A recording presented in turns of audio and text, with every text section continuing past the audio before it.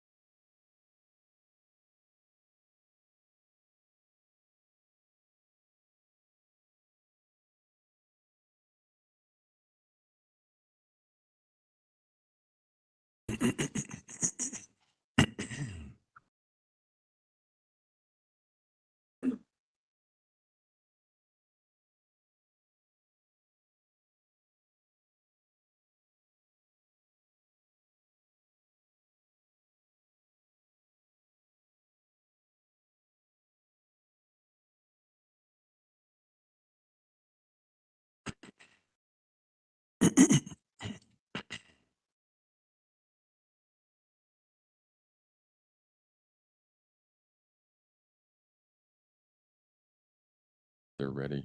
Okay.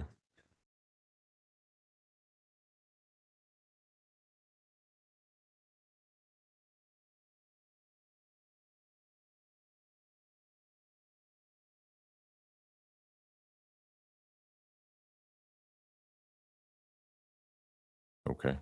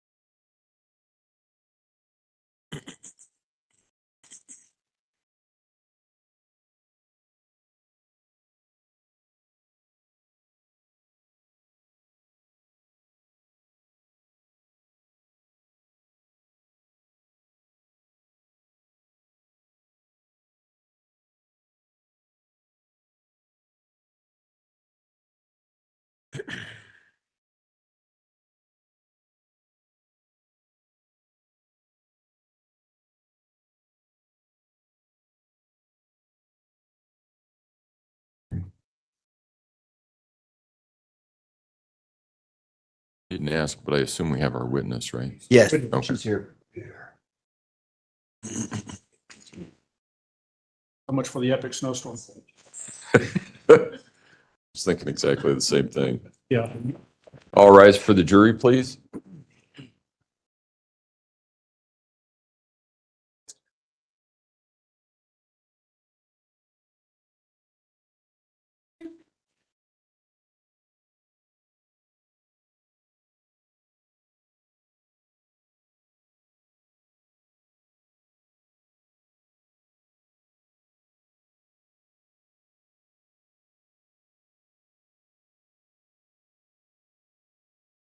Thank you. May all be seated.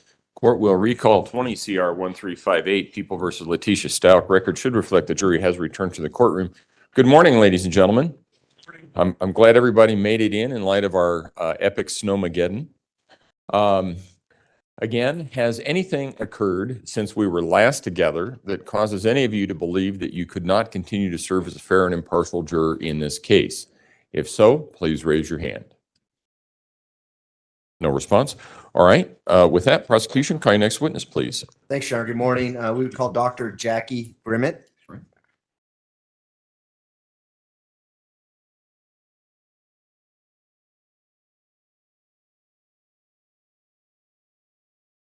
Snuck up on me. I'm sorry. If you would raise your right hand. Do you swear affirm the testimony you're about to give in this matter will be the truth, the whole truth, and nothing but the truth? Go ahead and have a seat in the witness stand. Please watch your step as you step into the stand.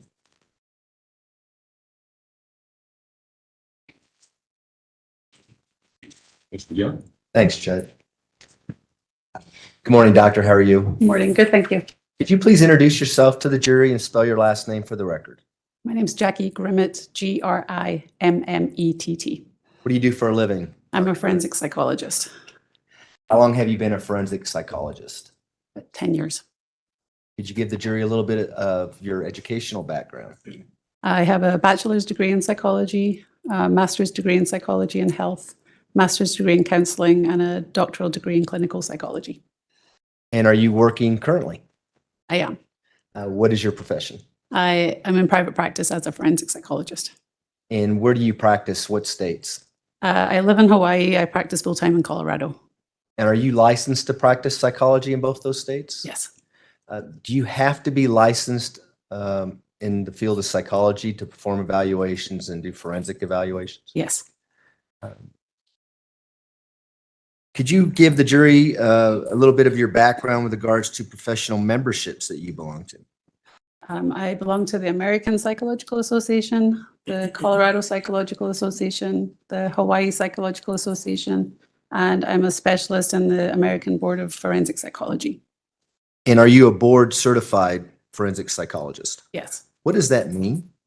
It means I've gone through a rigorous peer-reviewed process involving a written exam, submitting practice samples, and submitting to a 3-hour oral exam with a panel of experts who then attest to that I've reached a level of competence in the field of forensic psychology. It sounds like that's something more than just sending a check to someone and getting a certificate in the mail. It was a multiple year process. And what percentage of forensic psychologists are board certified? Do you know? I think that there's about 3% of psychologists in the country are board certified in forensic psychology, and that totals about 350 psychologists in total. And are you in a position now where you approve others who may be seeking to be board certified? Yes, I serve on the exam faculty for the board. So I review practice samples and I conduct oral exams. And so you get to do what you had to They do did to me. before. You get to evaluate those people. Yes, How long you've been doing that? about a year and a half. The jury's heard a little bit about what a forensic psychological evaluation is. How many of those have you conducted in your career? Probably about 1,500. And 1,500, we're not going to get into those, but have those been both for the court, the prosecution, and defense counsel? The majority of the work I do is court ordered. I have done a few evaluations at the request of the prosecution. I have done a fair bit of private evaluation for the defense. Okay. What about your past professional history, what kind of jobs have you held as a forensic psychologist or a psychologist? My first job as a psychologist was as a forensic psychologist. I worked at the Colorado Mental Health Institute at Pueblo as a forensic evaluator, doing competency evaluations full-time for about 4.5 years before I left to pursue private practice. I imagine a lot of those 1,500 evaluations came from that role. At this point, about a third. Okay. What about after that? What'd you do? I've been in private practice, mostly doing competency and sanity work. I do some civil capacity evaluations, undue influence regarding wills for the elderly, some mitigation work for the defense. I both do private practice, second opinion competency evaluations, and I'm also a contractor for the state.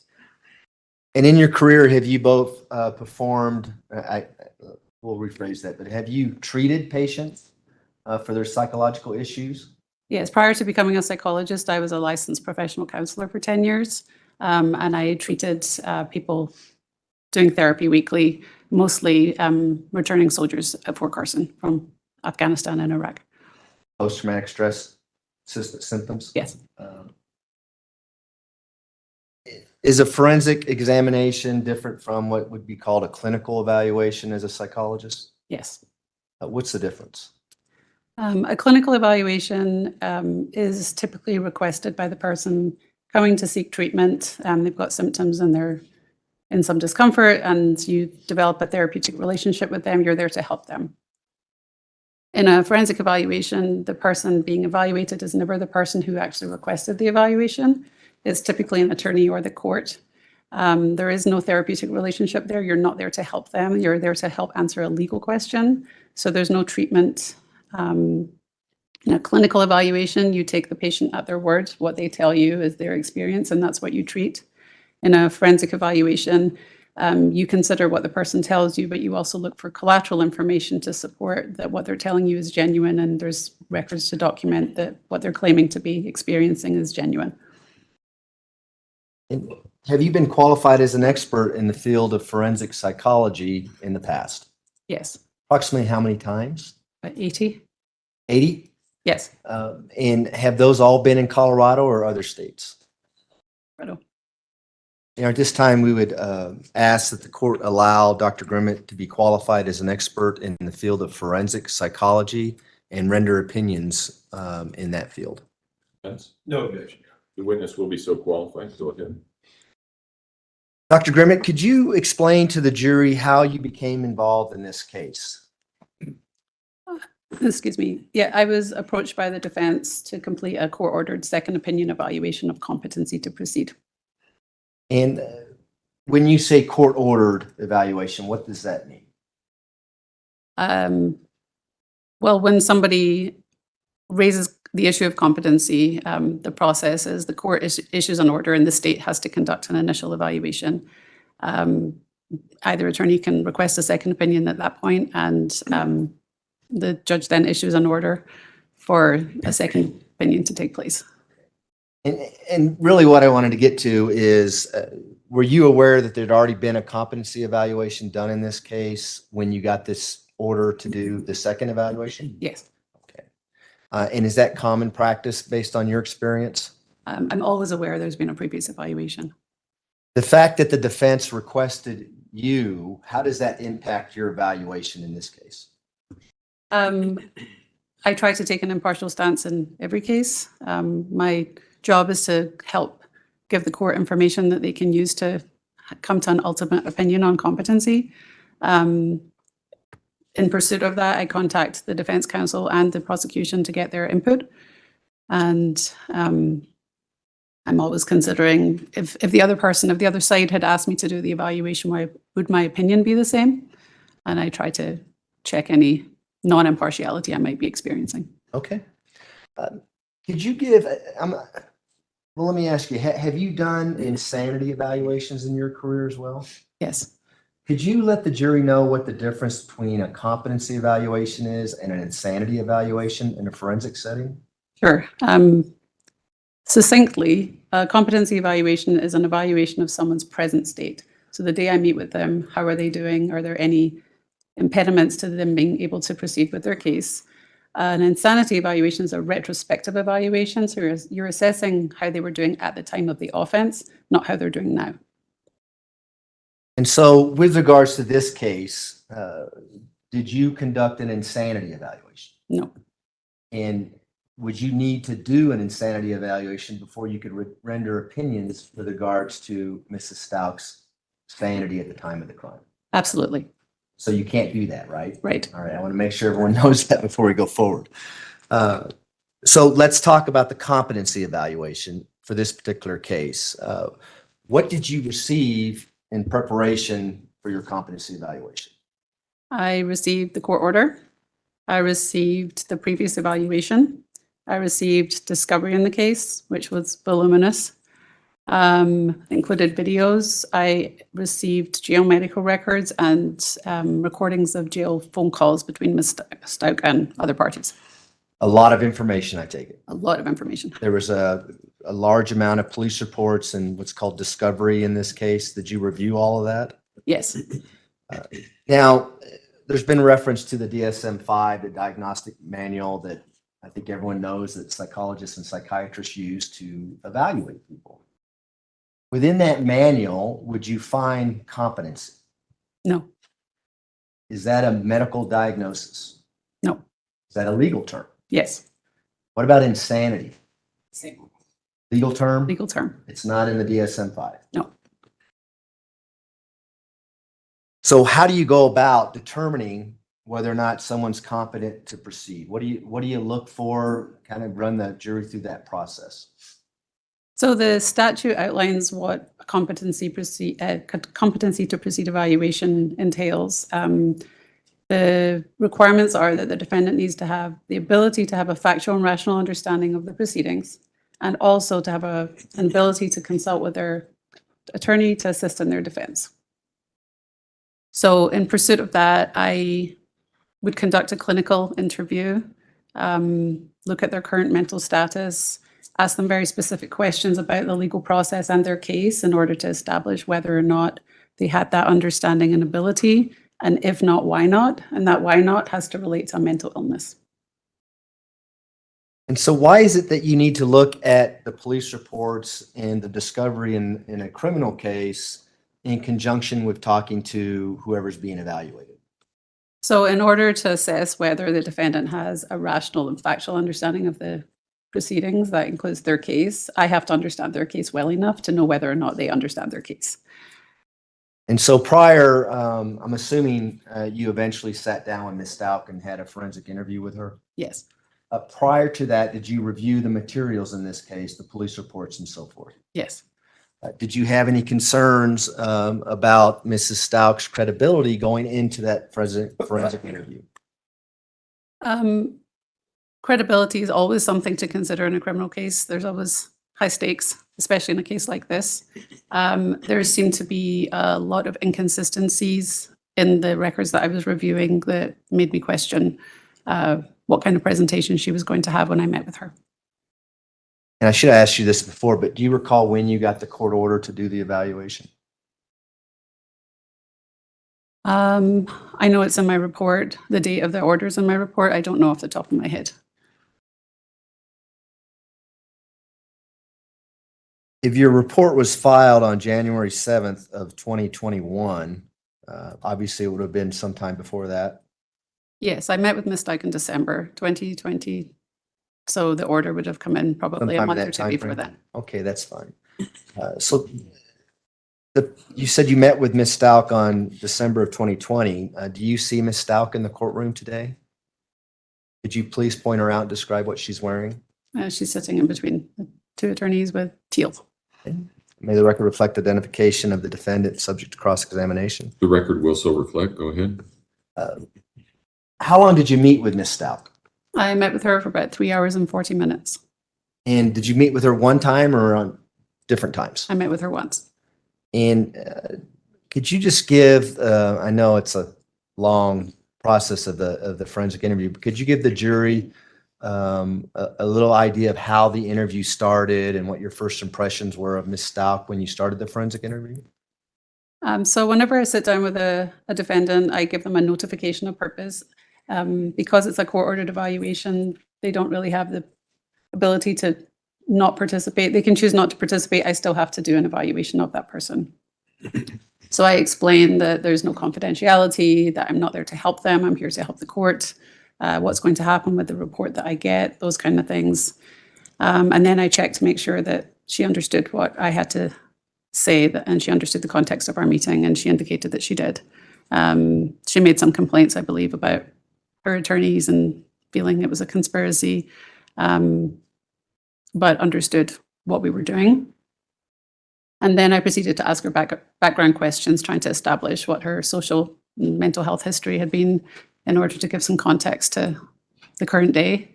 And that took a long time. Ms. Stauch is very verbose and likes to expound on her answers.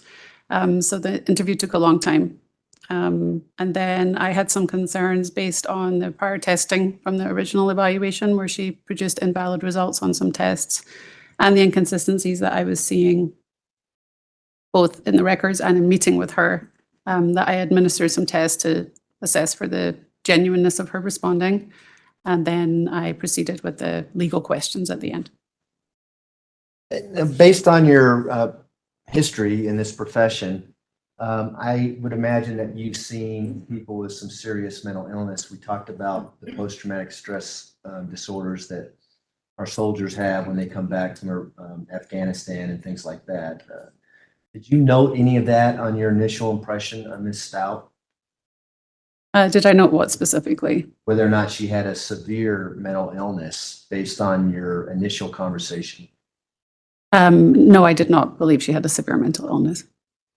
Had you seen that in your past where you're treating someone and the moment you see them, you know something's off? For instance, you might be experiencing some sort of psychosis or things like that. Yes, sometimes it's very obvious from the get-go, and sometimes it takes some time. Could you give the jury an example of something that you've seen in your past where right away you knew there was some psychosis going on? Sometimes as soon as somebody steps into the room, they're already having a conversation that you're not part of. And you try to interrupt them and orient them to what is happening, and it's as if you're not there. And the things that they're talking about are not apparently real. Conspiracies, people following them, all kinds of things. Did you see anything like that with Ms. Stauch when you initially started talking to her? She engaged in some behaviors. I think I mentioned in my report that she was humming to herself. She was putting her head on the wall. Her affect, which is what her expression of emotion, didn't really seem to fit what was happening. She seemed happier than she should have been. And she, at some point, turned around to talk to somebody else and then turned around to tell me what was happening. What was that all about? She said that she was talking to a vampire and then resumed conversation with me. We're going to talk about the vampires later in your testimony. Earlier, you indicated that you had some concerns about some prior psychological testing with regards to your interview with Ms. Stauch. Could you expand on that? What did you mean, and what were these psychological testing that you had concerns with? So the previous evaluators had administered an MMPI and a PAI. I can say what those are if you need them for the record. Sure. Why don't we talk about that? 'Cause first, we're hearing about it. The MMPI is a Minnesota multiphasic personality interview. I think they gave version 2 or 2 revised format, I'm not sure. And the PAI is a personality assessment inventory. So those are long kind of forced choice self-report measures to look for psychopathology, any mental illness symptoms that people are experiencing. And you can answer them in such a way. There's what we call validity scales, which assess how genuinely you're responding. And you can answer in such a way that the protocols are not interpretable because it appeared somebody was trying to make themselves look worse than they were, or they were answering in a way that most people don't answer. And that's what happened with Ms. Stauch.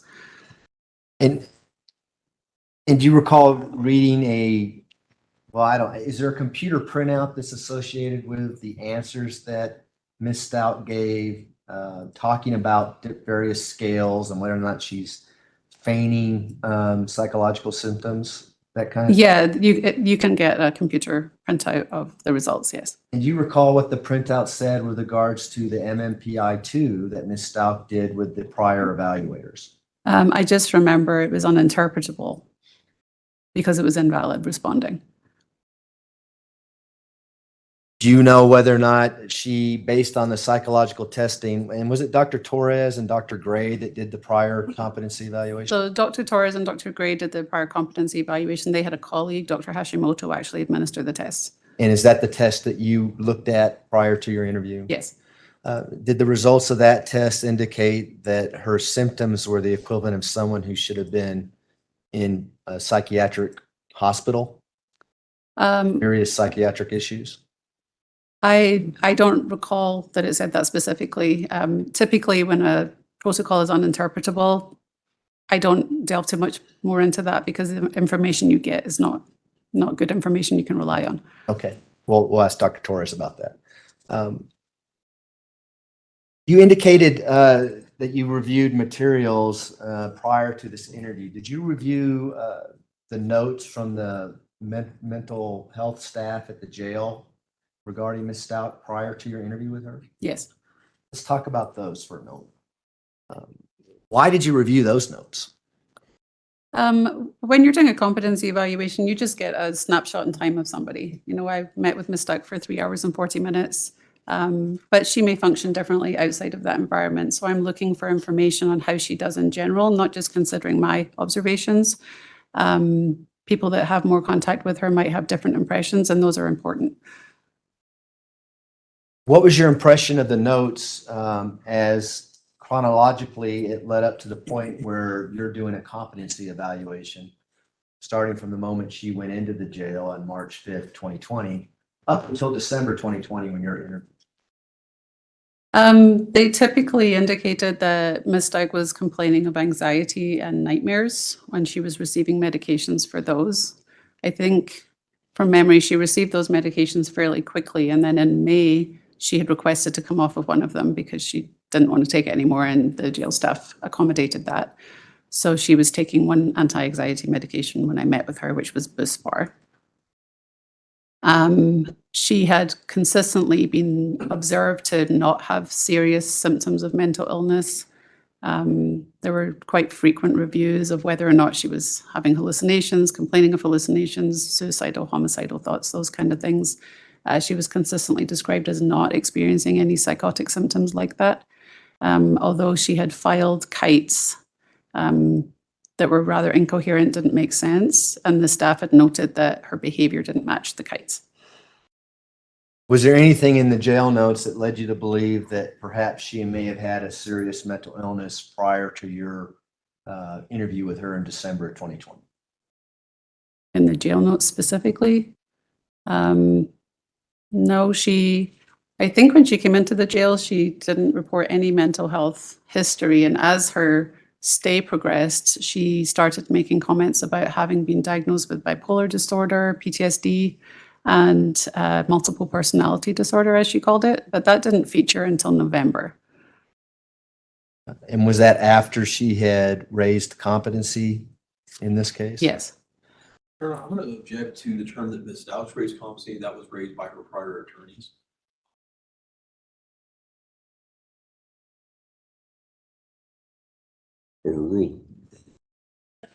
Did you also review Ms.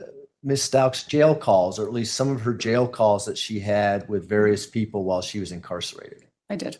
And why did you review the jail calls? It allows me to extend my observations of her in a somewhat more natural context where she's not interfacing with a mental health professional, but she's talking to people that she knows. And the whole point of reviewing all these different sources of information is looking for consistency. If someone is impacted by something, you would expect them to be consistently impacted by that, not dependent on the context. So that's the purpose of reviewing those things. I want to come back to the vampires now that we're talking about the jail calls.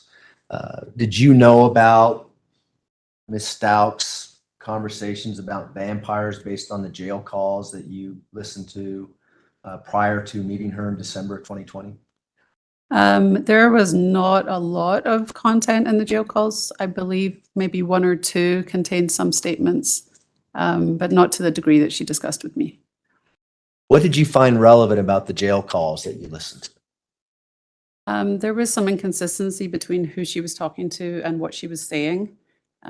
She was talking to people and saying illogical things, saying that she wasn't doing well, losing her mind, those kind of things, and then consecutively calling her daughter and giving her very clear instructions on how to manage bank accounts, job interviews, what can you get for me, very clear, coherent requests that didn't make sense.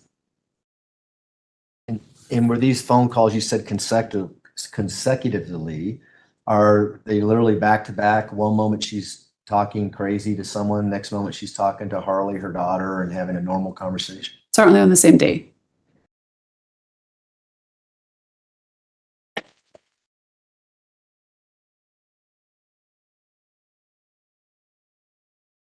Earlier, you testified that in a competency evaluation, you look at the statute and you make a determination of where you're going to go within that statute, I take it? That's a bad question. I'm going to rephrase it.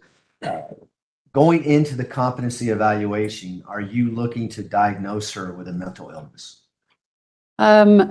It's required for a competency evaluation to include a diagnosis. I don't go into a competency evaluation to diagnose someone. Some people don't have diagnoses, but I'm simultaneously looking at their competency-related abilities and whether or not they're experiencing any mental health symptoms and formulating as I go along whether or not there's a barrier to them being able to meet the requirements to proceed. Are you essentially gathering facts, looking at those facts, and weighing those facts to what the law is with regards to competency, and then rendering opinion back to the court? Yes. Is that a fair assessment? Yes, that's much more succinctly than I said it. So during this interview, what are you looking for when you're talking to her?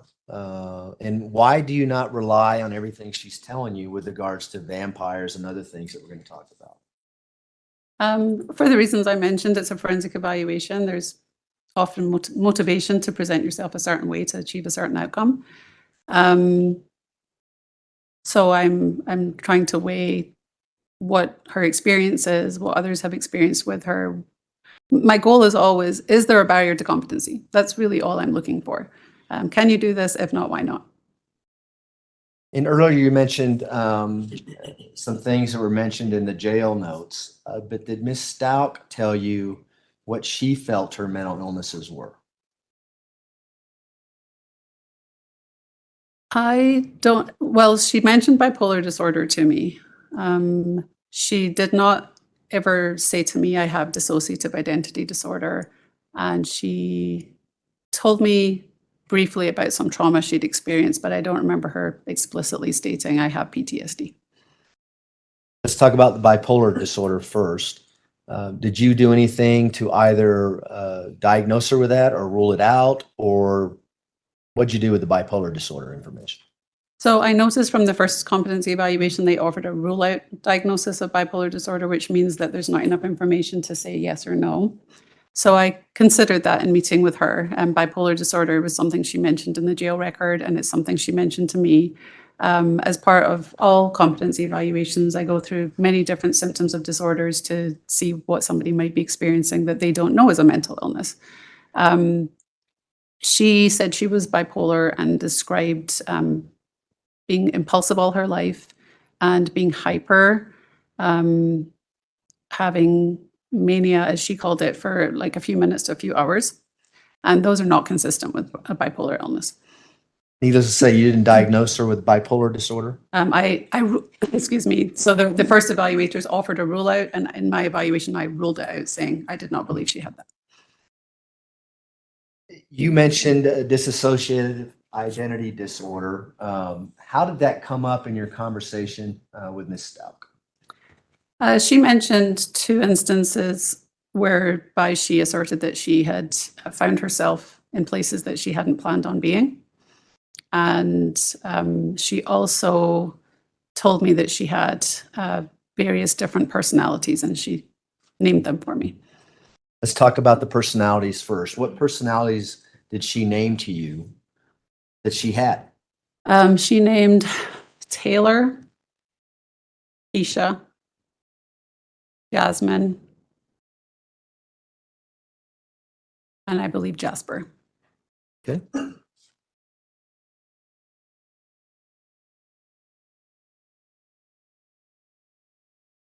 I'm sorry, Taylor, Jasmine, Tisha, and Jasper? Okay. Did she ever mention Victoria? No, Did she ever mention Harmony? no, Did she ever mention Christina? no, Little Lucia? no, What about Maria Sanchez? no. So as she's saying these things to you, did you see any signs that she was changing personalities or turning into someone she's not? No. Based on what she's telling you, did you consider dissociative identity disorder as a diagnosis? I considered it. Tell the jury about that. What did you consider and what did you do to either diagnose her with it or rule it out or however you approach that? Dissociative identity disorder is a very rare disorder. Somewhere between 0 and 1% of people have it. It's a very destructive, disabling disorder. People tend to be very high consumers of mental health services when they have DID. It can be very frightening because people don't know what's happening to them. They feel very strange and they can't explain what that is. So there's a lot of mental distress that goes along with that. And those people typically have very poor functioning, can't hold down jobs, can't hold down relationships, just not very productive. In talking with Ms. Stauch, she did not describe any such dysfunction. Her history didn't support that. And in describing the alters, which is what those different personalities are clinically referred to, she had selected names for them based on things she liked and aspirations she had, which is inconsistent with this disorder where typically the alters present themselves to you. You don't create them and you don't name them kind of whimsically. So I just didn't see any of the impairment that would be expected to go along with the claims that she was making. If you wouldn't mind pulling that microphone a little closer to you, just to make sure everyone can hear you. Sorry, the chair is tilted and, The microphone moves, the chair doesn't. okay, is that better? Happen to everybody else, it's okay. So, can you expand on this disorder? What have you seen anyone with this disorder in your career? I don't believe I've ever seen anyone with DID. Based on what do you base your opinions on then? Is it the DSM-5 and Research? research? Is this a type of disorder that would be hidden from relatives and family members? I mean, with the expected dysfunction that I described, I don't know how somebody would be that impacted by disorder and nobody would know something was wrong. And is it based on what you've read and your experience, is it common for family members to actually seek help for someone who's having blackouts and not knowing what's happening and forget, things, significant things are happening in their lives, they're not able to function because of this type of stuff? I would certainly expect that there would be some intervention sought. See any of that with Ms. Stauch? I wasn't provided any information to suggest that she had been a high consumer of mental health services or that anybody had concerns along those lines.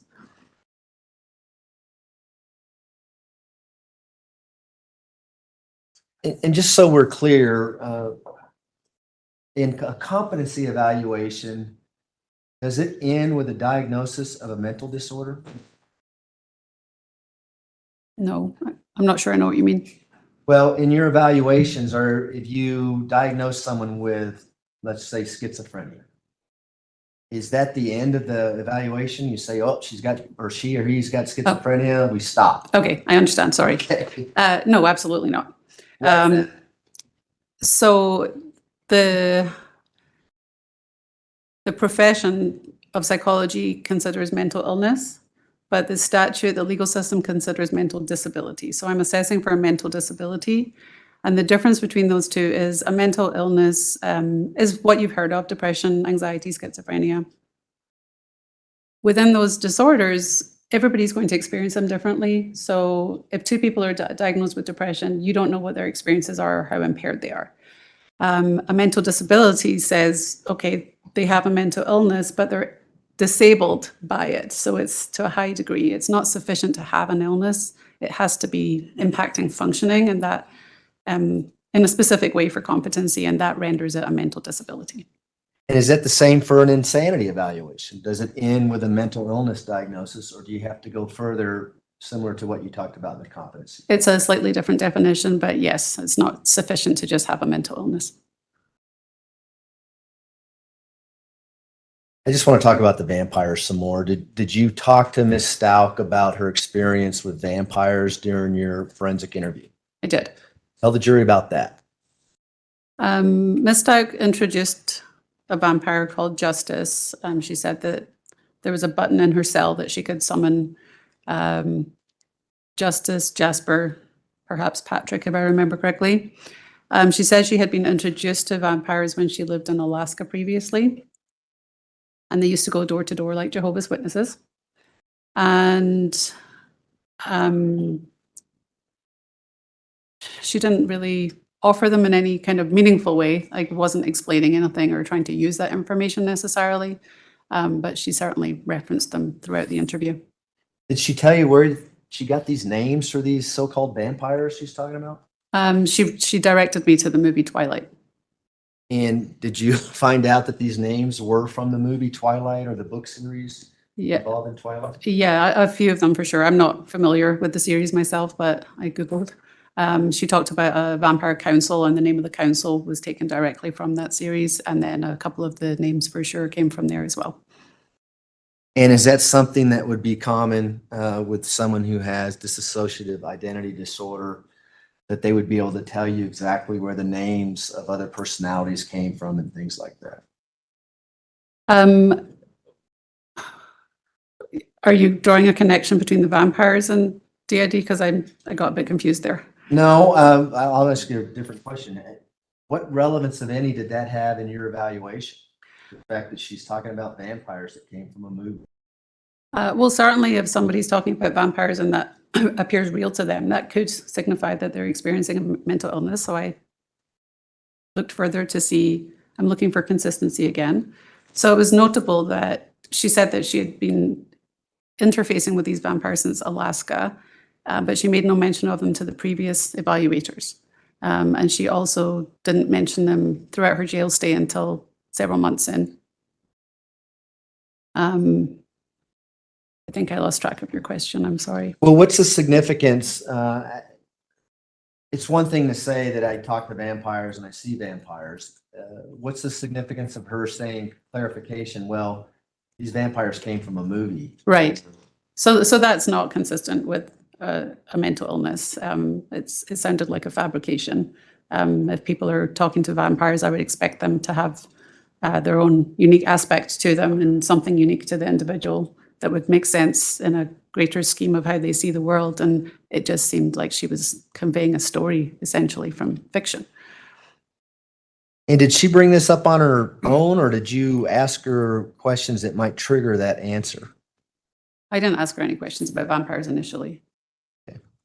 And I forget the term you used to describe how she was talking to you, but she likes to talk, for lack of a better way to say it, right? Yes.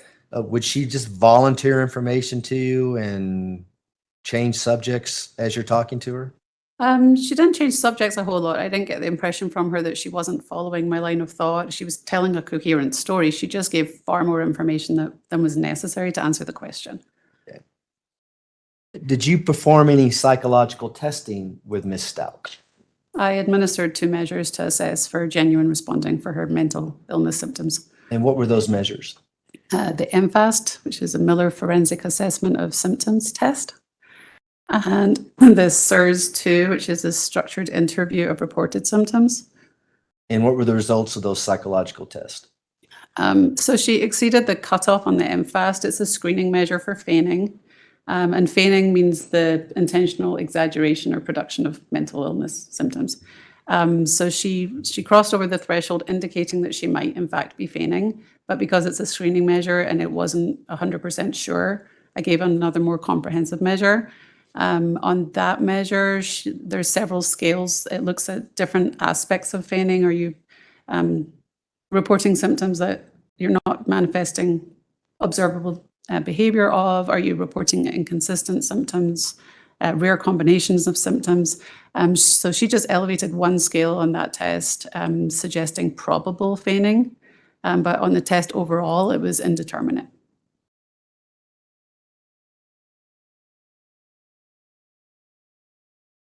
In your report, it indicates that she yielded a total score of 12. Do you remember what test that was on? That was on the MFAST.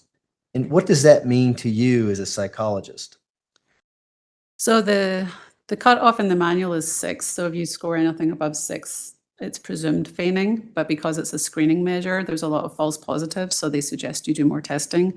So it's out of 25. If somebody scores over 16, it's like 100% rate of also elevating the SIRS. So at 16, you don't have to give the SIRS as well.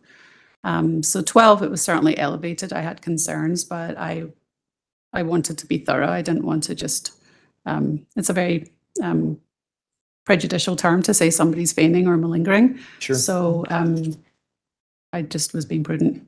Okay. Well, in your report, you indicate that such a score is highly suggestive of malingered psychopathology and indicates the need for further assessment. What did you mean by that? And that's taken from the manual. So because it is high, most people don't get that score by accident. However, because it's a screening measure, it's not very sensitive. You're going to get false positives. People are going to look like they're feigning when they're not feigning in that scoring range. So that's why more testing is done. What does the term malingering mean? Malingering, excuse me, I'm sorry. Malingering is like feigning, where you're intentionally exaggerating your symptoms, but with malingering, there's an added element of the presumption of trying to obtain a secondary gain. Did you see that in this case? It certainly seemed that Ms. Stauch was presenting symptoms that she didn't appear to have. I can never know if somebody is trying to achieve a goal or not. So I didn't offer an opinion on malingering. But certainly there were suggestions that she was not as impaired as she was portraying. Did you diagnose Ms. Stauch with anything or any mental disorder out of the DSM-5 as a result of your competency evaluation? My diagnostic impressions were that she had some personality dysfunction, both with traits of borderline personality and narcissistic personality, but not meeting threshold for either full disorder. And I offered a rule out of PTSD versus an unspecified anxiety disorder. I just didn't have enough information. And given that it wasn't a clinical information and I wasn't there to help her, I didn't want to probe too much into her trauma. Did that have any impact on your ultimate conclusion with regard to competency, either of these diagnoses? Well, those diagnoses would not really reach the threshold of a mental disability. Is that why you didn't go further and try to rule out post-traumatic stress?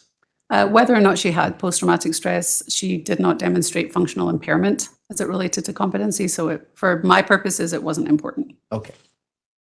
So what does it mean when you say other specified personality disorder with borderline and narcissistic features? Can you break that down for the jury? So personality disorders, just like other clinical disorders, have certain criteria that need to be met, and you have to have so many. I believe there might be 7, and you have to have 5 of 7 for each one. So in my impressions of her, she had a couple of features of borderline personality disorder. She was impulsive.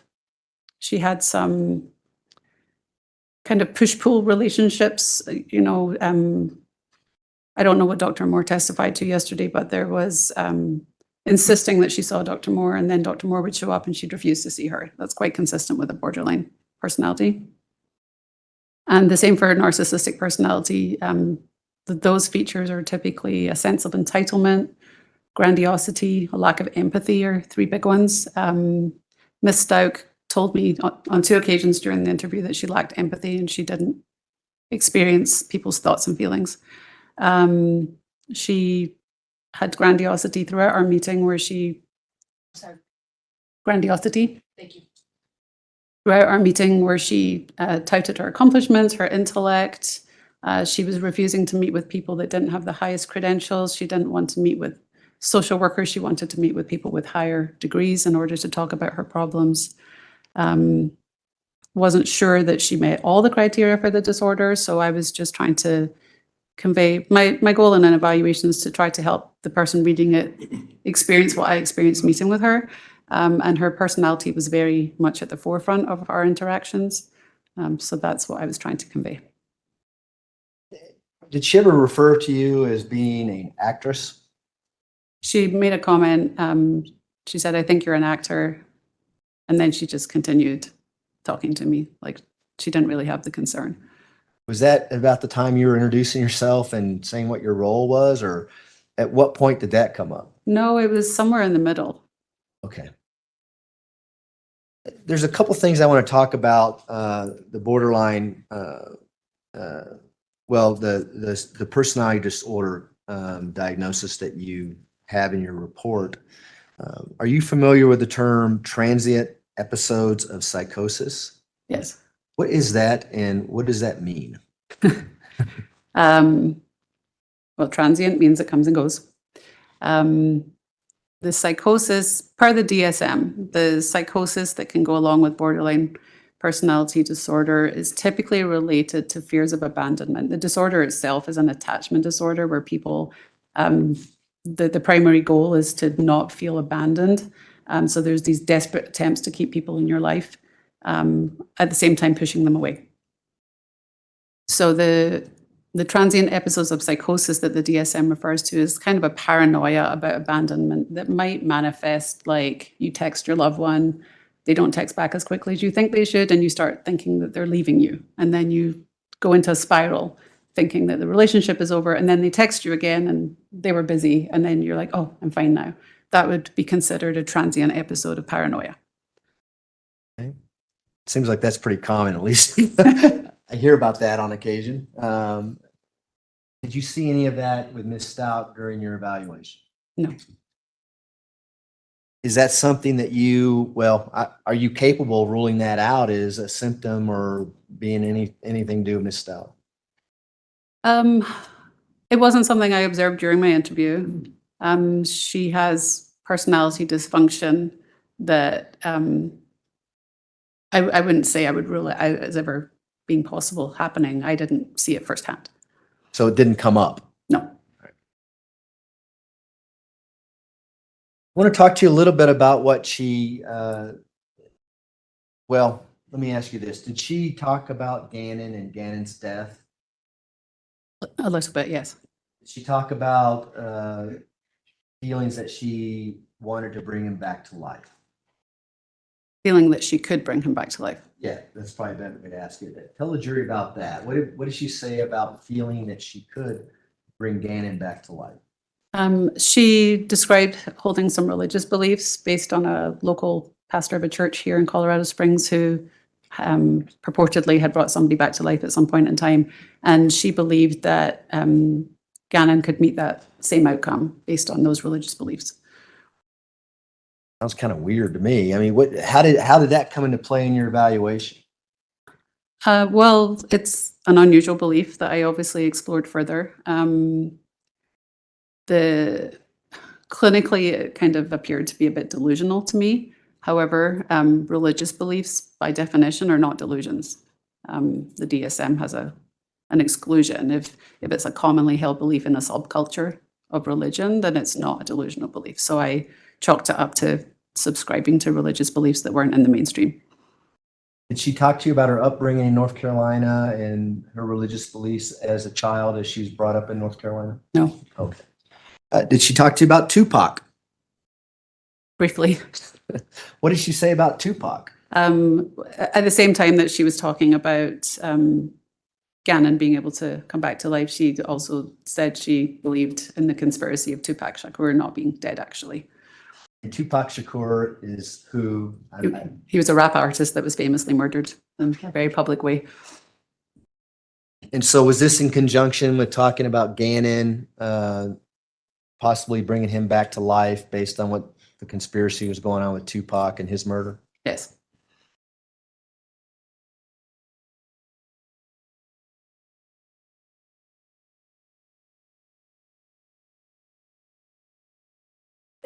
Are you familiar with what diagnosis Dr. Gray and Dr. Torres gave Ms. Stauch in their first competency evaluation?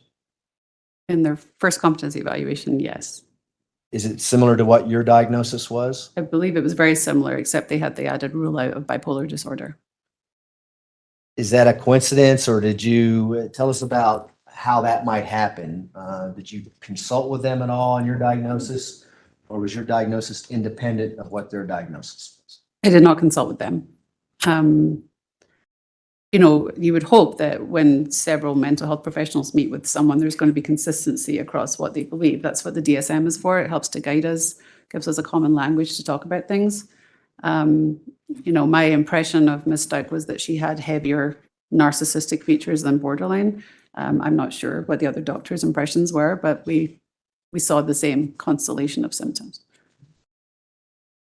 Was that surprising to you that you had the same diagnosis than they did? No, it happens often. Okay.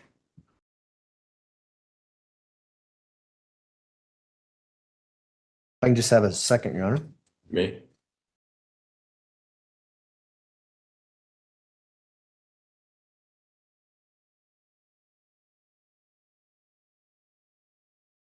I want to ask you a question about some phrasing in your report and just expand on that.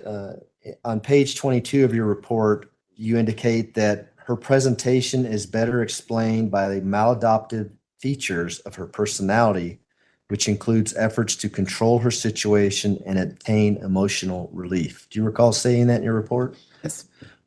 What is that? What does that mean?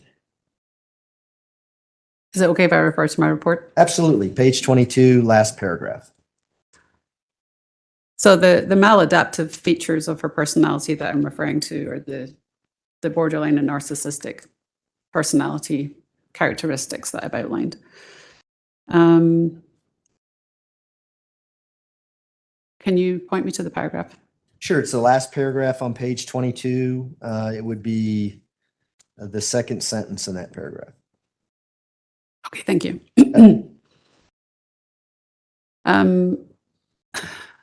So the symptoms that she was presenting to me, like having the personalities and having conversations with vampires, all the things that we've talked about so far seem to be an effort to achieve something for her. And my impression was that she was trying to feel better. She was trying to make sense of her situation. She's trying to deal with the reality of her situation. And considering that context, that seemed a better explanation of why she was making these efforts to portray herself in certain ways to meet that goal. Because of her personality structure, it wasn't in a very perhaps methodical or logical way. It wasn't perhaps ideal for her to get what she needed. But people with personality dysfunction don't tend to do things in a straight line. It was just, there was an absence of mental illness, but some behavior that I needed to explain.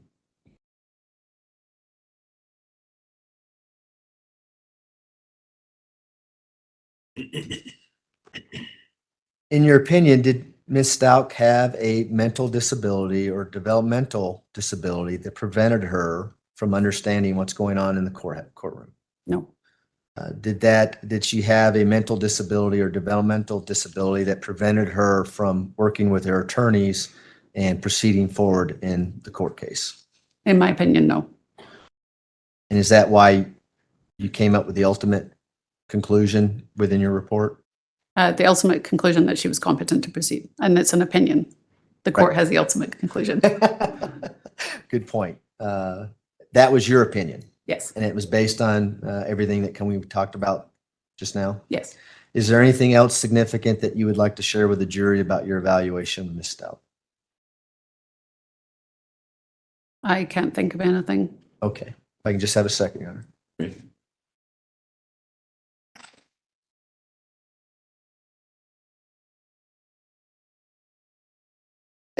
There's one thing I forgot to cover with you, and dissociative identity disorder. The first part of that is dissociation. Could you tell the jury what that is and what that means from your standpoint? Dissociation is kind of losing track of the present momentarily. It can manifest in a variety of ways. Many of you probably experienced driving down the highway and finding yourself passing an exit and you don't remember the 3 exits prior. That's dissociation. You're still focused, you're still driving, you're still being safe, but your attention was somewhere else. So that would be kind of an adaptive, benign experience. In the extreme, dissociation happens maybe in the context of a trauma that's occurring where the physical body is being exposed to something very terrible and the mind is able to go somewhere else to separate itself so to not have to experience what the body is experiencing. And I imagine you may have seen some severe disassociating features with some of the soldiers that you evaluated early on in your career with some post-traumatic stress issues that were going on during battle, for lack of a better word. Yes. Is that kind of what you're talking about, those severe versus everyday disassociations that we may experience? Yeah, just with anything, most things in the DSM, they're all symptoms. We all experience most of them. They become a problem when they impact your functioning. So dissociation is a normal thing when you're doing repetitive things. It's a problem when it starts interfering with your life, when you're needing to be somewhere and psychologically you're somewhere else or it's causing a lot of distress for you. Thank you, Jan. Those are my questions. Thank you very much. Cross-examination. Thank you. Dr. Grimmett, how are you? Morning. Good. Thank you.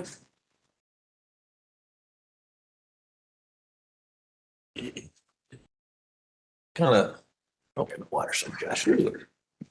I kind of pick up where Mr. Young left off and talking about disassociation, in general, and I think you said it's everybody to some degree disassociates from time to time.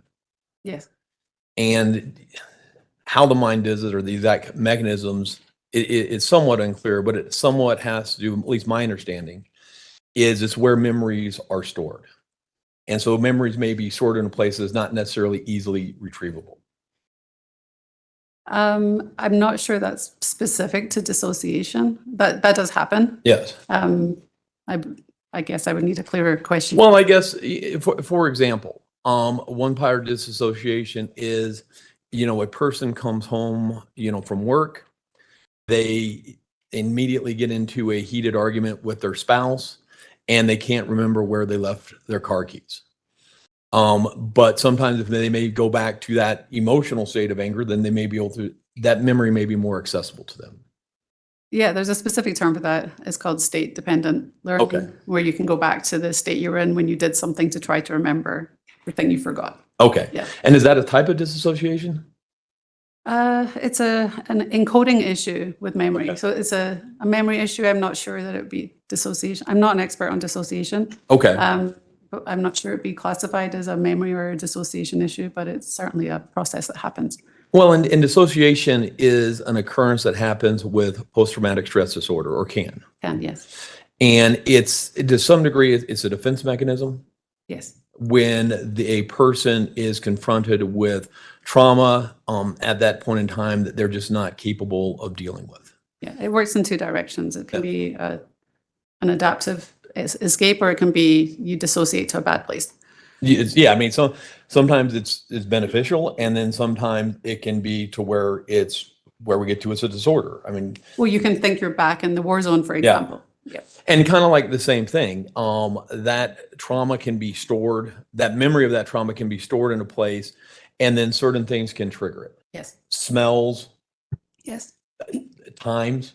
If Yes. if it, something happened like around a certain holiday, I could get closer to that holiday, and I could start experience the stress of the trauma, and sometimes people don't even realize why they're experiencing that. Yes. That's oftentimes why, you know, veterans or other people who have experienced that type of trauma get into therapy and everything like that to try to figure out, why am I behaving, you know, this way around these certain types of, for lack of a better word, trigger. Yes. And something that was beneficial allowed them to get through a traumatic, you know, experience. Then when they're taken out of that kind of that traumatic experience, it impacts like a day-to-day functioning. Correct.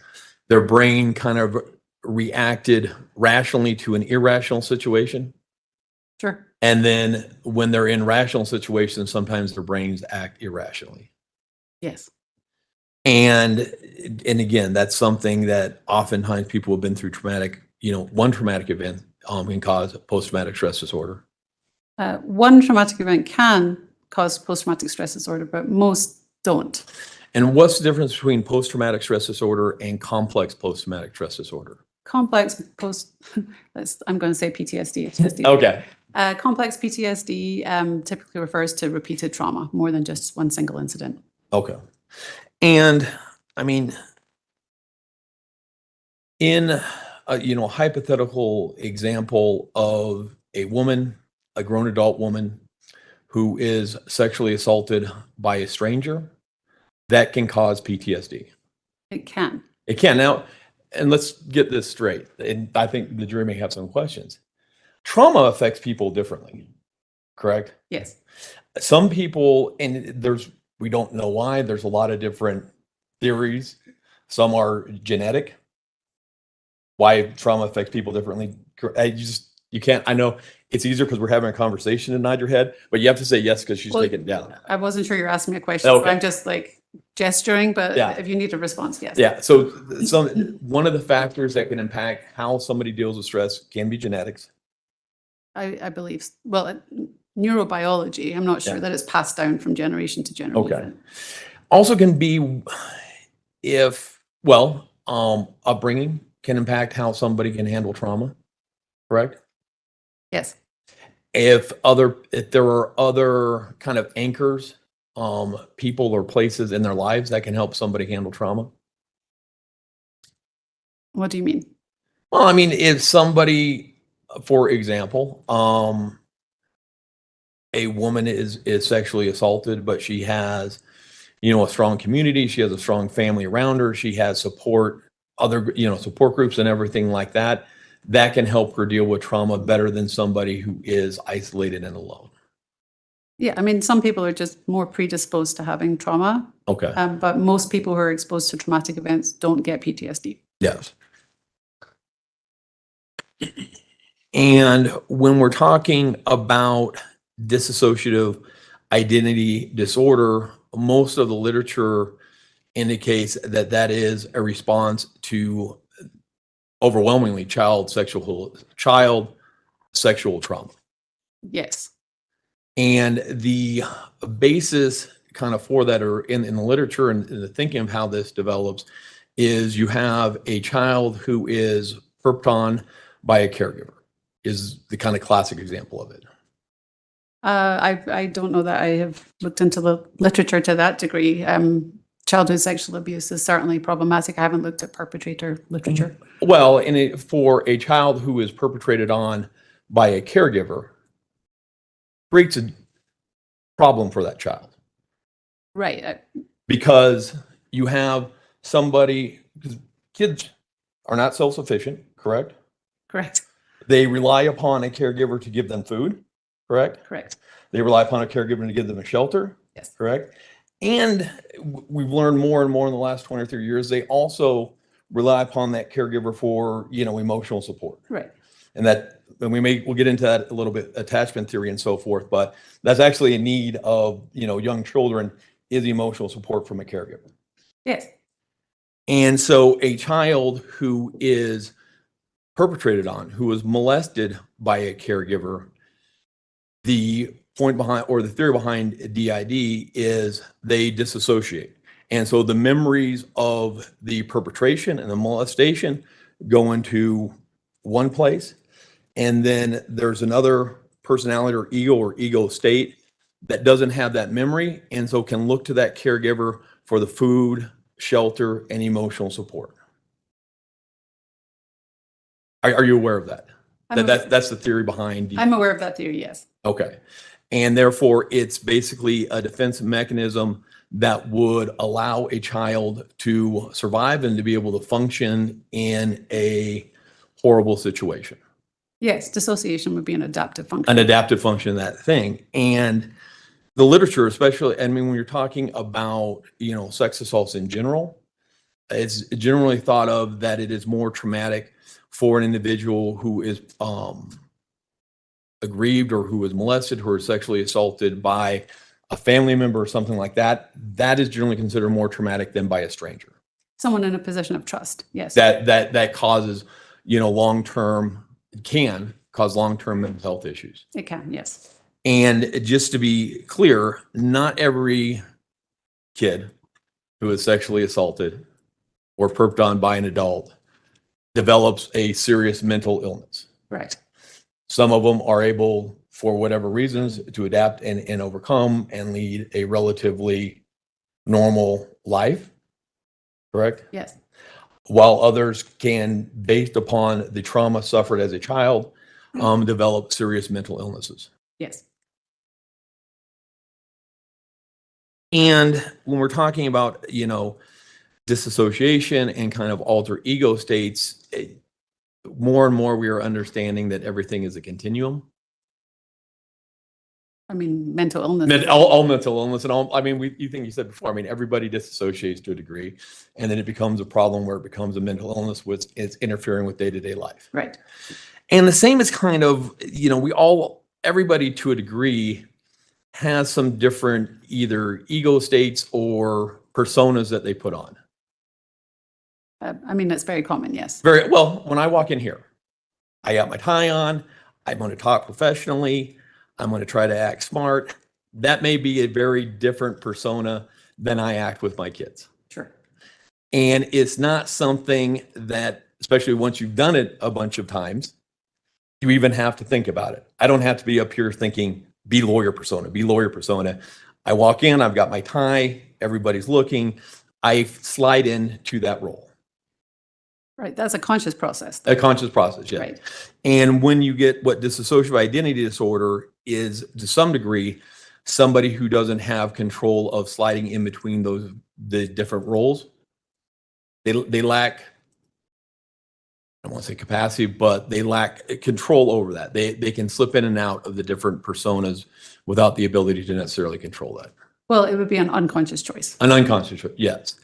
And they also lack the thought, at least in the DSM and a lot of the literature, is they lack the ability to access some of the memories that the other persona has. I think there's some variation with that, but yes, That can happen. the one persona is keeping all the bad memories to itself, and so the other persona can function in real life. In theory, yes. In theory, there's literature in the DSM-5. That's what the DSM-5 indicates. Sure. Okay. And again, it only becomes a disorder when what was a defense mechanism or a coping mechanism begins impacting day-to-day life. That's when it goes into the disorder. When it causes functional impairment, yes. Functional impairment. It causes something like a person's not able to hold down a job for a long period of time. Yes. It causes problems when they have inability to have a long-term relationship with people. Yes. When it causes them to have problems with family members and so forth. Sure. And I wasn't the one, and just so that the jury understands, we're not Miss Stauch's first set of attorneys. You understand that? Oh, yes. Yeah, eventually you were requested by a woman by the name of Katie Strobel. Yeah, the public defender's office. Yeah. And did they provide you any type of work history of Miss Stauch? I had some data. I think just specifically there was some letters from Dr. Niederhauser referencing work. And we'll get to those later. But I Okay. mean, just, generally life history, whether or not she's had trouble maintaining a job, whether or not she's constantly been changing jobs, that type of stuff. That was No, not I provided don't to think you. they provided me that. Okay. And that may be something that you talked about might be relevant towards either dissociative disorder or borderline personality disorder. Is somebody who constantly cannot hold down a job, that can be symptomatic of either one of those diagnoses, or can be evidence of it, not in and of itself, but circumstantial evidence Well, of it. and many other things. So Sure. it's an important thing to ask about, yes. Absolutely.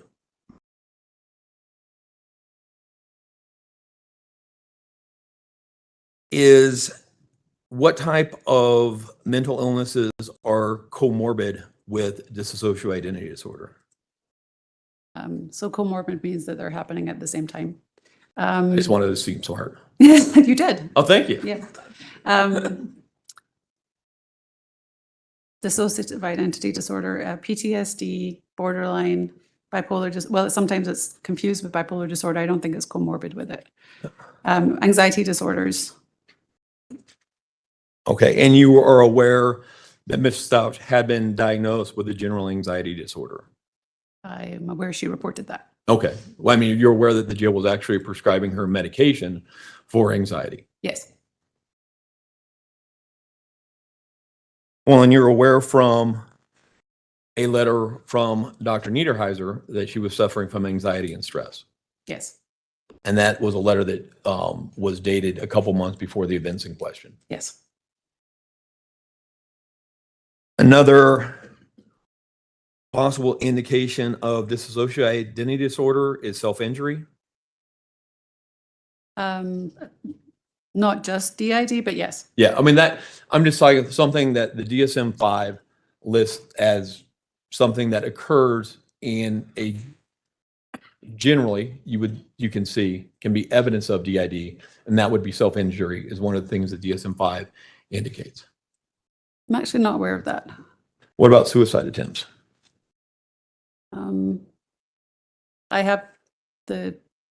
I don't have the DSM-5 memorized, as I'm sure you can appreciate. Absolutely.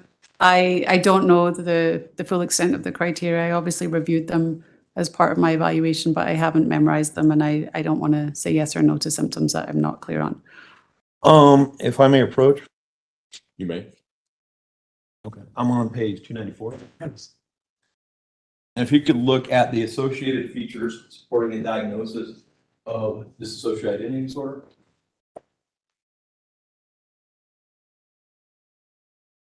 Thank you.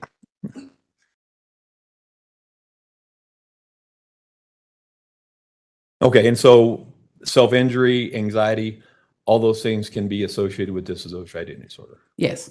May I approach? Thank you.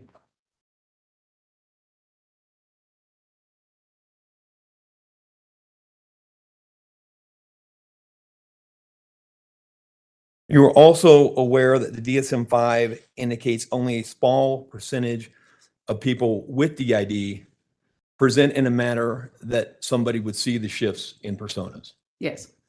And so, asking individuals who maybe have talked with Ms. Stauch for an hour or so who don't know her, if they've noticed changes in her personality, would not necessarily be that relevant in determining whether or not she has dissociative identity disorder. Yeah, that wouldn't be very reliable. Yeah, I mean, it would be kind of misleading to indicate that somebody with dissociative identity disorder is going to be changing personas multiple times in a 1-hour conversation. Yes, That's not consistent with any literature whatsoever. correct. You also, with dissociative identity disorder, impairment varies widely from apparently minimal to profound. Yes. And that's in the DSM-5. And so somebody, you just said, but on direct, you're saying you would expect to have all like these problems with dissociative identity disorder, but the DSM-5 seems to indicate that it can be minimal disruptions or profound disruptions depending upon the individual. So I was referencing my competency evaluation. Okay. So Yes. if somebody is experiencing mild symptoms of anything, it's not going to be something that presents as a barrier. So I'm looking for symptoms to a degree that they're causing functional impairment. So I'm offering testimony specific for the purpose of my evaluation. Okay. And many mental illnesses, or almost all mental illnesses, they fluctuate. Yes, And that's why when you're talking about competency, you're doing competency at that specific time, yes, because it's not static. it's not. It can vary. Yes, And almost, any even a mental illness such as schizophrenia can vary. Sometimes people can be in active psychosis, but you could have someone who has schizophrenia and a month later they may look apparently normal. yeah, we talk about symptoms waxing and waning. And I've had experience with clients who have grown up in very traumatic, chaotic environments that are actually much more comfortable in jail or prison environments. And have you seen that same type of thing? Yeah, people get institutionalized and they Well- need that structure. And sure, ask your question. Okay, let me for example, like somebody who, again, one caregiver may be abusive. They sometimes may not have food. They may not know what's going to go on for day to day. Jail or prison is very structured. You eat at this time, you do this at this time, everything like that. Sometimes people from traumatic environments can actually be much less stressed in jail and much more adaptive in jail. Some people, yes. Yeah.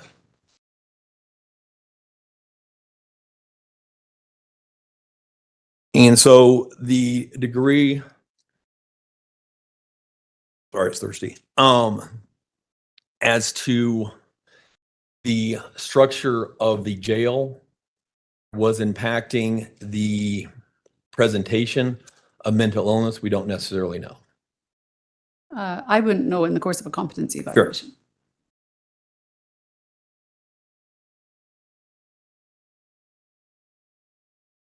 A lot of times people with dissociative identity disorder will try to conceal that's going on from other people around them. I haven't worked, to my knowledge, directly with people with DID, so I can't answer that. Are you aware that the literature reflects that generally people are in mental health treatment between 4 to 6 years before they're correctly diagnosed with DID? Yes, I believe it can take a long time. Are you aware that the DSM-5 indicates one of the things that leads a lot of individuals with DID to therapy initially is OCD? I think I remember reading that. Okay, and what is OCD? Obsessive compulsive disorder. What does that mean? You have thoughts that are very disturbing to you that drive you to engage in a behavior to alleviate the distress of having the thought, like hand washing, germs, stuff. It's a coping mechanism. To alleviate mental distress. Okay. Can it be a coping mechanism to alleviate the mental stress of childhood trauma? I mean, there's no straight line to get to OCD, so Okay. It can vary, but that's a realistic hypothetical. sure.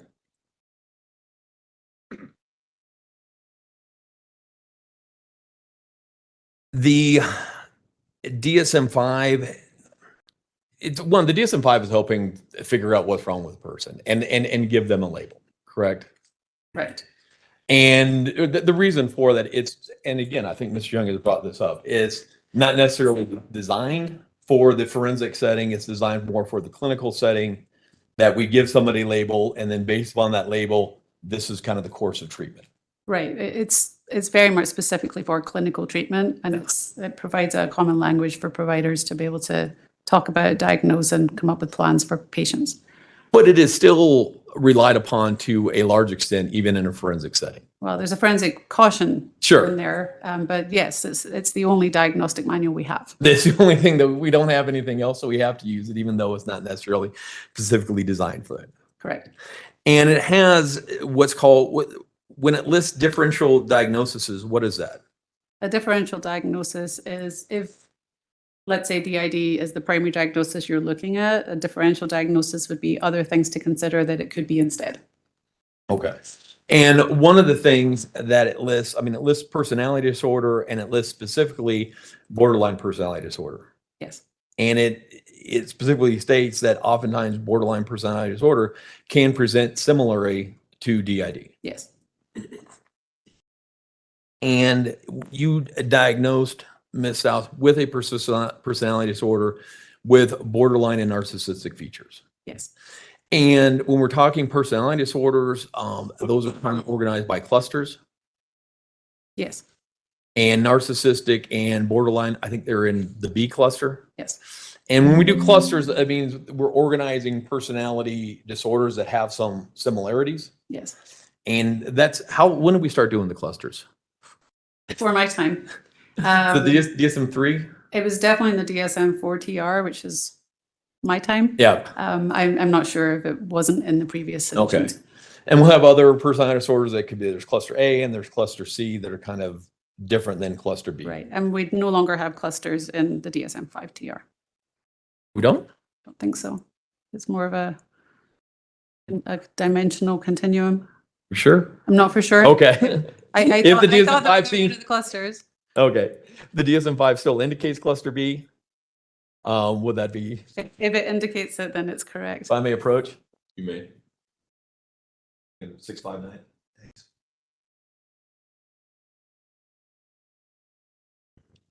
Well, look at you looking smart again. Yes, you're correct. Okay.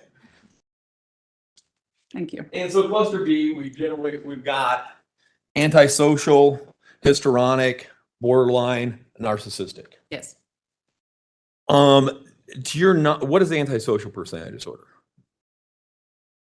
Antisocial personality disorder is a pervasive pattern of breaking the law, having difficulty adapting to authority and social norms, deception, lying, general rule-breaking behavior. And Ms. Stauch has had multiple evaluations. She's had 2 competency and 2 sanity. I'm Your not knowledge. familiar with what happened after I met with Okay. her. Are you aware of anybody ever diagnosing her with an antisocial personality disorder? Not to my knowledge. What's a psychopath? Psychopath is not a diagnosis. Okay. It is a person who manifests a lot of antisocial traits, lack of empathy, callousness, kind of parasitic behavior, living off of other people. There's specific criteria that need to be met to be diagnosed as a psychopath, be assigned the label, but it's not a clinical diagnosis. It's not in the DSM, Nobody has ever diagnosed her or given her the label of a psychopath to your knowledge. to my knowledge. Talk a little bit about borderline personality disorder. What is borderline personality disorder? Borderline personality disorder is a disorder of interpersonal relationships where the person has a profound fear of abandonment, chronic feelings of emptiness, tendency to engage in self-destructive behavior, whether it's sex, gambling, self-injury, suicidal gestures, and possible transient episodes of psychosis. Okay. And similarly, both the underlying literature seems to indicate that both DID and borderline personality disorder are generally caused by childhood trauma. I believe that for borderline personality disorder, it's not necessary or sufficient to have had childhood trauma. No, but the thought of is that childhood trauma can cause borderline personality disorder. It can certainly lead to it, but it's not required. It's not, yes. So DID, it's almost exclusively Trauma-based. childhood trauma. I mean, most of the literature has anywhere between 94 to 100% of people with DID suffer significant childhood trauma, and it's almost always sexual childhood trauma, correct? Probably. Okay. And borderline personality disorder, there's a correlation, but not necessarily a direct cause. Yes.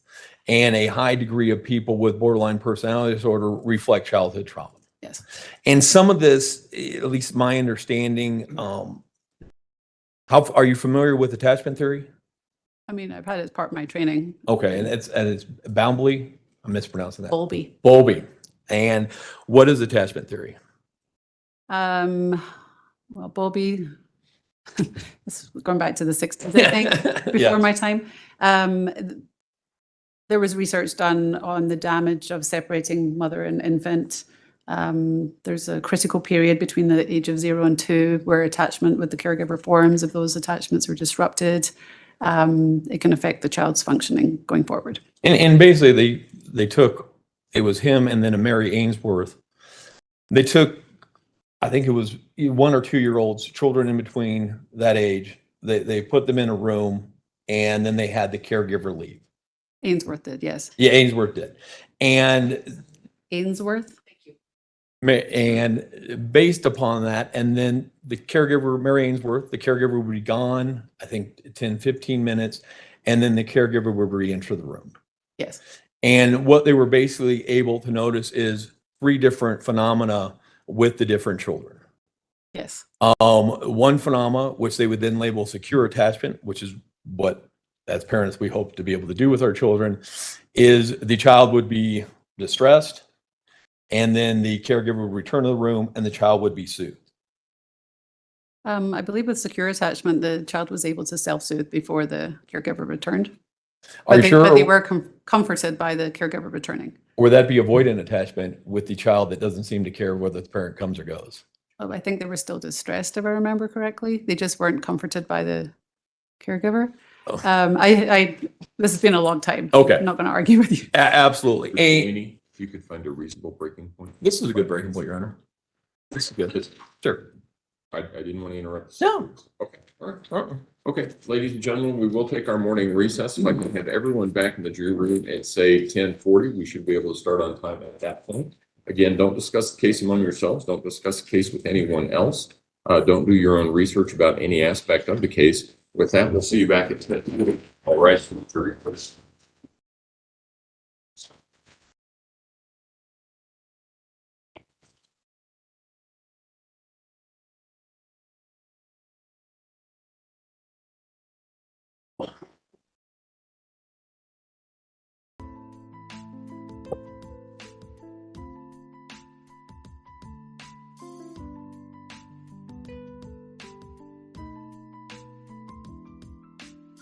Thank you. May all be seated. Dr. Grimmett, you can step down if you would like to present something. We're being recessed. Thank you. All rise.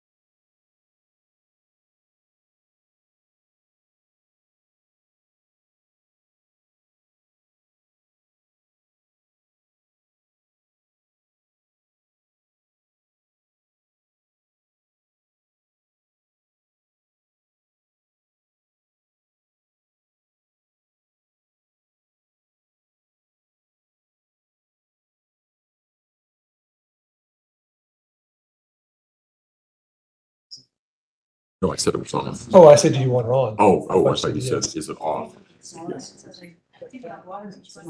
Yeah. Oh, there she is. Okay. All right. Court will recall 20 CR 1358, People versus Letecia Stauch. Record should reflect the jury's not present in the courtroom. Dr. Grimmin, I remind you, ma'am, that you're just still under oath. Is there anything we need to take up outside the presence of the jury at this point in time? I do so. Defense? No, sir. Okay, let's go ahead and bring the jury.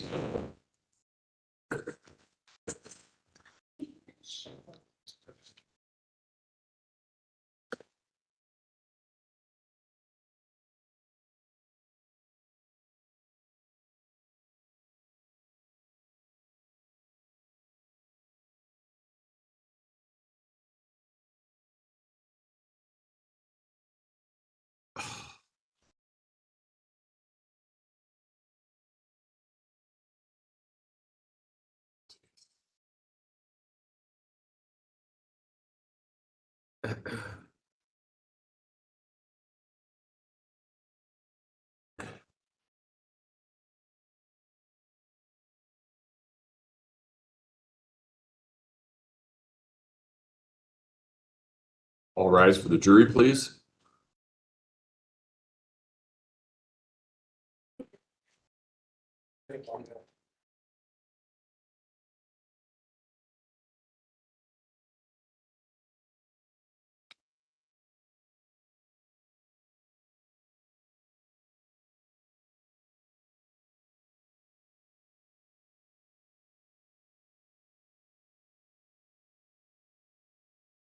Thank you. You may all be seated.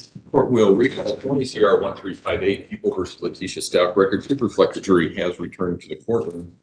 When we took our break, we were in the midst of the cross-examination of Dr. Grimmett. That's where we will resume. Mr. Tellini.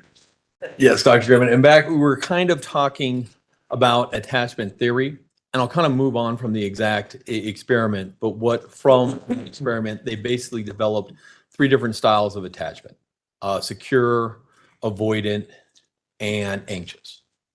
Are you familiar with that? Yes. And secure attachment, the theory is that comes when a child grows up and they are given the appropriate attention by the parent. The child cries and the parent comes in to soothe them. The child is hungry and the parent comes in to feed them, correct? Yeah, the child perceives their needs are met. And again, the theory behind attachment theory is that then children who grow up securely attached are then able to have secure relationships. They can have a romantic partner. They can explode, romantic relationships or other relationships that actually work and are functional. It sets a good foundation for that. Yes. The theory with avoidant attachment, people with that, maybe had a caregiver who was not attentive. The child would cry and nobody would come to soothe it. The child would be hungry, nobody would feed it. And they kind of grow to put on a persona that they don't need anybody and are very kind of self-reliant and feel threatened by intimate relationships and so forth. That would be kind of the characteristics of avoidant. It could be, yes. And then we have anxious, and that's somebody who, similar to the avoidant, did not have their needs met by the caregiver, and they can be extremely needy in a relationship. They put a lot of kind of same with that's why I was getting to it. Anxious attachment would be similar to borderline personality disorder. I think that it stems from an unpredictability and inconsistency with the parenting, where the child doesn't know what's coming, whether they're going to get soothed or not. There's some inconsistency there that causes some distress. And kind of back talking with borderline, that's with the romantic relationships, they're consumed with it at the beginning and then think that it's going to be taken away and are very threatened by the fear of abandonment. Yes. And then later on, they actually came up with disorganized attachment. Yes. And disorganized attachment is kind of the anxious, but on steroids. And that's generally thought to somebody who was traumatized by a caregiver. I'm not too familiar with that. Okay. Have you ever heard the term disorganized attachment style? Yes, I could tell you what the criteria Okay. are. But so the same theory of the causes, at least back to anxious, there's some tracking and some similarities between the anxious attachment theory and borderline personality disorder. Yes. And you were, as part of the discovery that you reviewed, were you given hours upon hours upon hours of phone conversations between Al Stauch and Letecia Stauch that were recorded by the FBI? Not hours and hours, no. I did listen to some pretext phone calls, but I don't recall them being hours. Okay, you're lucky.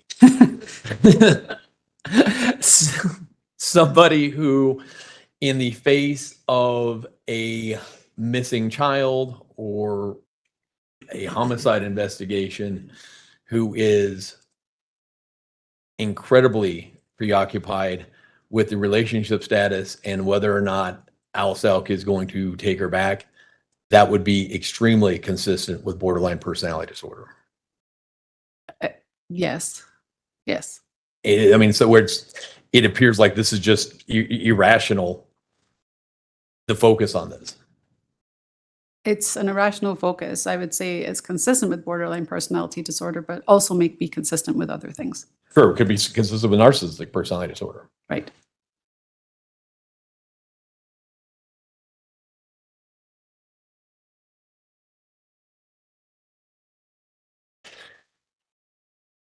And the DSM-5 itself, it has a ton of different categories of mental illnesses or symptoms of so forth, correct? There's a lot of different diagnoses in the DSM-5.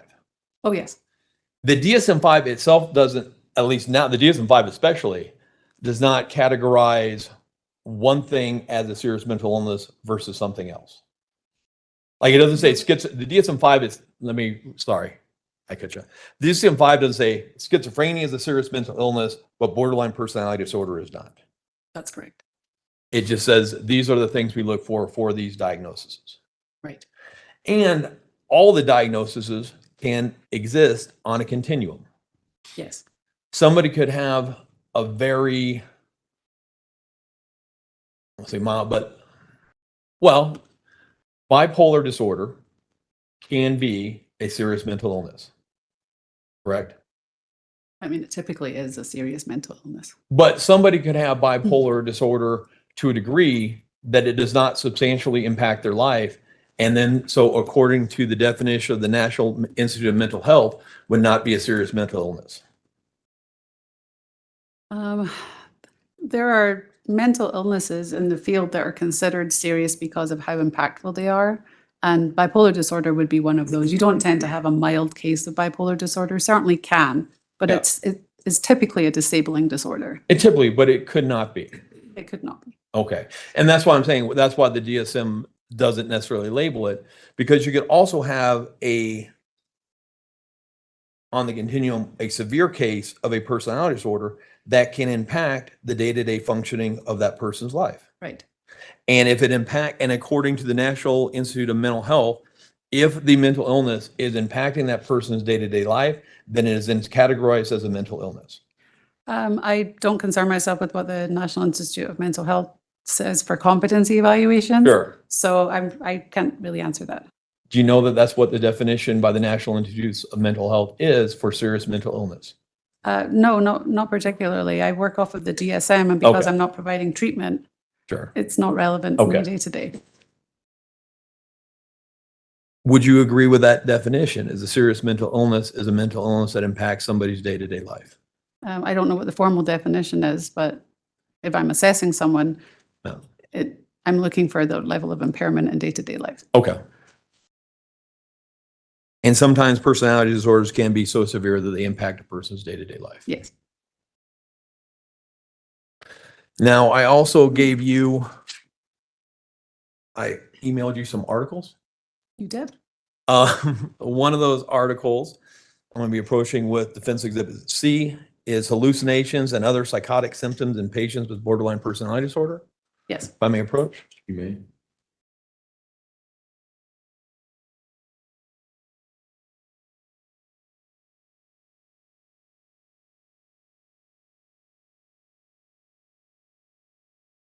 Take a look at that and see if that looks familiar. Yes. And just so everybody understands, you said one of the things that you do when you're confronted with, a patient or something new is you do research in your line of profession. Yes. And because psychologist or psychiatrist has had specific hands-on experience with every type of mental illness, there's new things that come up, correct? Correct.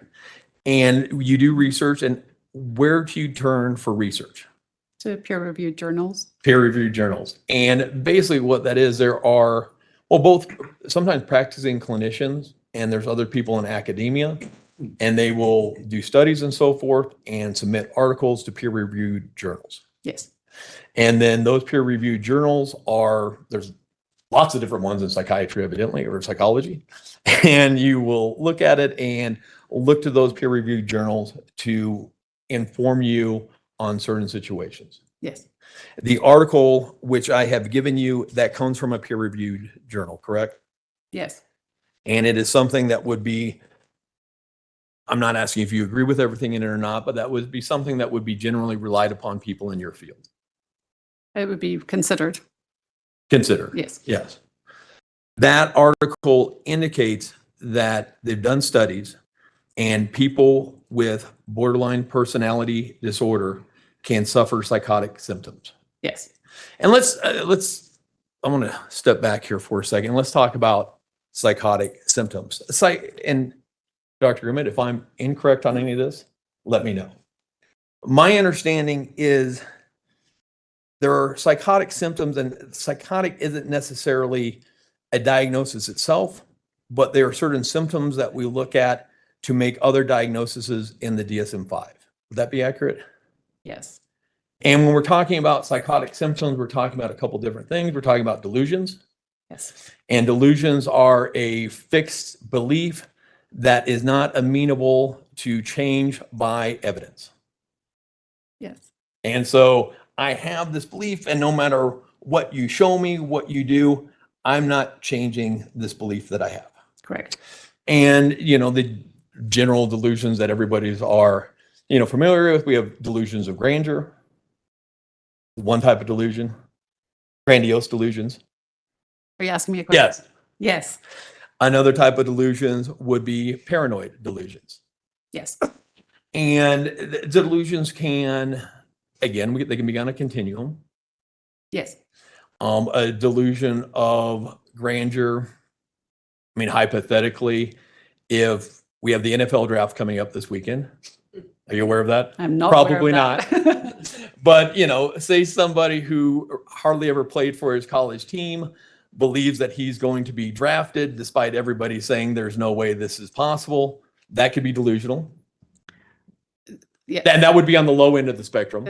I'm not sure it would be considered pathological, but Pathological, but it's a fixed belief that, delusions of grandeur are more typically thinking you hold some high status like you're Jesus. yeah, and that's what I'm saying. And then on the other hand is the Masonic, I'm coming here, I've been blessed to save the world, I have this specific mission, I have super smarter than everybody else, that type of thing. Right.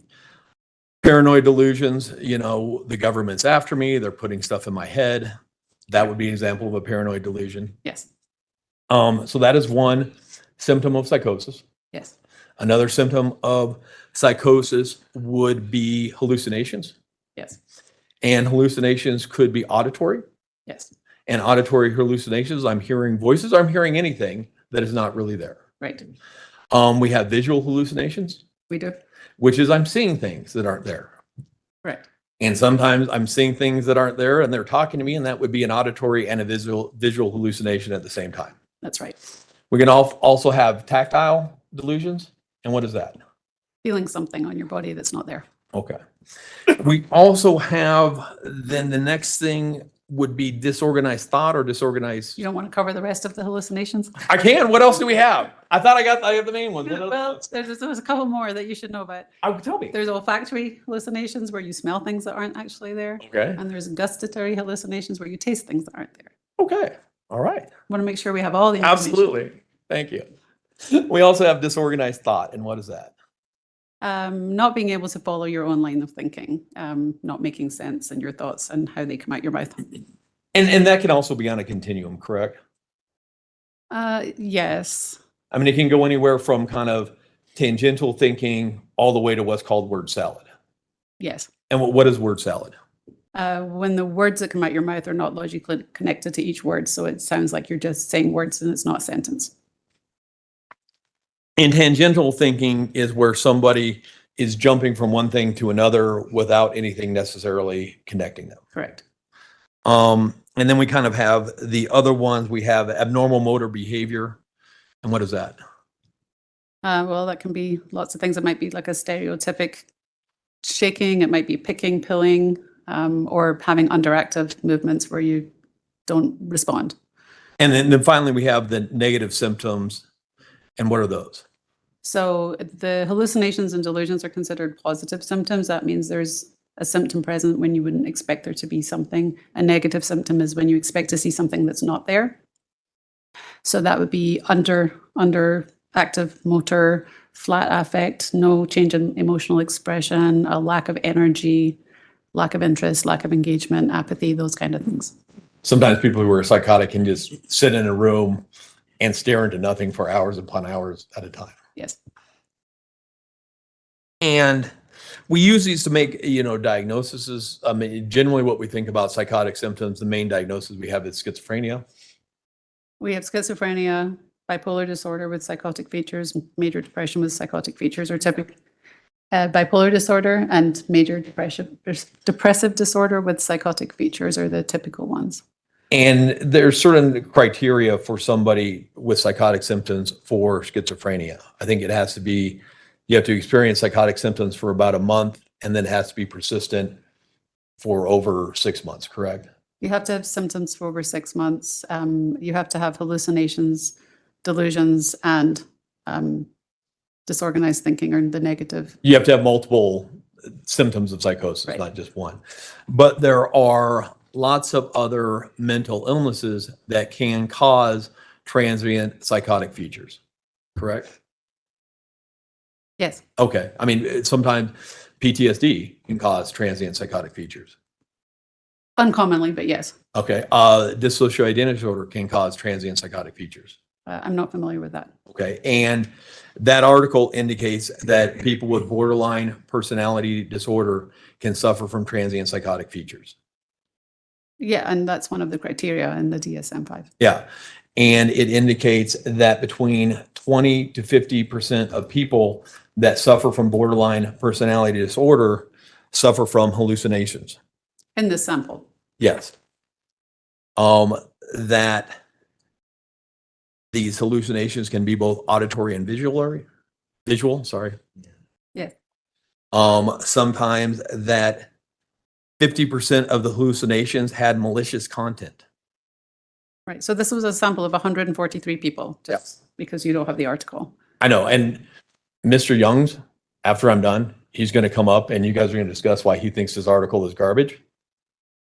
But I'm just going. If I may, at this point, I'm going to object to this line of testimony as to irrelevant. There's nothing tying this to what she did in this case, and certainly nothing tying this to the defendant. So, Well, first of all, the jury will disregard counsel's statement regarding what Mr. Young may or may not do. As you know, counsel can't testify in this case, and nothing that they say is evidence. Secondly, you qualified this witness as a witness in forensic psychiatry. Psychology. Or psychology, that's right, I'm sorry. Forensic psychology. This witness has not said it's outside her expertise, so it's within her expertise. And there were some questions regarding the presence or absence of dissociative disorder, dissociative identity disorder. So I will allow the questioning. Overruled. And according to this study, 50% of the hallucinations are malicious content. I don't recall specifically, but yes. Can you direct me to where on the,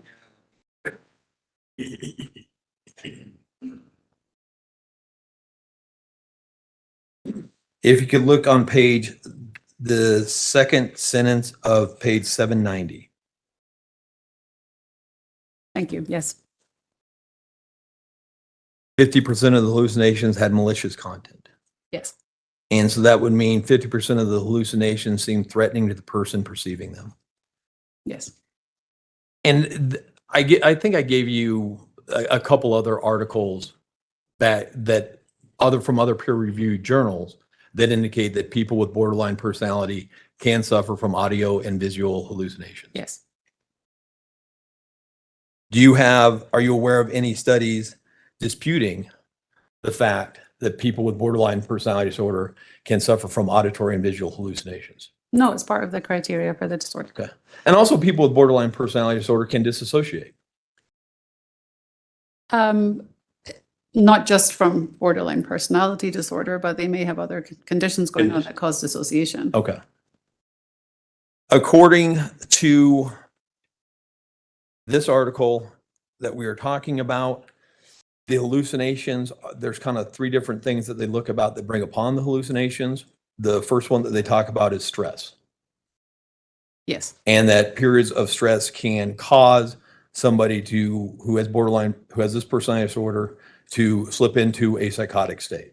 right. And that's not specific to the article. Again, that's the That's- episodes is stress related. Okay. You were provided a letter from December, I believe, 13th from a Dr. Niederhauser Yes, indicating that she was seeing Ms. Stauch yes, and indicating that Ms. Stauch needed to resign from her work because she was suffering from stress and anxiety. yes.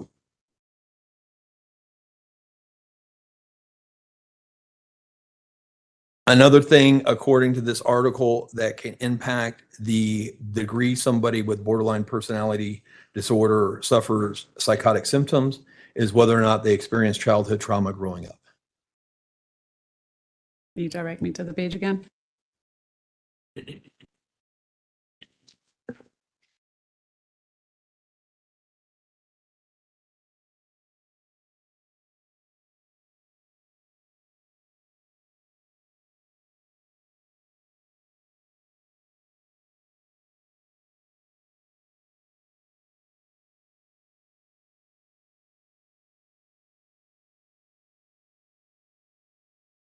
And I'm looking at page 790. So the same page that we were on, it kind of has number 2 or what factors influence psychotic symptoms in borderline personality disorder. The first one, it indicates stress. The second one, hallucinations, childhood trauma, and dissociation. Okay. I just feel like we addressed this when we were talking about the underlying factors for Sure. borderline personality disorder. So I didn't perceive anything in this article to be different than what we've already discussed. That's why I feel a bit confused. Okay, no, but when we were discussing whether or not childhood trauma causes borderline personality disorder or whether or not it's a correlation, and I think you pointed out, some people can have borderline personality disorder, but not necessarily have childhood trauma. Right. And this seems to indicate that people who have both childhood trauma and borderline personality disorder, those people seem to suffer psychotic symptoms more than people who have borderline personality disorder without childhood trauma. It's just very difficult to work through because most people don't experience just one Sure. issue. So if they have borderline personality disorder, they usually have accompanying other dysfunction, whether it's another mental illness or other personality disorders. So trying to narrow it down to say this causes this, there could be a number of reasons why somebody's manifesting symptoms, and me and my role would not be able to say this is coming from that. Sure. And I wasn't asking that. I'm just saying that that's what this article seems to indicate, correct? Okay. And it also says that it can be impacted by whether or not a person feels lonely. Yes. It also indicates that people with borderline personality disorder can feel stress more acutely than other people. And I think that would be, I mean, that's pretty much accepted. Would you agree? Yeah, they don't handle stress well. and I think you talked about it. I mean, someone with borderline personality disorder, they send a text, and if that's not responded to correctly, I mean, they get, Their world is ending. yeah.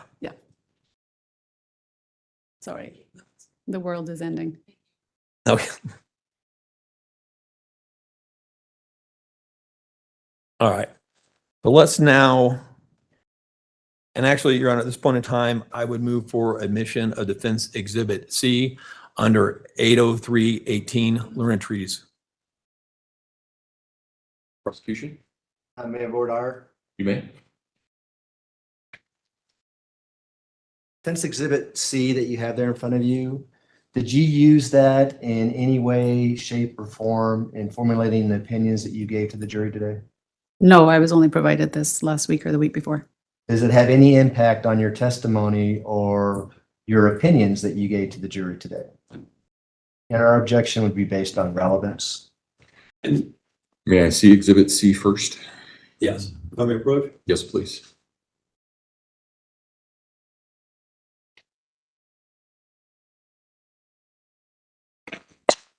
Thank you.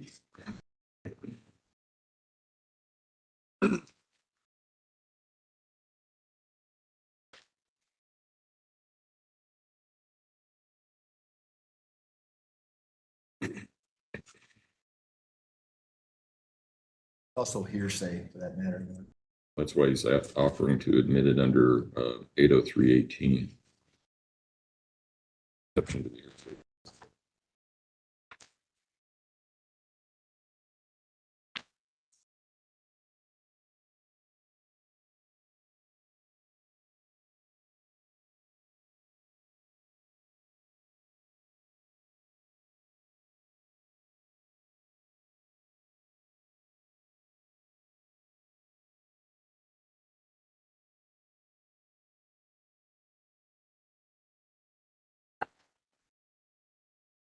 All right.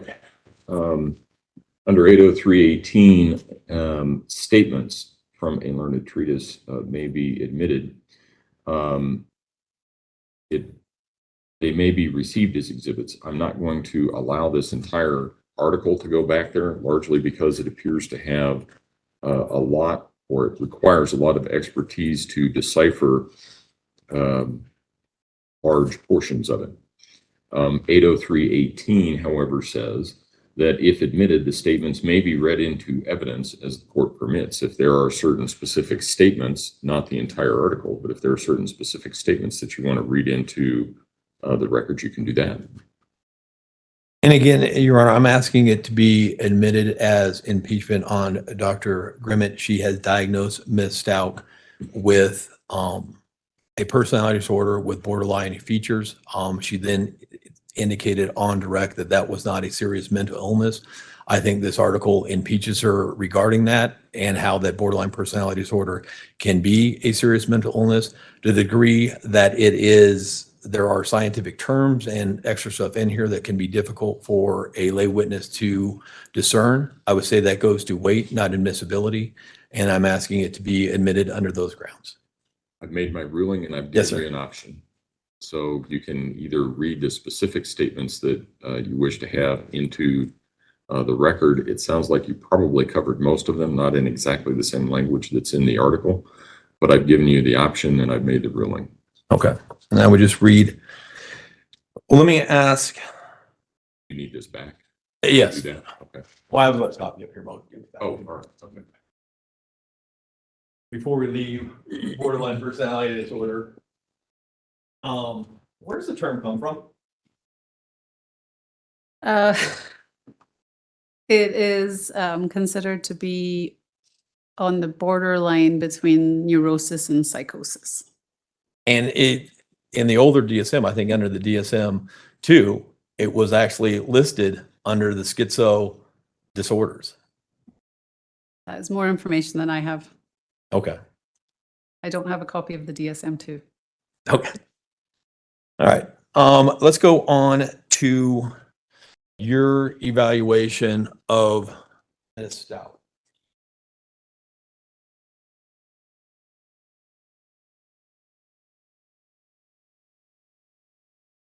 One, well, Dr. Grimm, you've actually done evaluations for me in the past, haven't you? I have. This evaluation that you did here seemed much more thorough than a typical competency evaluation. Do you agree with that? A typical competency evaluation that doesn't have a felony one charge on it. Sure. And generally on a typical competency evaluation, I mean, is this what percentage of competency evaluations do you go through and listen to jail phone calls? Whenever they're made available to me. Okay. And is that usual or is that unusual to review jail phone calls? It's fairly unusual. Okay. And who provided you the jail phone calls? The district attorney's office. Okay. And they actually helped and assisted you in playing them, correct? Oh yeah, they're always recorded in a format that's very difficult to decipher. It is. When you initially started talking with Ms. Stauch, she expressed some frustration with her attorneys. Yes. She was very frustrated because her attorneys would not come to visit her at the jail. Yes, And for context, this was during COVID, it was. and COVID changed a lot of the ways that we do stuff. Yes. In-person visits became the rarity, and a lot of stuff was done over WebEx or so forth. Yes. You did this one though in person, correct? Yes.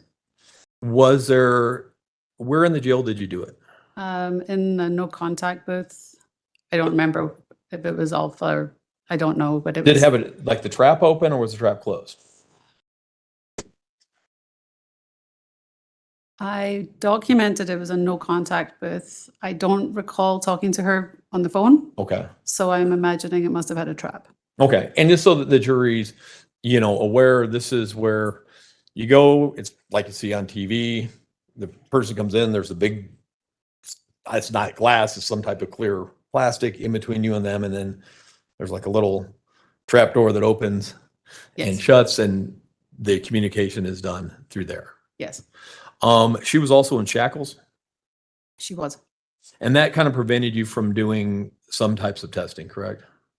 Yes. Specifically, I mean, there was some further testing that could have been done, regarding malingering and so forth, but that is somewhat prohibited by the nature of the examination. Yes.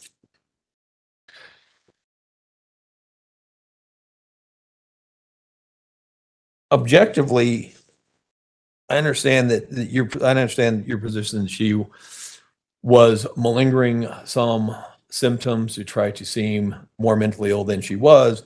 Objectively, though, she indicated to you that she did not want to be found crazy. First of all, I never said she was malingering. Okay. Okay. It I had was, concerns about feigning, but I did not use the vocabulary of malingering. So I just want to be clear. what's the difference between feigning and malingering? Feigning is intentional exaggeration or production of symptoms. Malingering takes it to the next level, assuming what the secondary gain may be. Okay. And just to be clear, somebody can have a serious mental illness and feign symptoms. Yes, They're not exclusive. I outlined that in my Yeah. conclusion, yes. I mean, and it's not necessarily even that uncommon. Not in forensic settings. no. Not in forensic setting. So a lot of times you can have somebody who has a mental illness, but they will try to exaggerate those symptoms in hopes that you will come with a diagnosis that is helpful for them. Or they're so mentally ill that they don't understand how they present and they think they have to act worse. Otherwise, I might miss it. Okay. And to be fair, that makes the job of a forensic psychologist more difficult. Difficult and interesting. Yeah. To figure out where the mental illness ends and where the feigning begins can be tricky. Right.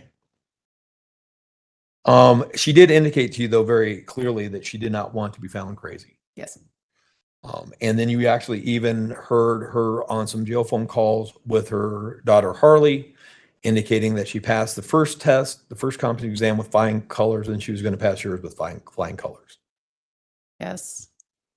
So she would have known that she was found competent, and so she viewed that as passing, and she was going to pass your exam as well. Well, I recall that she had said, I don't recall whether it was to Harley or someone else, that she wasn't intending on passing as well or doing as well in the second time Yeah. that she did on the first. But there's at least one phone call to Harley that she passed the first one with flying colors, and she was going to pass yours with flying colors. Yes.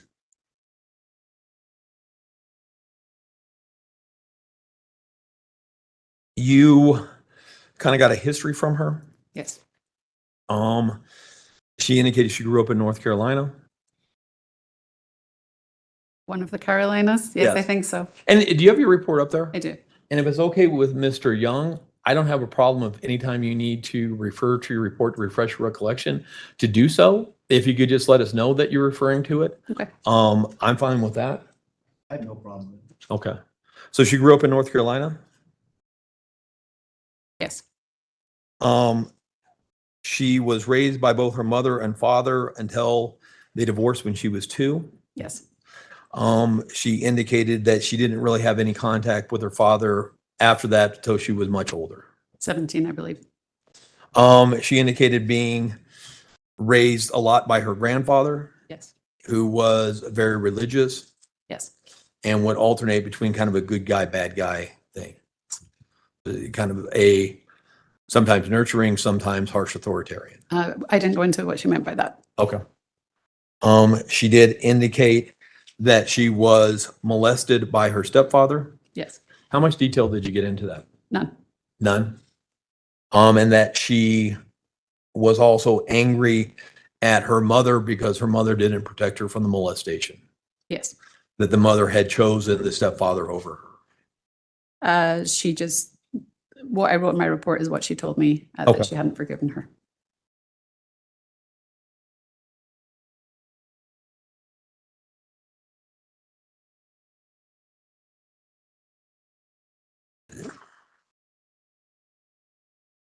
When people or perpetrators molest children or stepkids in that environment, one of the keys to it is secrecy.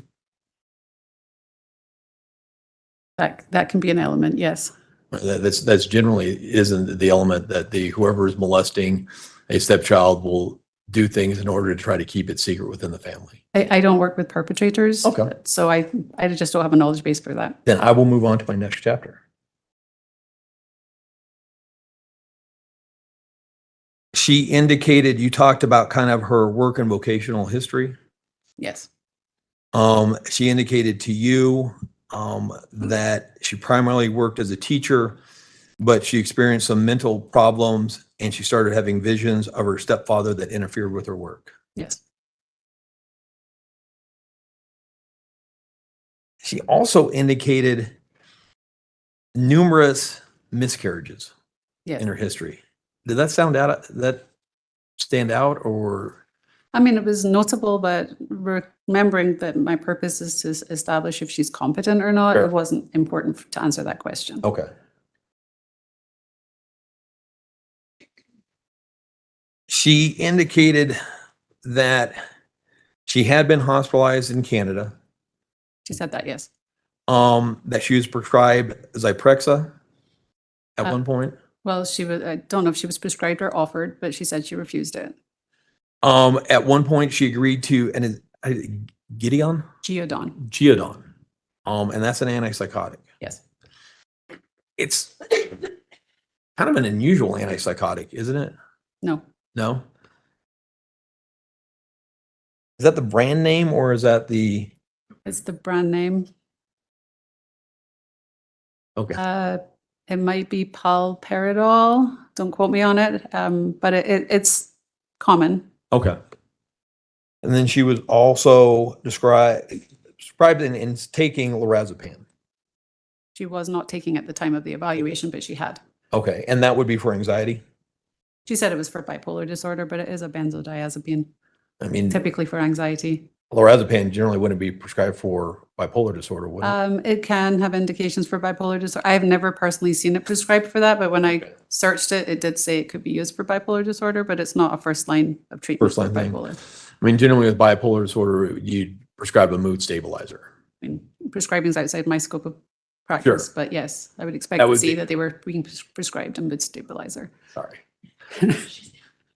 And well, that was actually one of the reasons why you discarded the possible diagnosis of bipolar, because she was given that coming from CMHIP to the jail, but was not given a mood stabilizer.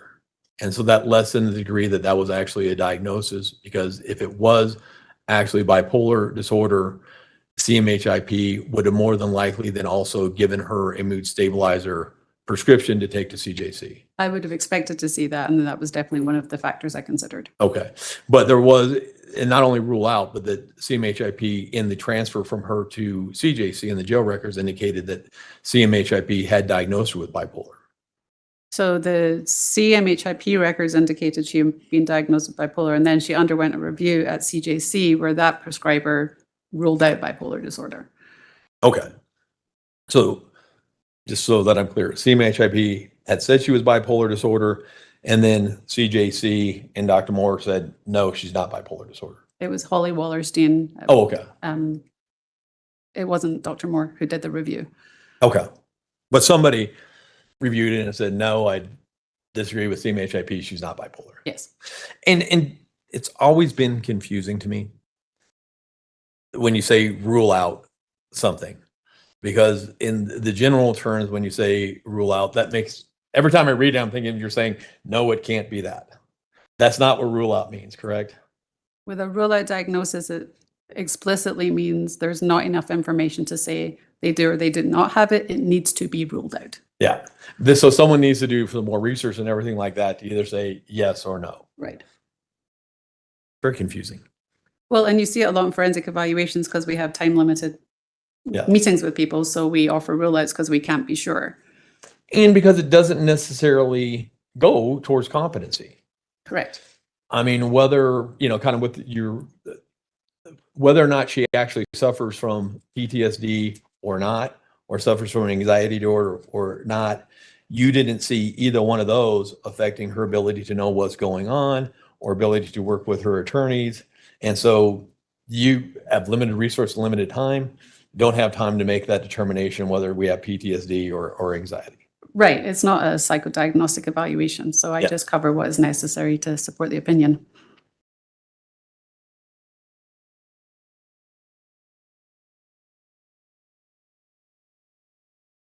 A lot of some things that you considered in your evaluation were jail notes by deputies at CJC.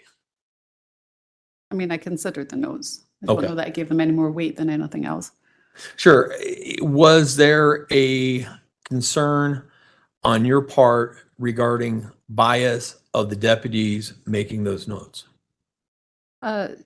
Absolutely. Okay. I mean, because, well, and so what everybody understands, the deputies at CJC are part of the El Paso County Sheriff's Office, correct? Yes. And that's actually the agency that has investigated and is assisting in prosecuting Ms. Stauch. Yes.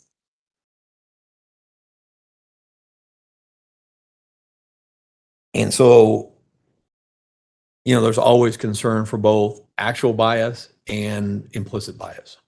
When you're, would you agree with that? There's bias is always a concern. Yes. What is implicit bias? Bias that you're not aware of. Okay. And so deputies even trying to be fair may suffer from implicit bias in noting Ms. Stauch's behavior. Yes.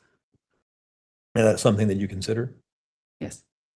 When you gave her 2 exams, correct? You gave her the structured interview and what's the other one you did? MFAST. MFAST. Are you, well, let me ask you this. Are you aware of literature indicating that oftentimes people with DID will have elevated scores on the MMPI-2? Yes. And what is the MMPI-2? The Minnesota Multiphasic Personality Inventory, 2nd edition. Okay. And I think what you're talking about, and so there is literature that people will have an elevated score on that test. If people who actually suffer from DID will look to be elevated, possibly given that false feigning. There are questions on the MMPI-2 that most people would not endorse that can reflect the experience of somebody with DID, and so it can look like they're exaggerating when it's real. Do you know, does the MFAST and the structured interview that you did, does that have those same type? Are there any studies indicating that people with DID can have elevated scores on either one of those? Not that I'm aware of. The questions are not of the same nature that are on the MMPI-2. What's the difference between the MFAST and the MMPI-2? Oh, they're totally different tests for different purposes. The MFAST is purely a feigning measure. Okay.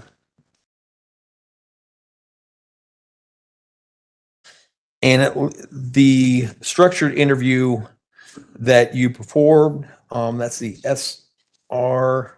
The SIRS-2. Yes, that has different scales. Yes, so it's kind of an expanded version of the MFAST. Yes. How many different scales does it have? I want to say 6. Okay, and of those 6, only 1 indicated feigning. Yes. The other ones were, I think it said the other ones were ambiguous towards feigning. I think it said No, I think she only elevated 1 scale. Okay. And then the overall index, which considers all the scales, was general indeterminate. Okay.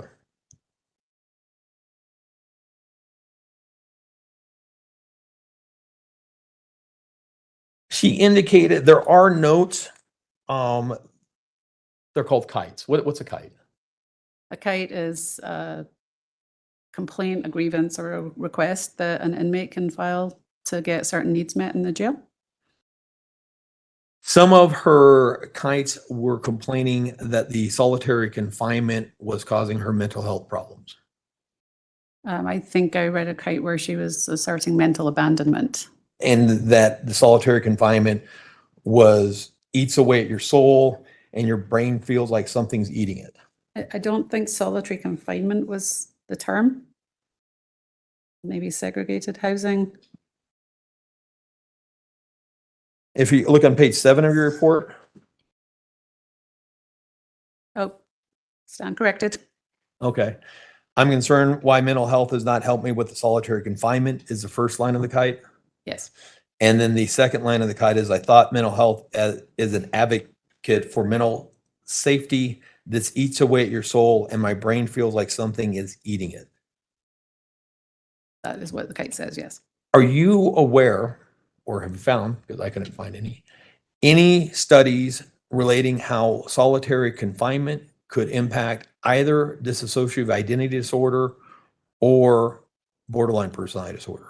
Not specific to those disorders. I know that there's plenty of studies on the effects of solitary confinement on the mental health of an inmate. Yeah. but I'm not familiar with specific diagnoses.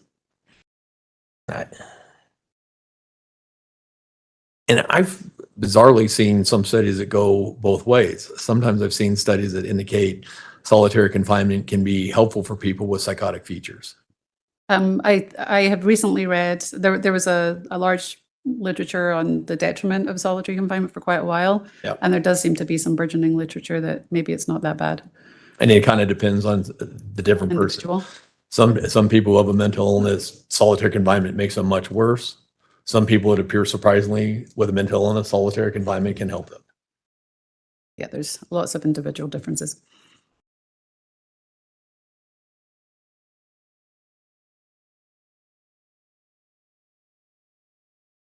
Could somebody who has dissociative identity disorder in different personas, could one of their personas as a defense mechanism try to feign mental illness? Hypothetically, I imagine so. Okay.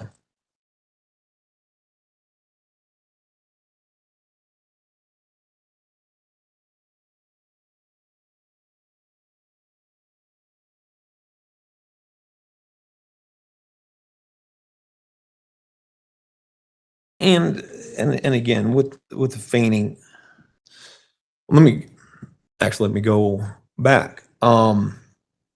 Your understanding with dissociative identity disorder, let me say this. My understanding from the literature, when you have a dissociative identity disorder, personas are generally locked in the time that they are created.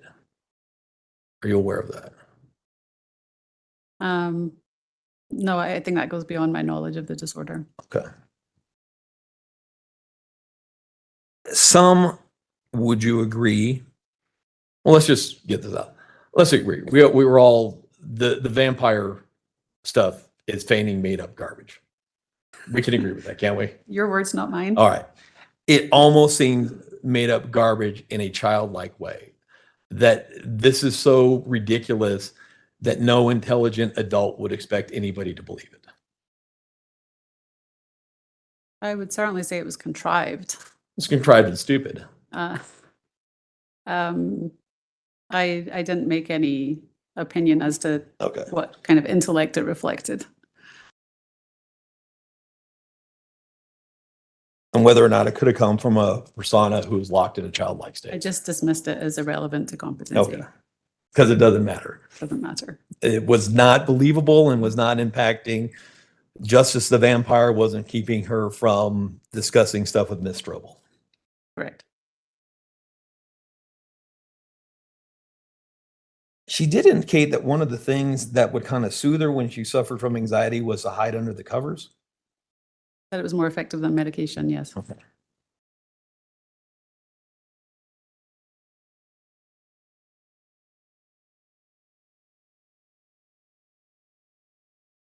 I think we covered this a little bit, but in regards to determining, the feigning and the degree, more tests would have been needed in order to be able to do that, correct?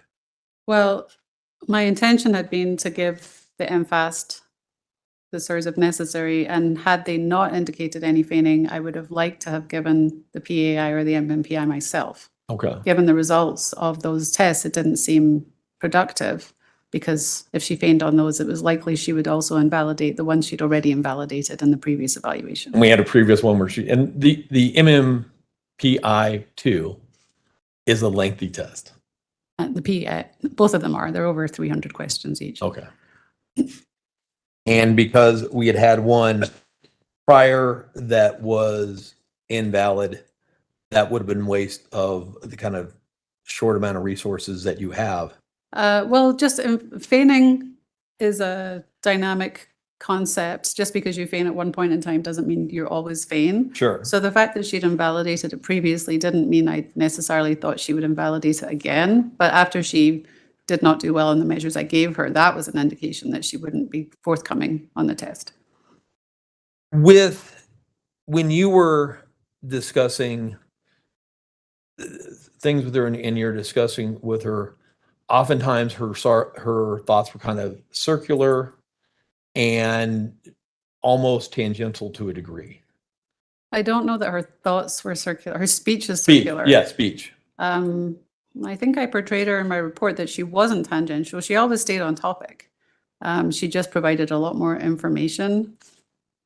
I don't recall having to redirect her. I might have cut her off because she was trying to give me too much information, but I don't recall her being tangential. And I guess what I'm getting to is I kind of read your report, and if I read it incorrectly, let me know, that you gave some consideration as to whether or not her manner of speech would reflect disorganized thought. And there was they had some similarities in the interview that you had with her, but then you went and listened to the jail phone calls and it didn't seem to be that way. Would that be accurate? Well, it was those things and the kites where she wasn't making sense. Yeah. So I was looking at all of that, and it seemed like with the phone calls, she was able to be very concise, given that there was a time constraint for the phone calls, and had that reflected an actual mental disturbance where there was thought disorganization, she couldn't have just selected to be concise. Okay. But at least with you, there was some similarities between how she talked and how somebody may talk if they have a disorganized thought process. No, No? she wasn't disorganized. Okay. She was organized and garrulous, very, very wordy. Extra wordy as far as extra information that was not necessarily needed to the questions. But not irrelevant. Okay. But the extra information, I mean, that can be an indication of disorganized thought. If it doesn't make sense. Okay.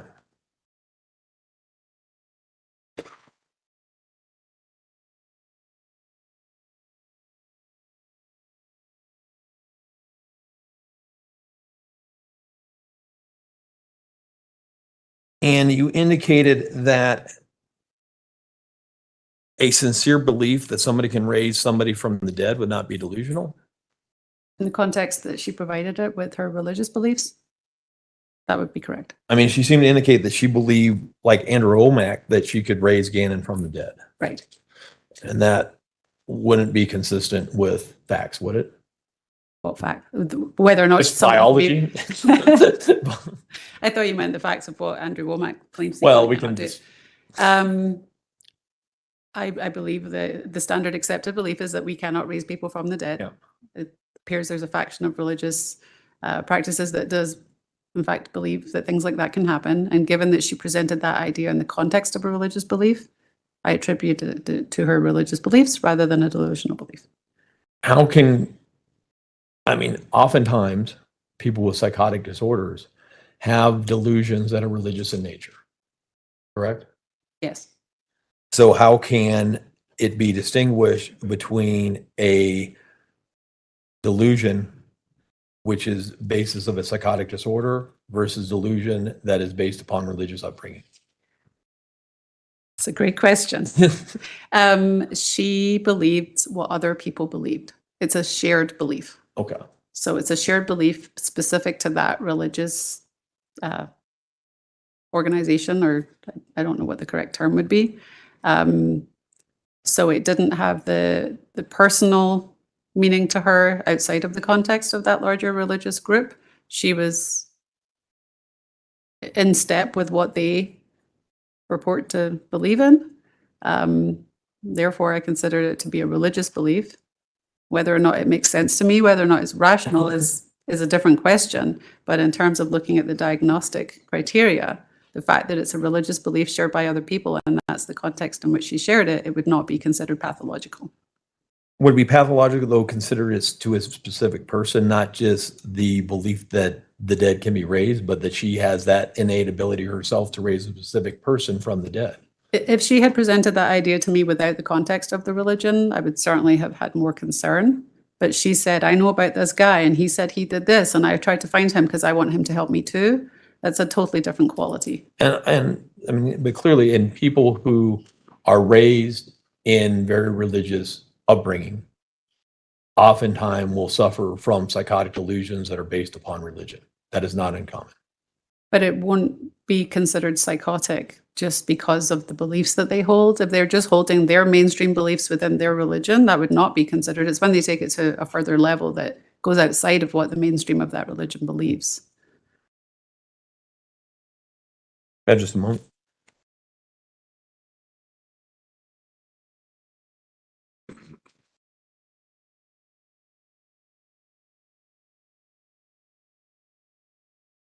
Oh, I have. Thank you, Dr. Bennett.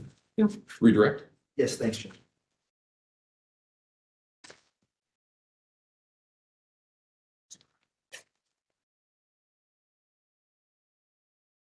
Did you consider that she could have just been making this up to make you believe that she was delusional? Which part? The part about raising Gannon from the dead. I mean, I considered whether or not it was truly delusional. Did I consider whether she genuinely believed that? It was probably part of my calculus.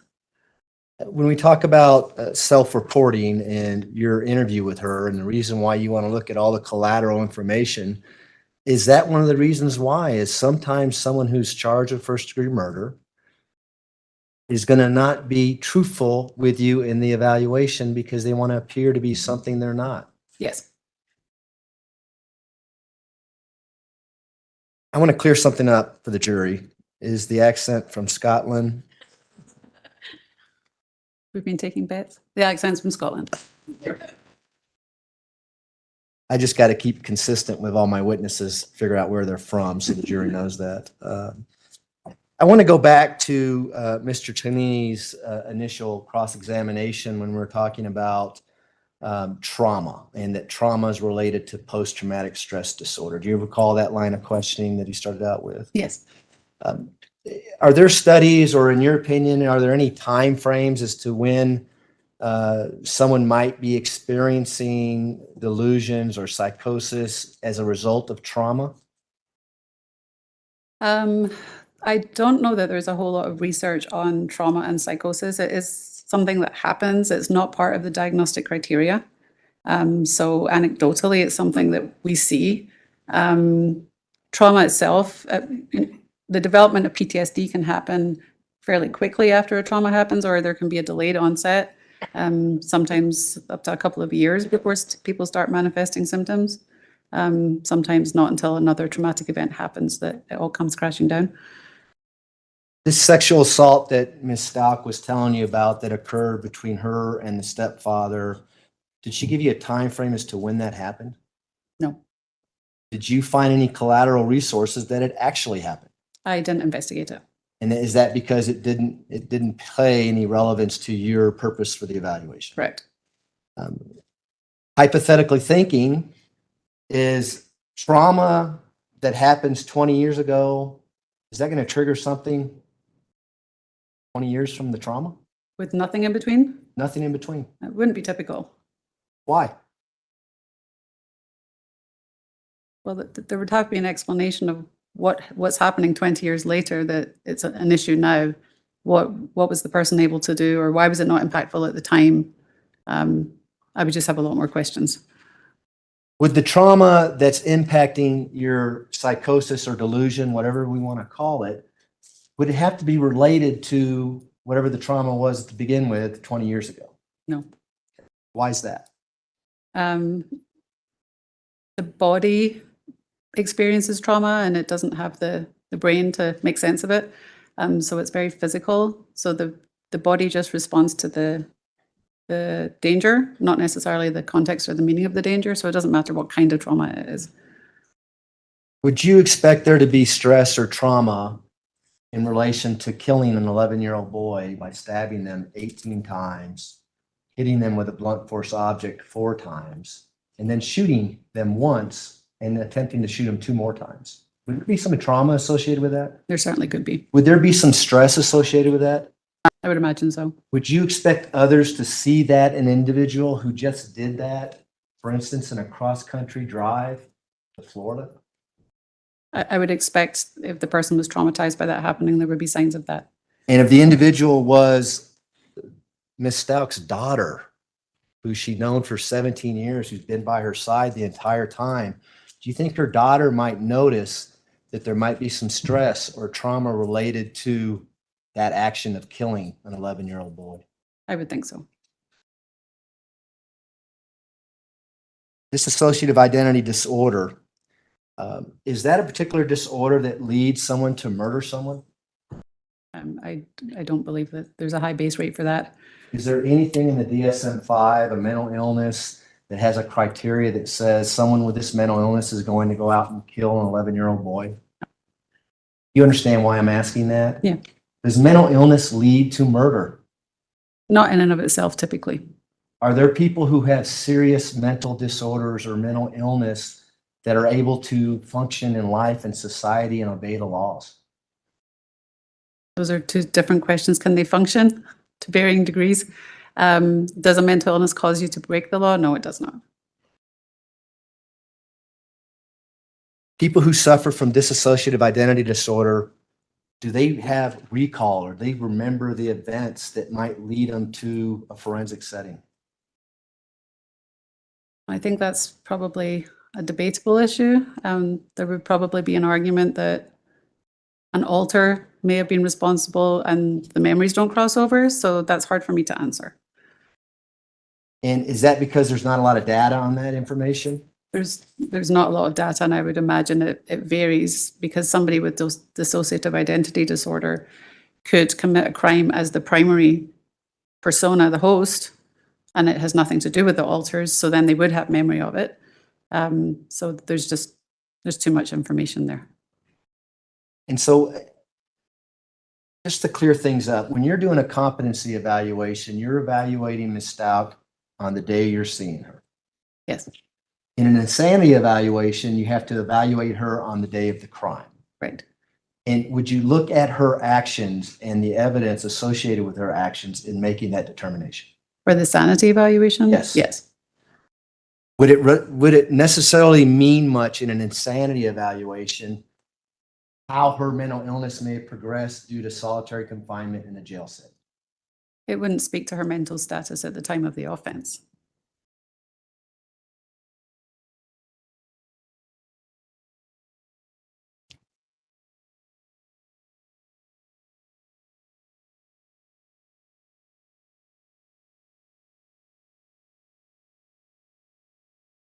Go back to your forensic interview. Counsel asked you some questions about that. Do you recall that line of questioning?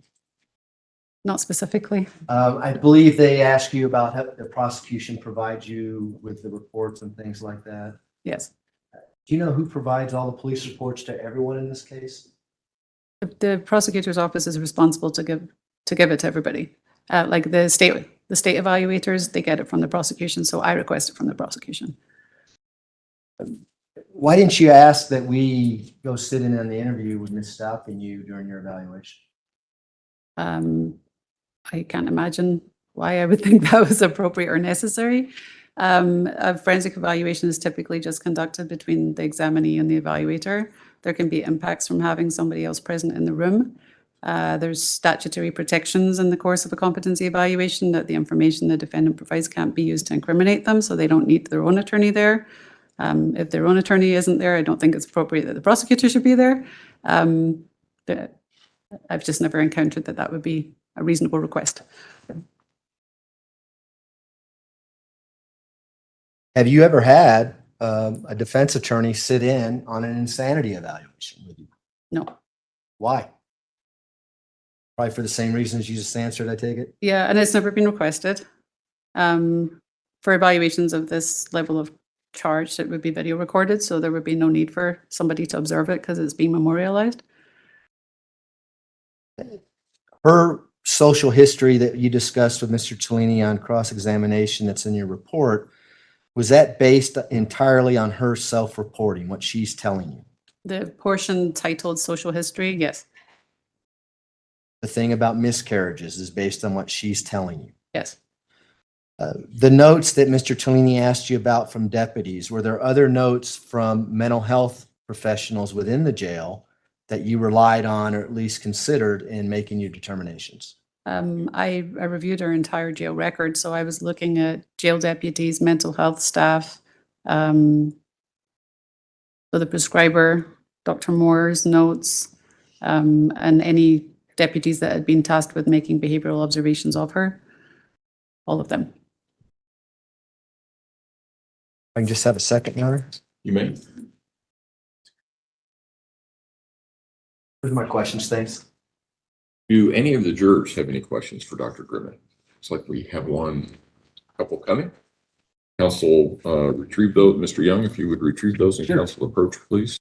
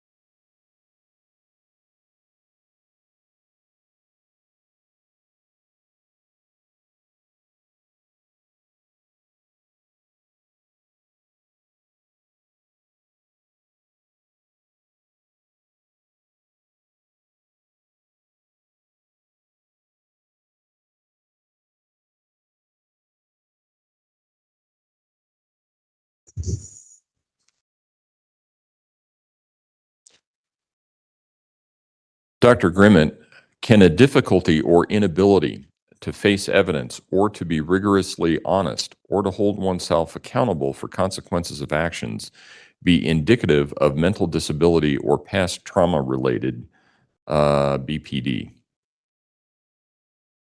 Really long question. Can I ask you to break it into chunks? Sure.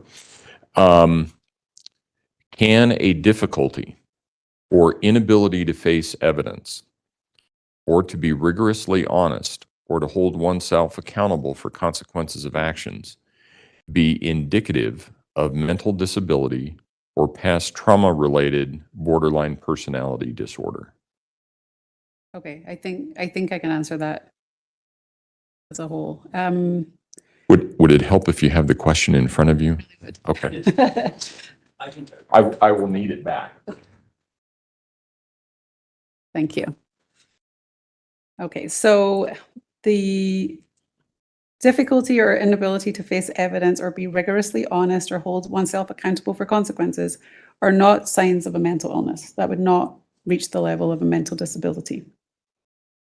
Can it be indicative of past trauma or BPD? Possibly, but the manifestations of that, the inability to face the evidence and be honest, those would not be considered symptoms of a mental illness that would reach the level of a mental disability. Okay. And then I need it back so I can read the next question. Everybody knows what it is. Can compulsive lying indicate mental disability? Compulsive lying is usually associated with an antisocial personality. It would not be a symptom of a mental illness, so it would not reach the threshold of a mental disability. What does it take for a theory put forth in a psychology peer-reviewed publication to become mainstream enough to be published as part of some version of the DSM? Very good question. My honest answer is the DSM is very political. There are groups of people that want to put forth ideas, and there's committees, and there's voting, and there's agendas, and sometimes it can seem a bit capricious as to what gets accepted and what doesn't. But with enough people endorsing ideas and testing out those theories and seeing that they're accurate and gaining momentum, that helps it become more acceptable in the field and possibly into the DSM. Is it possible for a person with a great or normal upbringing to have anxiety disorder or to develop dissociative identity disorder? Anybody can develop anxiety. That's not particular to any kind of upbringing. Certainly people with difficult upbringings tend to have worse outcomes, but people with good upbringings can have anxiety for a variety of reasons. I'm sorry, can you please, the DID piece? Yes. Is it possible for a person with a great or normal upbringing to have anxiety disorder or to develop dissociative identity disorder? Dissociative identity disorder is very highly correlated with trauma. So you don't just start to dissociate by having a normal upbringing and nothing bad happened to you. It's generally accepted that DID comes from some kind of bad event. Right. I will allow reasonable follow-up as to those questions only. Prosecution? No, thank you. Defense? Mr. Tellini? Could we sincere belief that people are going to believe me, despite the fact that I have repeatedly lied to them about other stuff, be delusional? I'm not going to allow that. I'm not sure. Tell me where that fits in on the questions that I've allowed. The first question about whether pathological lying or refusal to face the evidence in front of you could be signs Okay. of mental illness. All right. Go ahead. I'm going to rephrase the question so I make sure I'm answering Yes. it correctly. Is it delusional to believe that despite the fact that I have lied repeatedly, now I think they're going to believe me? Yeah. Is that what Can you're that be delusional in some sense? I think that practical approach to that would be it might be irrational, but it doesn't necessarily cross the threshold into a delusional belief. Is it fixed? Or is there any ability to consider an alternate point of view? There's other questions I would need to ask before making a statement about that, but just because something's irrational doesn't mean it's delusional. Okay. And then as far as the question regarding when does an article become mainstream and in the DSM-5, the DSM-5 actually states that people with borderline personality disorder can suffer psychotic-like symptoms, including hallucination, body image distortions, ideas of reference, and I'm going to say this wrong, hypogenic phenomena during times of stress. I can't say it. Can you pronounce this for me? Let me approach. Hold on. Let's finish the question, and then I'm not going to allow that question, but you can go ahead and finish it. Well, and Your Honor, it is asking when the publication become mainstream and in the DSM-5, and it appears that the ideas presented in that article are part of the DSM-5. Which is a different question than what is being asked. So I'm not going to allow that. So you can, because the question is, what does it take for a theory put forth in a psychology peer review publication to become mainstream enough to be published as part of some version of the DSM? What you're reading sounds like it's from the DSM and is in the DSM. The question here is, what does it take for an article, psychology peer review publication to become mainstream enough to be published as part of the some version of the DSM? So I'm not going to allow that question. Can I rephrase? Yeah, sure. Are you aware that the theory presented in that article has become mainstream enough to be put in the DSM-5? I'm not familiar enough with the article to speak to whether or not it relates to what's in the DSM-5. In follow-up, are you aware the DSM-5 indicates people with borderline personality disorder can suffer from hallucinations? Objection, Your Honor, is to beyond the scope. No, I'll allow that. Yes. Thank you. Right. Right. Thank you, Doctor. You may step down. Ladies and gentlemen, we will take our noon recess. If I can have everyone back in place by 1:30, we should be able to start on time at that point.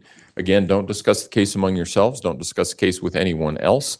Don't do your own independent research about any aspect of the case. And we'll see you at 1:30. Have a good lunch.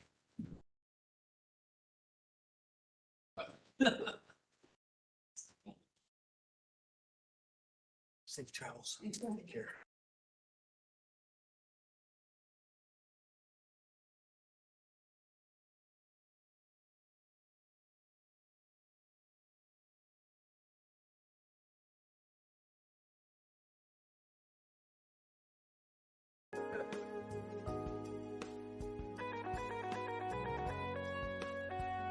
Thank you. May all be seated. Is there anything we need to take up outside the presence of the jury at this point in time? Prosecution? Defense? Okay. All right, we'll see everybody at 1:30 then. Thank you. All rise.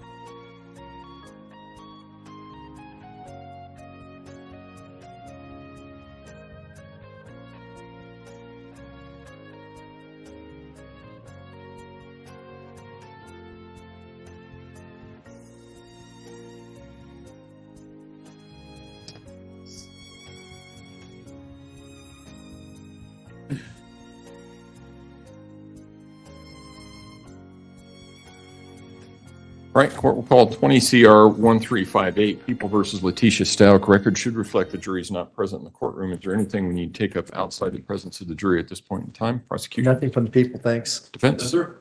Okay, got everybody ready? Yes. Let's go ahead and bring them in. I'll the defense exhibit C, I just offer that as offered. Yeah. I don't know, I gave it back to you because it had to go to Dr. Grimmett. So upload it. Okay. And then, yeah, since it's offered, just upload it as Exhibit C. What? Yes. I can't just get it. No, it's okay. I'll figure it out. Yeah. Actually, maybe we probably ought to do that because otherwise it's going to be in a different format. Just as long as it doesn't go back to the jury. Yeah. No, no, I wasn't planning on sending it back to the jury, but the issue is if in civil cases, we always have both sides upload it, but this is a little bit different. Let me think about that. Okay. I'll let Jack. Okay.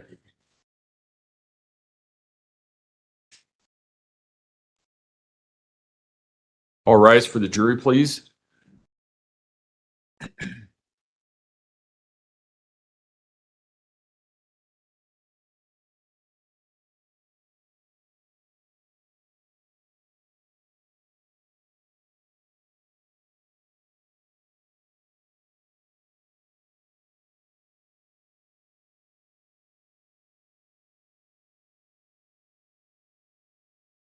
Thank you. You may all be seated. Court will recall 20 CR 1358, People versus Letecia Stauch. Record should reflect the jury has returned to the courtroom.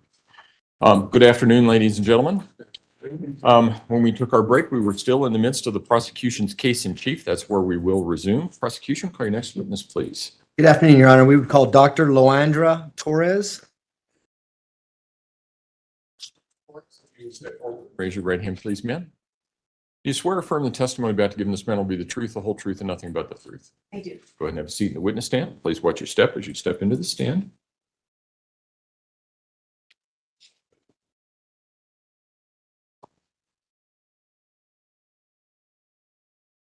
Mr. Young? Thanks, Judge.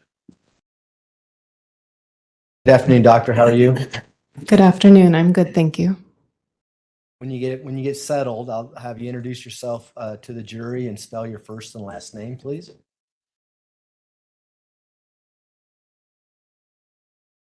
Good afternoon. My name is Dr. Loandra Torres. That last name is spelled Torres. Is your first name Loandra? That is correct. Good. One of the few names I was able to get right, perhaps. So what do you do for a living, doctor?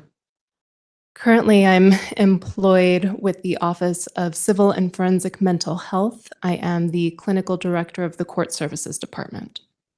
What does that mean? Well, it essentially means I'm involved in a number of different duties.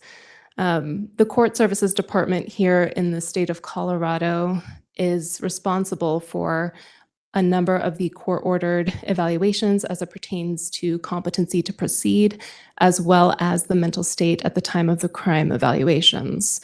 So in my role, I'm responsible for supervising the supervisors who supervise all of the state evaluators who do those types of evaluations. Another one of my primary roles is to advise administration as it pertains to clinical issues associated with policy and legislation. And my tertiary role is that I am the associate director of our formal forensic psychology fellowship with the department. Are you a psychologist? I am a psychologist. How long have you been a psychologist? I have been licensed since 2012. And have you been doing that same role, or at least in that, at some point with that agency throughout your whole career? Not throughout my whole career. What did you start out being when you became a psychologist? I was initially licensed in Texas, and I worked in Texas for a couple of years conducting competency to proceed evaluations at a private hospital. Then I came to Colorado, was licensed here. I worked for a couple of years at the state hospital down in Pueblo, primarily doing violence risk assessments with individuals who had been adjudicated not guilty by reason of insanity. Following those 2 years, I transitioned to the Court Services Department, worked as a state evaluator, doing competency to proceed evaluations, as well as mental state at the time of the crime evaluations. I did that for a couple of years, promoted to a supervisor level, so started supervising individuals as well as conducting these evaluations, eventually promoted to the clinical director level, where I started transitioning to doing the things that I already outlined, in addition to continuing to do some evaluations. Do you assign evaluations to particular psychologists and psychiatrists within that agency? No, I'm not involved in assignment. Are you a board certified in the field of forensic psychology? I am. And what does that mean to be board certified? Being board certified essentially means that you have gone through a rigorous examination that includes a written examination and an oral defense of your work in front of a panel of experts. So your competence in the field is acknowledged to be at a high level enough to become board certified. And is that rare for a psychologist licensed in Colorado to be board certified? Yes. Why? Because it's difficult and it takes many years. I think the whole process for me at least took approximately 2 years and a lot of studying to accomplish. Could you tell the jury a little bit about your educational background? Yes, I have my bachelor's in psychology from Johns Hopkins University. I then went on to obtain a master's and a doctorate in forensic psychology from Alliant International University in Los Angeles. Following the completion of my doctorate, I did a 1-year formal postdoctoral fellowship, which helped me specialize in the area of forensic psychology and conducting competency and mental state evaluations. And have you taught and gave presentations in the field of forensic psychology? I have. Tell the jury about that. My teaching has been, well, formal teaching, I'd say, has been pretty limited. I did conduct a course out of Texas Tech University during my fellowship year, but I've been involved in training for quite some time. As I noted, I'm the associate director of our formal forensic psychology fellowship. So that means that I assist with the training of individuals who have received their doctorates and are specializing in these types of evaluations. So there's a lot of training and education that goes into that. In addition, being the clinical director for the Court Services Department, I am involved specifically in the training of competency to proceed evaluations, along with one of my colleagues. How many competency evaluations have you conducted in your career? Competency? I think it's fair to say that I've probably conducted somewhere between 700 to 800 competency evaluations. And how many legal insanity evaluations have you conducted in your career? Sanity, I've done close to 35. And have those 35 been here in Colorado? All but one. Assuming that one was in Texas? Yes. See how I put that together so quickly? Very good of you. Have you testified as an expert in the field of forensic psychology in the past? I have. Approximately how many times? 31. And out of those 31 times, did those include both competency hearings and perhaps jury trials involving the issue of insanity? Yes. At this time, we would ask that the court qualify Dr. Torres as an expert in the field of forensic psychology and allow her to render opinions in that field. No objection. The witness will be so qualified. Go ahead. So, Dr. Torres, could you let the jury know how you became involved in this particular case, the people of the state of Colorado versus Letecia Stauch? Yes. I became involved in this case in 2020. I was one of the evaluators who conducted her initial competency evaluation. And how did that competency evaluation come to you? I can't say I remember the specifics, but we do have a process for assigning evaluations. And given the high profile nature of this case, they asked myself and Dr. Gray to conduct it since both of us are board certified in forensic psychology. We're going to talk about Dr. Gray in a second, but why 2 psychologists involved in this case versus just 1? Usually with such high profile cases such as this one, we like to involve 2 individuals because it's 2 sets of eyes. 2 individuals who can draw an opinion from what we see, what we are reading, and that's the primary reason. And who is Dr. Gray? Dr. Gray is currently employed as the the director of training at the Court Services Department. And does he have an office down at what used to be called the State Hospital, Colorado what is it called? Colorado Institute? The Colorado, it's not the Colorado Mental Health Hospital in Pueblo. Okay. Is that where does he still have an office down there? He does. And what does he do there at the state hospital? His primary duties are ones of training, so he is our primary training director. When I noted that I do training for competency evaluation, he is the other colleague I referenced. He is also the primary director of our postdoctoral fellowship, overseeing the training of our postdoctoral fellows. He is also involved in organizing the yearly or bi-yearly trainings that we have as a department, which revolve around a number of different topics, those associated with competency, those associated with clinical diagnosis, et cetera. And did this case come to you and Dr. Gray for evaluation based on a defense counsel raising competency in this case on June 5th of 2020? Yes.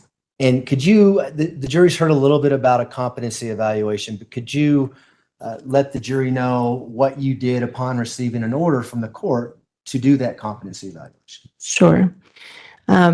We have a pretty standard process that we follow. The first thing that we do whenever we receive an order for competency is that we contact both sets of attorneys, the defense attorney and the prosecuting attorneys, to ask any questions about why the issue of competency was raised, what concerns there might be, if there are any concerns at all. Following that consultation, we then review all of the information that we have available to us. In this case, there was a good amount of discovery that we had to review in preparing for the actual interview. Once that is completed, we conduct an interview for competency to proceed.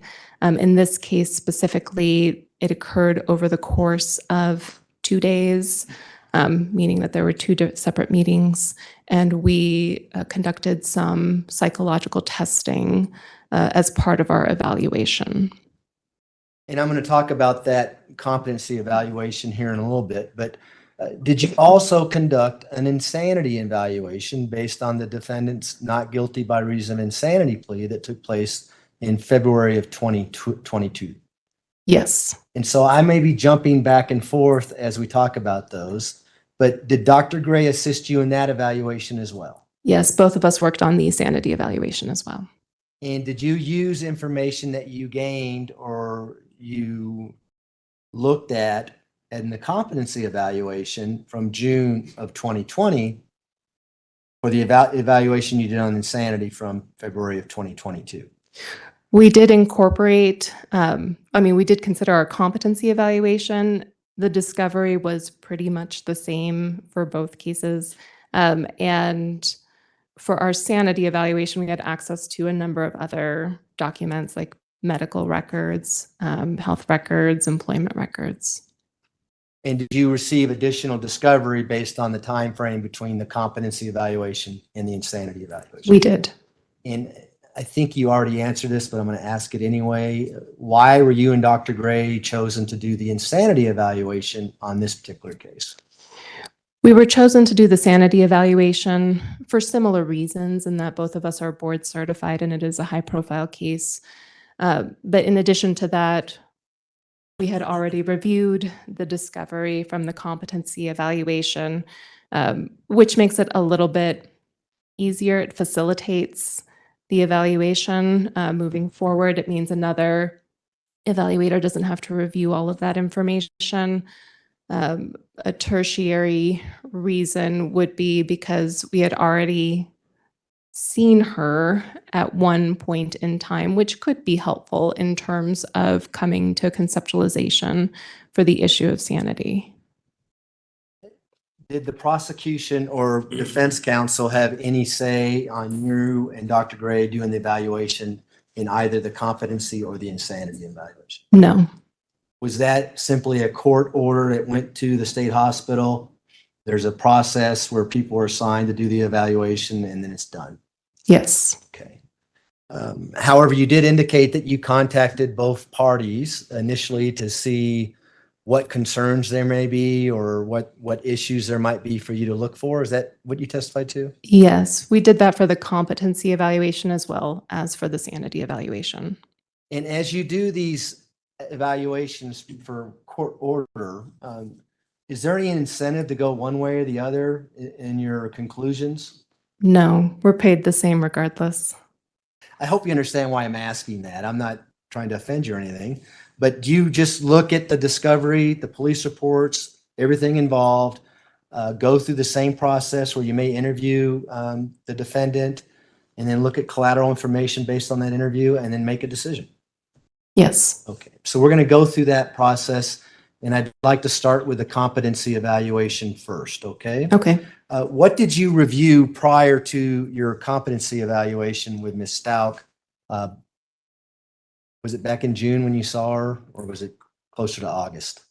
We saw her, it was closer to August. Okay, I can take a look at your report. Did you actually see her on August 4th of 2020? Yes. Okay. Prior to your interview with her on August 4th of 2020, was she at state hospital facility for some time period? She was there, I want to say, approximately 2 weeks before we saw her. And is that a benefit to your evaluation or is it a detriment to your evaluation? It's a benefit. Why is it a benefit? It's a benefit because it allows some observation of her behaviors for, one could say, a 24-hour period of time that we can then incorporate into our understanding of what is going on with her. And so while she's down in Pueblo, right? Is that where this was conducted? Yes. Are you reviewing discovery and looking at collateral information prior to doing the forensic interview with her? Yes. Is there a reason why you don't do the forensic interview first and then look at it later? We review the information that we have available to us. A lot of it is primarily the discovery so that we have an understanding of what's going on in her case, as well as the potential evidence against her so that we can better evaluate her own understanding of her case and the evidence against her. And could you describe for the jury the state hospital, where she was staying, and the setting of the state hospital, I guess is the best way to describe where she was living for that 2-week period? Sure. She was in our high security forensic building. There is a unit there specifically for female defendants. So she was on that unit. It's a locked unit, but individuals on that unit are otherwise free to roam around the unit. They usually have their own room. I'm pretty sure they do not share rooms, but I'm not 100% sure of that. Usually there are treatment groups that are happening on the unit. I imagine that she might have attended some of those, but I don't recall exactly if she did or not. Are there people watching her? Are there nurses there that you could go ask questions about what her demeanor was like, how she's interacting with other people, that kind of thing? Yes, there's nursing staff on those units 24/7. And did you do that in this particular case? You and Dr. Gray, did you consult with the nurses within that unit to see how she was acting while she stayed at the state hospital? We reviewed the documentation that they had for Ms. Stauch. I don't remember that we specifically spoke to nursing staff regarding how she had been doing on the unit. And what documentation did you review? Just kind of summarize that for the jury. Any of the mental health notes and records that are kept. So those would include interactions that she had with nursing staff. Those are kept on a daily basis. As I noted, when groups are run, there's usually documentation that goes along with that as well, but I don't remember incorporating that into our report, so I don't actually think that we saw anything associated with individual or group treatment.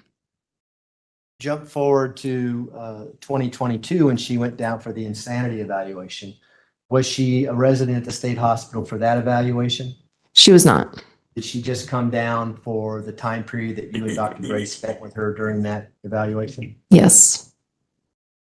The documentation that you talk about, do the nurses, are they trained as to why they're documenting their observations of particular people in that ward?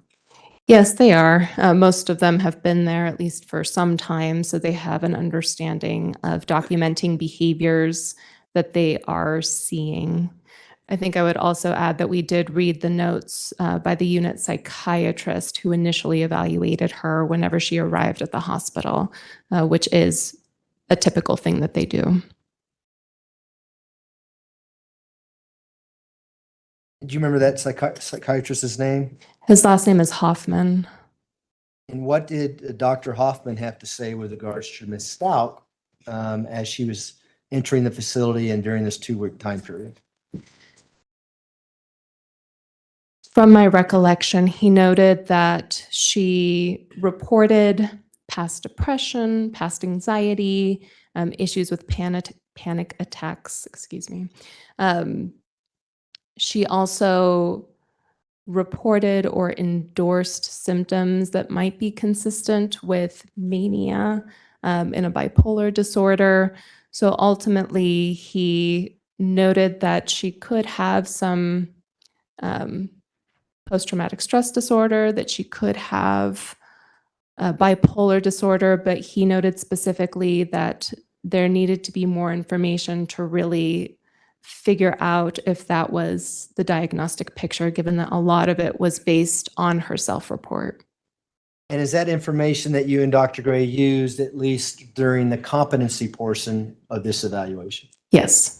For instance, was bipolar disorder a diagnosis that you were looking at as you were conducting this evaluation? It was one of them.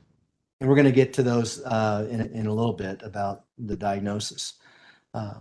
Why are you looking at diagnosis during a competency?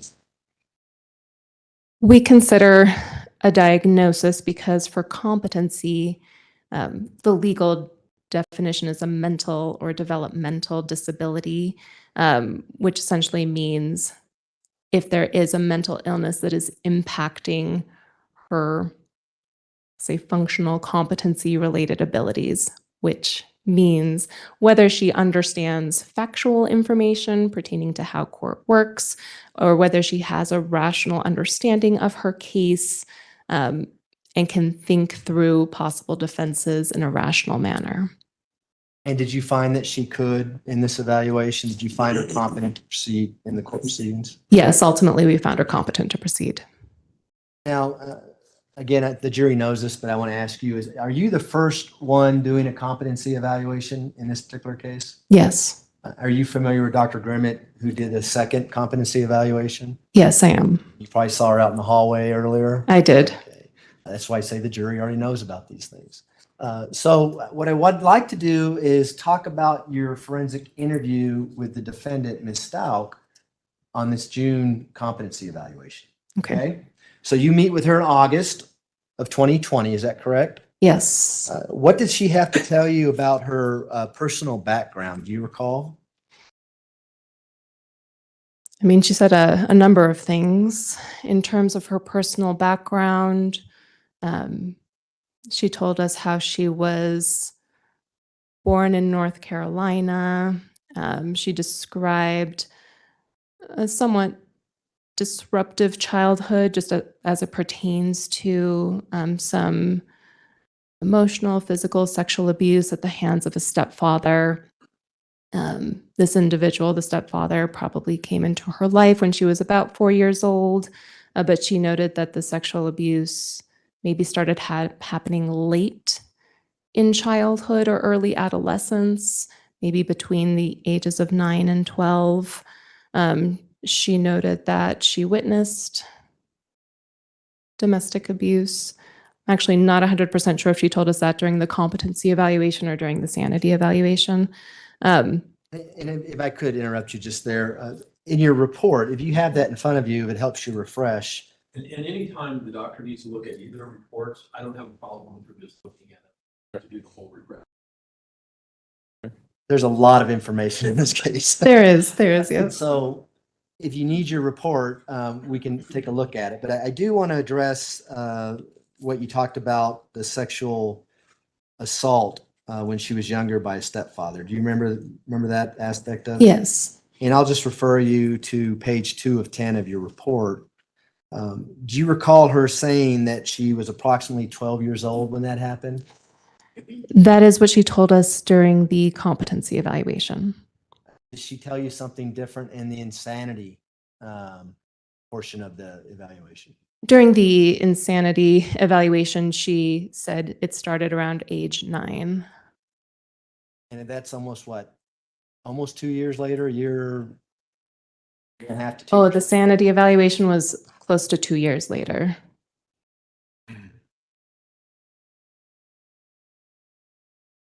Did she talk to you about her educational background during the competency portion of your evaluation? Yes. What did she say about her educational background? She noted that she completed a bachelor's degree, a master's in education at Capella University, and a doctorate of education at Liberty University. Did she tell you whether or not she was involved in sports and potentially received a scholarship for in sports? Yeah, she did say that. What did she say about that? Do you recall? She said that she received a scholarship to a Division I school for softball specifically. Oh, sorry, an athletic scholarship. Did she talk to you about her employment history? Yes. What did she say about her employment history? In terms of her employment history,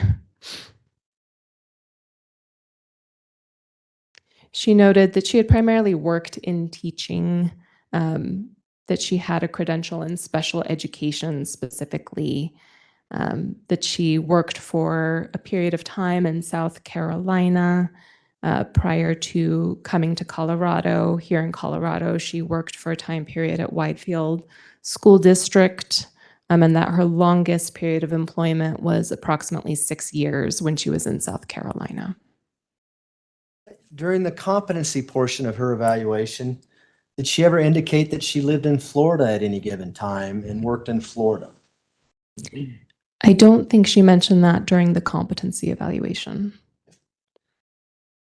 Did you also ask her questions about any potential prior mental health issues with Ms. Stauch during the competency evaluation? We did. And what did she say as to regards as she had ever been in any inpatient treatment for mental health issues? During the competency evaluation, she said she had never been psychiatrically hospitalized. And was that consistent? Well, let me ask you this first. Did you review the jail notes in this case with regards to Ms. Stauch Yes. when she was initially brought into the jail on March 5th of 2020? Yes. Was that consistent with the jail notes that you saw based on Ms. Stauch's prior inpatient or lack of inpatient treatment? I'm pretty sure that it was consistent. Okay. Do you want to look at the notes or? I don't think we reported in our report specifically whether the jail had noted previous hospitalizations or not. Okay. Let me just ask you this. Was it, let's see, March and June of 2022 is when you're doing the insanity evaluation. Does that sound about right? Yes. Had that changed in March of 2022 with regards to her history of inpatient treatment? Yes. In March of 2022, she did tell us that she had a history of psychiatric hospitalization, specifically in Canada. And were you able to ever corroborate whether or not she was ever an inpatient, well, in inpatient treatment in Canada? We weren't. Look, We wanted to. She was not able to tell us what city it occurred in or the name of the actual facility. So when you don't have that information, it's hard to figure out where you need to request information from. and I'm sorry, I'm jumping all over the place, but during the insanity evaluation, did you discuss the inpatient treatment program that she was alleging that took place in Canada? During the sanity evaluation, she did not speak very much about it. If I'm remembering, she said that she could not remember it herself. We're going to play a portion of video testimony, and we'll talk about that then. Okay. So let me go back to what we were talking about here.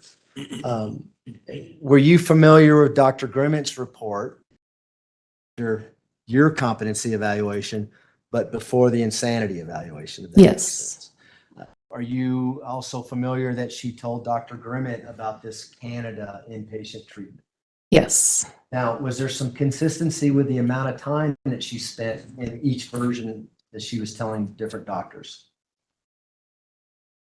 I'm gonna take a look at my sanity report. Okay.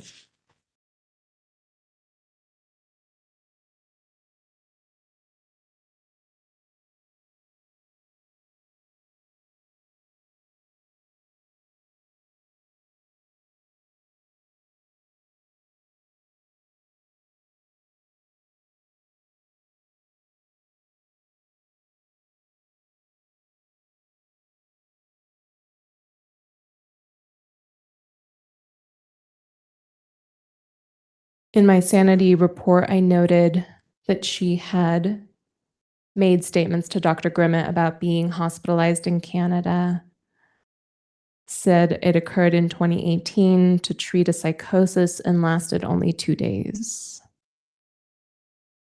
And do you recall what she's telling you all during her insanity evaluation? Outside of the specifics, I noted in my report that she gave some vague information, but that she didn't recall the name or location of the facility itself. We'll cover it when we play the video later. Okay. Okay. Back to the competency evaluation interview.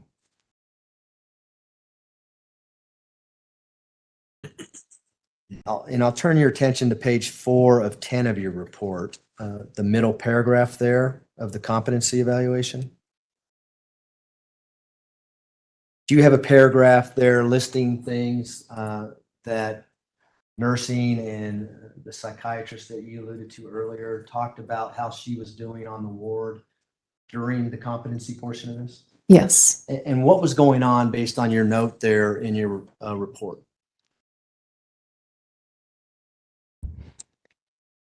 In my report, I note that when she arrived at CMHIP, when they do an admission evaluation, she told mental health staff that she had heard voices in the past related to an ex-husband of hers, but she said that she wasn't currently experiencing hallucinations.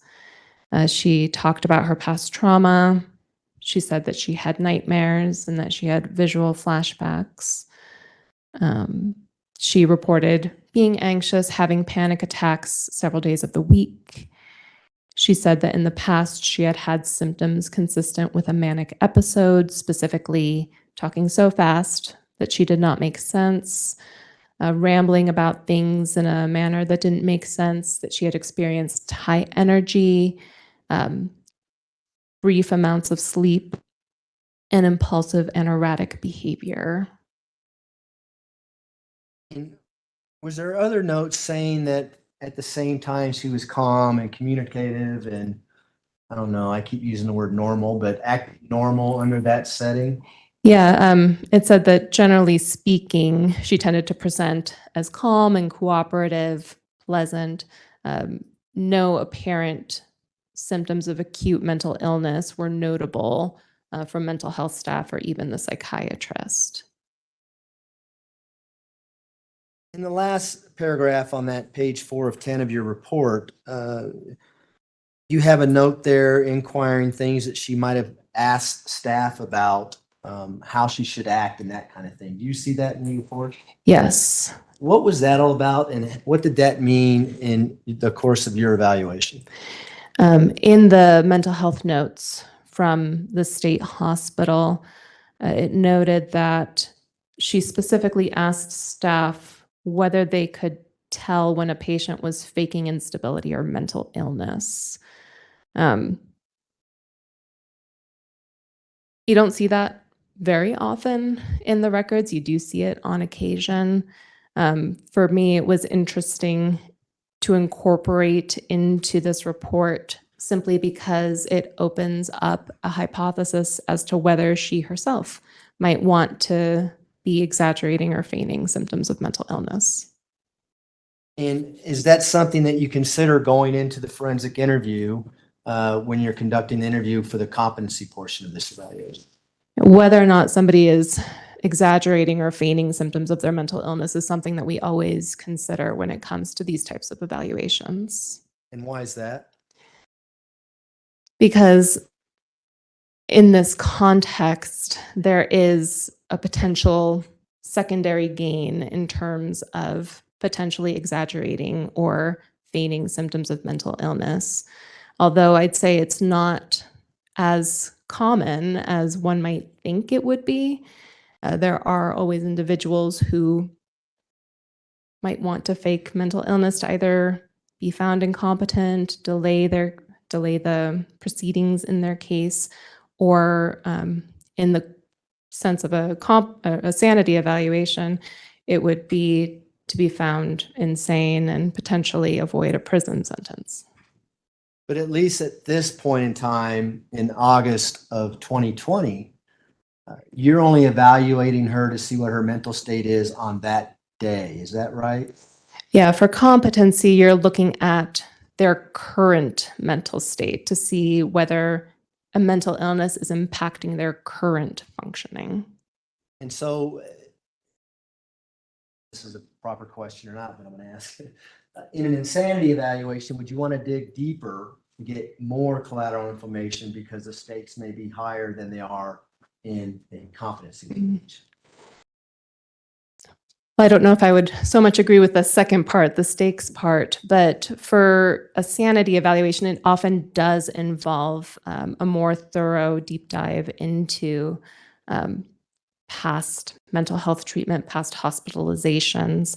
I would say getting that history for a competency evaluation can be equally as important. You're just looking at the information that you get through a different lens depending upon what evaluation you're doing. Did you conduct, or did you have the results of any psychological testing with regards to the competency evaluation that you conducted back in August of 2020? Yes. For the competency evaluation, we had one of our colleagues, Dr. Hashimoto, do some psychological testing, and specifically, she gave the Personality Assessment Inventory, or PAI for short. And then we also did the MMPI-2, so the Minnesota Multifaceted Personality Inventory, 2nd edition. And why are those tests and results relevant in your evaluation? Both of those tests, they're similar and different, but both of them are used to help with issues of diagnosis. It has a variety of scales that look at different types of diagnostic symptoms. So, for example, anxiety, depression, past trauma, schizophrenia.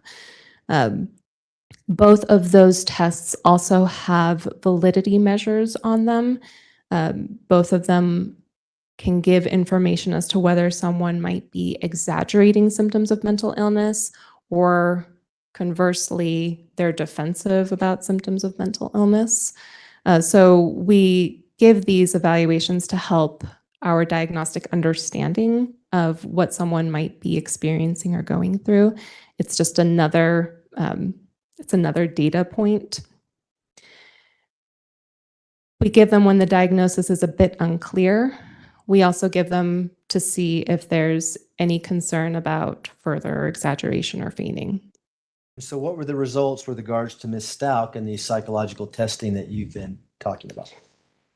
Both of those measures were invalidated. The first one that we gave was the personality assessment inventory. That one was invalidated due to, I'd say, potentially careless responding, or potentially having, we call it an idiosyncratic read of the items on that test. But what that means is they read the item and it's not exactly answered in the way that the item was written, or it's not pulling for the right information. So as a result of that, the entire profile was not interpretable. In response, Dr. Gray and I, during our interview, because we saw her 2 days in a row, we asked her about some of her responses to some of those specific test items. And then given that that was invalidated, we gave a second measure. That's when we gave the MMPI-2 to see if we could get some information from that. Unfortunately, those results were invalidated due to exaggeration. When you say invalidated, are they invalidated based on Ms. Stauch's answers to the questions? Yes. In 302 questions, does that sound about right? Or is it close? There might be a little bit more, but that's about right. A lot of questions. Yes. Multiple choice? True, false. True, false? Yes. The PAI is on a Likert scale. I don't know if that matters, but. I don't even know what that means. Oh. What does that mean? I'll tell you what matters. No problem. A Likert scale is, to put it simply, do you ever experience this? Give a response 1 through 4. So the way it's worded specifically is, you don't ever experience this particular symptom, or you sometimes experience it, or you frequently experience it, or you often or always experience it. So scale 1 to 10 type thing? Yeah, except it's 1 through 4. It's only 4 choices. Okay. Going back to the forensic interview with regards to the competency evaluation, did Ms. Stauch ever give you any self-diagnosis of potential mental illnesses that she felt she had? During the competency evaluation? Yes. During the competency evaluation, I don't recall specifically, but I do know that she talked a lot about being manic. She talked about slipping in and out of reality. Is that consistent with bipolar disorder being manic? Mania is a component of bipolar disorder. And just because somebody says that they're manic doesn't necessarily mean that they are or have been or have bipolar disorder. Did she ever bring up anything about having another personality or multiple personalities during your competency interview with her? She did not. Did you ask anything about that? During the competency evaluation, we weren't specifically looking for a dissociative identity disorder. But interestingly enough, when we were reviewing her responses on the PAI, the first test that we gave that had been invalid, one of the questions we asked her specifically about talked about having 3 or 4 personalities. And she had responded true to that item. So we asked her about that. And she essentially told us that sometimes she experiences different aspects of herself. So for example, sometimes she feels more compassionate, or sometimes she feels more competitive when she's playing sports, or sometimes she lacks empathy when she's around her family. But she did not talk about or specifically delineate having different personalities in the way that she did during our sanity evaluation. And was that of note to you? Because I know the big picture is coming on the insanity evaluation, but the first contact with her, you asked her directly about dissociative identity disorder or multiple personalities, and she denied that at that point? Yeah, she definitely didn't endorse it in terms of the criteria for dissociative identity disorder and how they're written. So her response to us was pretty benign. We didn't think very much of it. I imagine it became, what's the opposite of benign? Important. It became important when she did disclose that she had dissociative identity disorder during the insanity portion. Yes. Okay. And we'll talk about that when we get there as well a little bit more, okay? Needless to say, did you make some diagnosis of Ms. Stauch based on what you knew during the competency evaluation? Yes. And what diagnosis did you reach for Ms. Stauch? We ultimately diagnosed her with a personality disorder, specifically a specified personality disorder, noting borderline and narcissistic features. Tell the jury about that. What does that mean? Sure. A personality disorder is essentially maladaptive personality characteristics that are evident throughout the lifespan. We noted borderline and narcissistic features given her history of instability of relationships, her history of mood swings that were, I want to say, best delineated by her public defender at that time. When we consulted with the public defender, she was the one who described an intense reactivity of emotion to different things, that just somebody who goes from 0 to 100 very quickly. We also noted her own self-report of impulsivity. Those were the primary features of a borderline personality that we noted with her. In terms of narcissistic features, she really touted her intelligence and her abilities.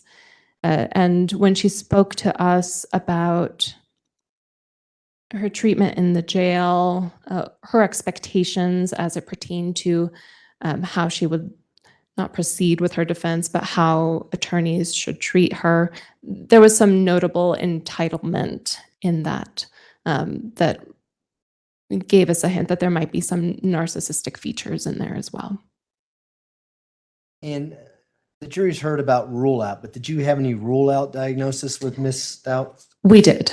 Can you just explain again what that means and whether or not that was relevant into your determination that she was competent to proceed? Rule out diagnoses are essentially provided when you feel like you don't have enough information to say, yes, she meets these criteria for a particular diagnosis. We did a rule out for bipolar disorder as well as post-traumatic stress disorder.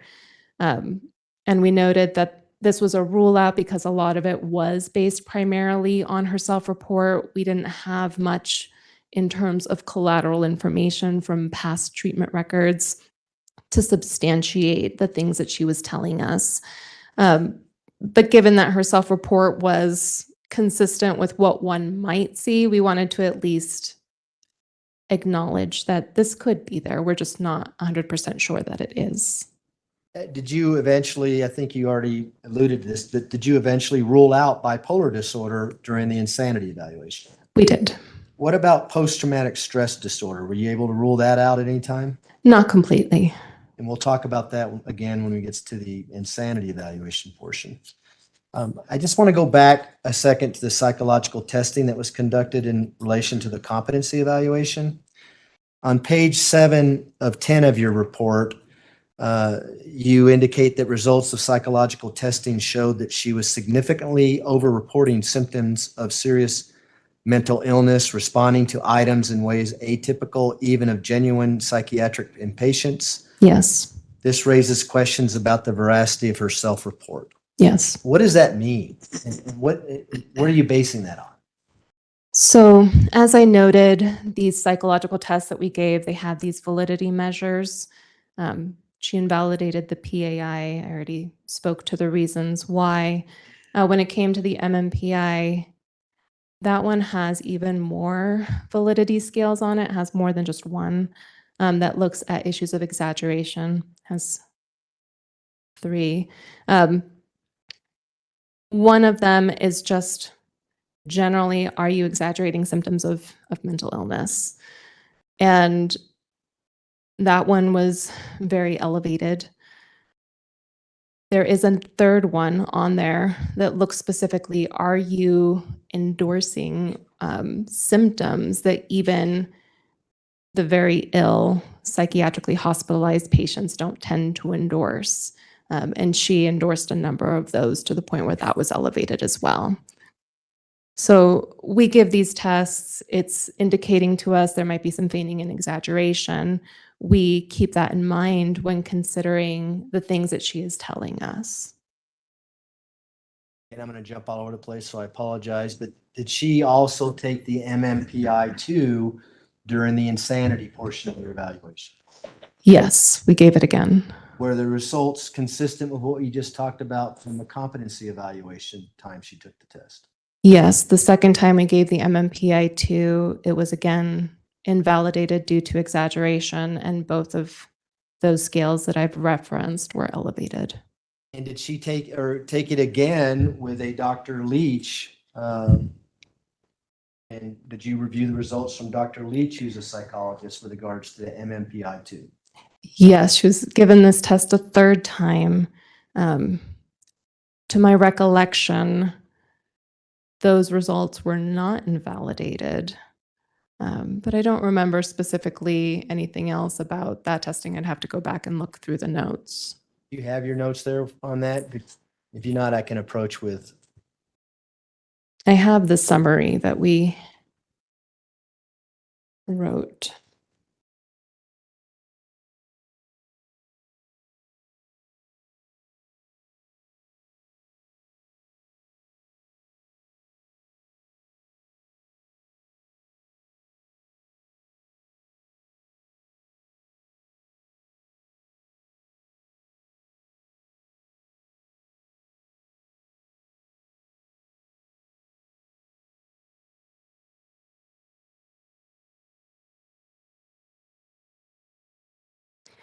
All that we wrote about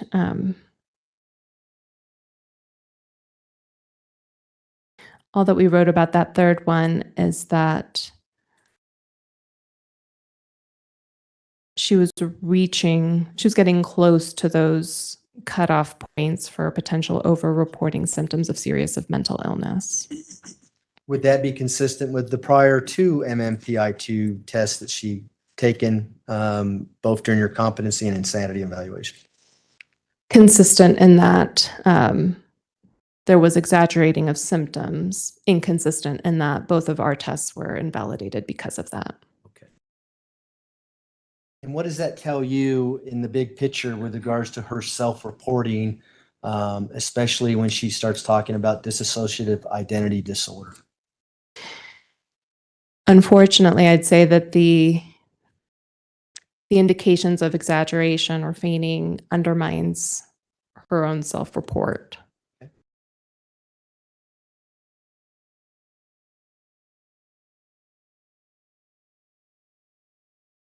In your report on the competency evaluation, in several sections, you allude to psychosis as to whether or not Ms. Stauch was hearing things that weren't there or seeing things that weren't there. Why do you note that in your report? What's the relevance of that?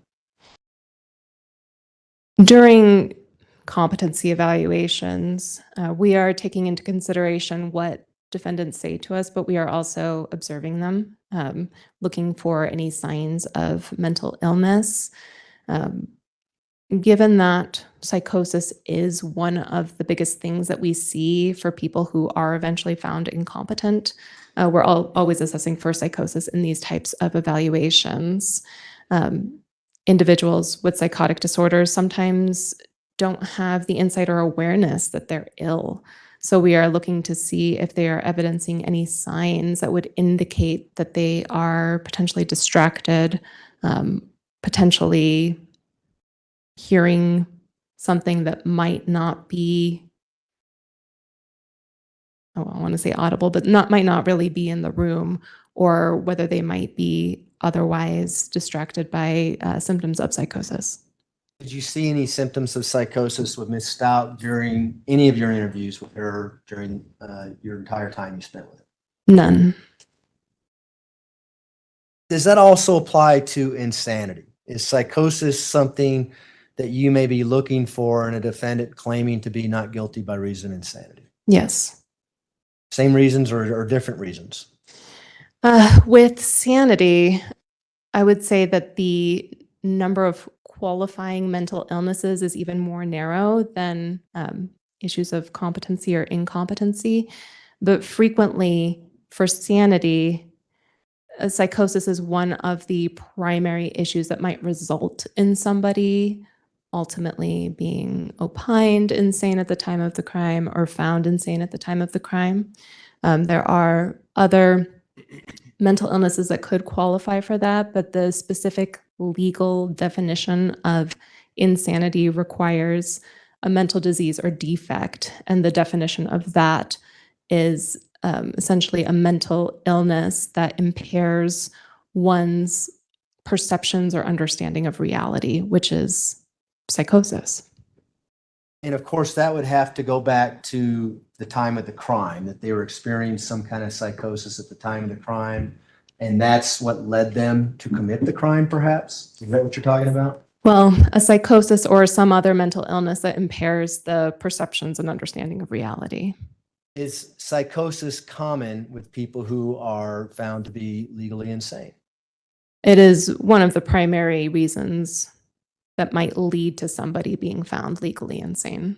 Can you give the jury, I'll say hypothetical because I don't want to infringe on anybody's rights, but a hypothetical of someone who might be insane at the time a crime is committed based on psychosis? Sure. I think an obvious example might be, let's say, somebody who is diagnosed with schizophrenia. Maybe they started to exhibit signs and symptoms of schizophrenia during their early adulthood. They have a strong background or history documenting their schizophrenia, and then let's say they do murder a family member because they believe they have a delusion that that individual isn't really their family member, but is some sort of imposter trying to take over the government, and they are therefore trying to save the world by murdering this particular individual. And so what's the second part of the insanity evaluation that you look at? Because it's much more than just having a severe mental disease or defect, isn't it? Yes. What's the second and third component of the insanity evaluation? So the first one is whether they meet the threshold of a mental disease or defect. And then the definition of insanity here in the state of Colorado, there's two parts. The first one is that mental illness impairs their understanding of right from wrong. The second part is whether that mental illness impairs their capacity to form the specific intent as it's written in the specific crime charged. Is that also referred to as the specific culpable mental state? Yes. And it could be intent, could be knowingly, could be recklessly, could be after deliberation, that kind of thing? Correct. And so I want to talk about the right from wrong in an insanity case, and I'll use your hypothetical. A family member is murdered due to the belief that they're going to take over the government and they felt like they had to kill. Is that basically what we're saying?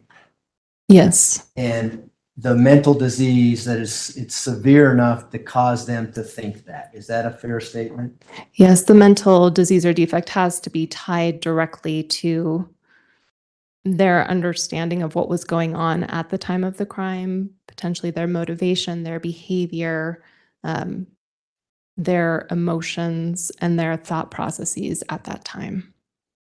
And so if they did not have the capacity to know right from wrong, they would think it would be right to kill that family.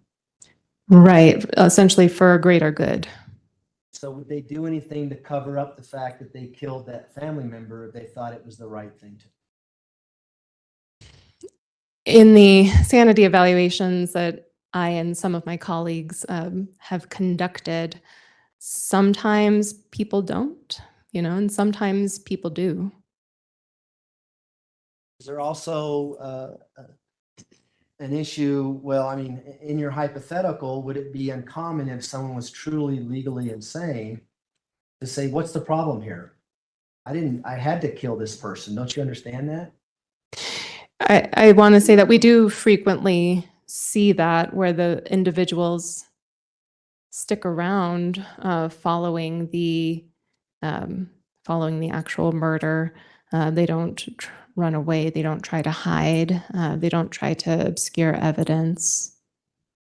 And the second aspect of it, forming the culpable mental state or having the capacity to do that, is it really the nature of the killing that kind of dictates their actions, determine whether or not they had the capacity to form that intent? Yeah, when it comes to the capacity associated with the specific mental state, as evaluators, we take a look at the statutory language associated with each of the crimes to see what is the mental state that we're looking at.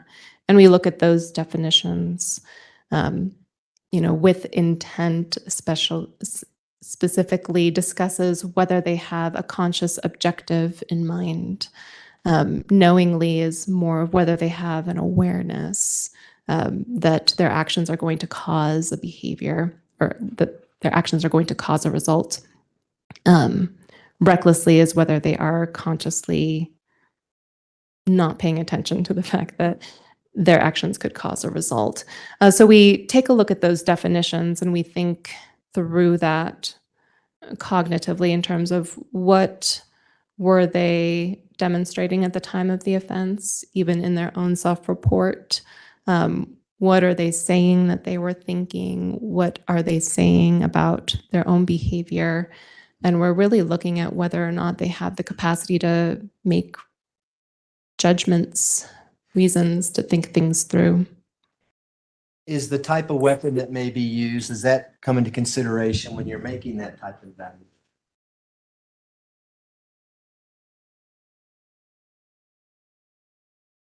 It can be. I would say it's not often a central focus of the evaluation.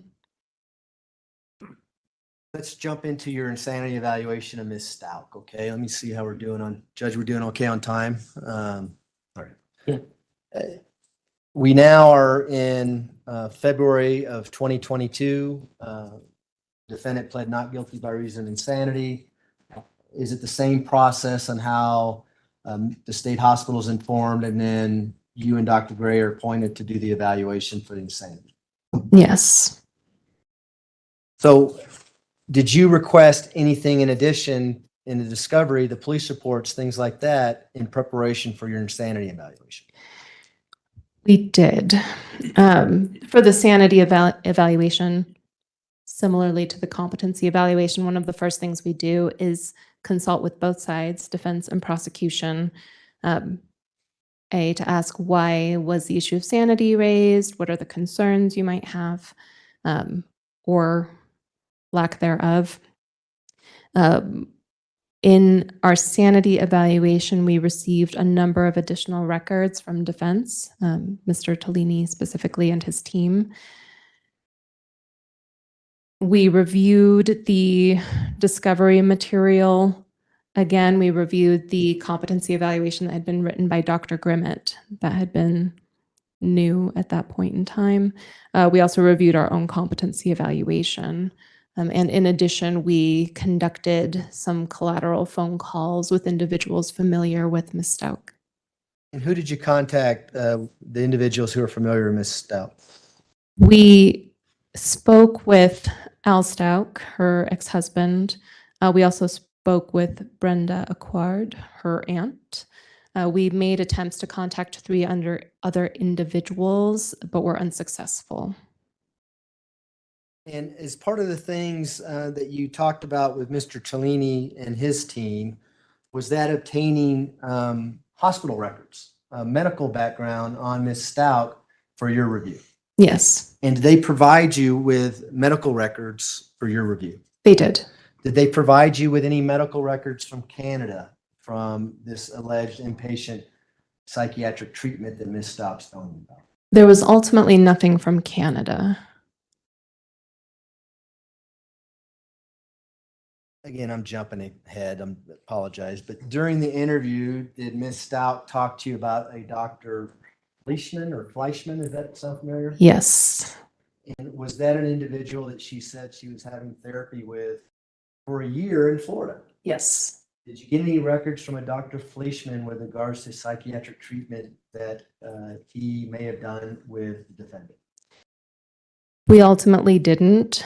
If I'm remembering correctly, Ms. Stauch told us that we could receive that information from a social worker working on her defense team, an individual named Kyle.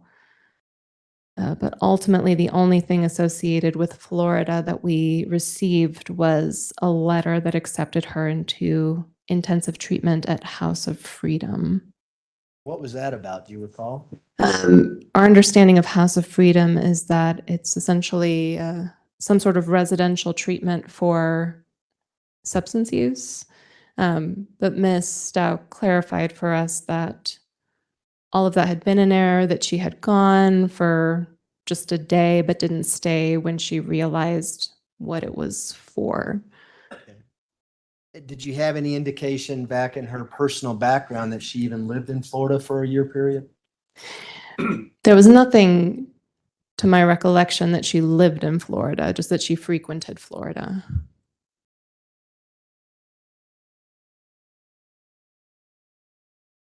And I apologize. I already asked you who you talked to on the phone, the relatives. You did. Okay.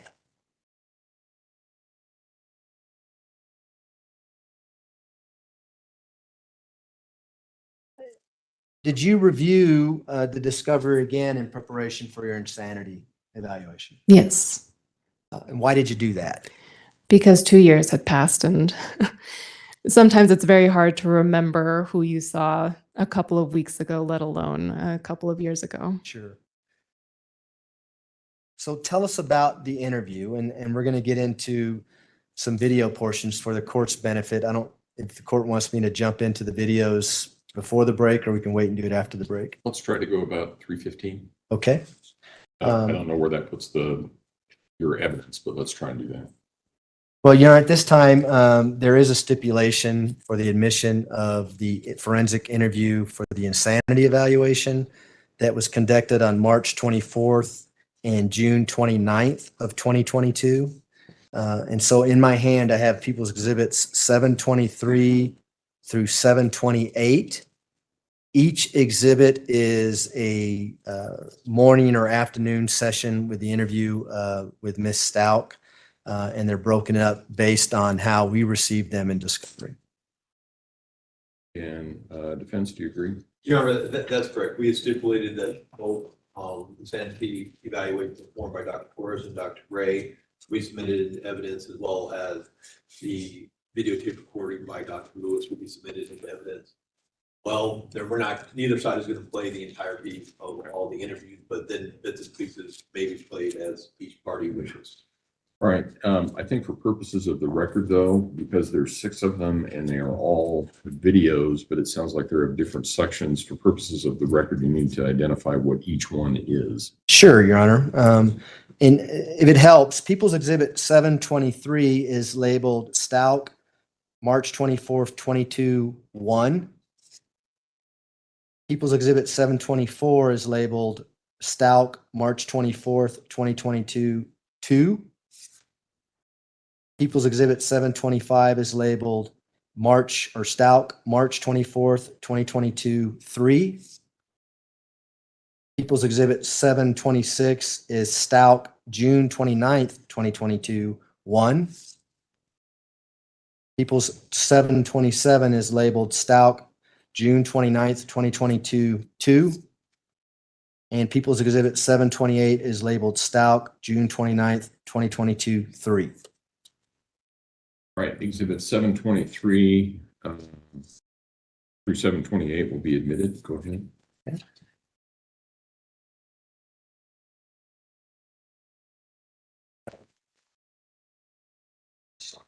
Yeah, let me just get to my notes here.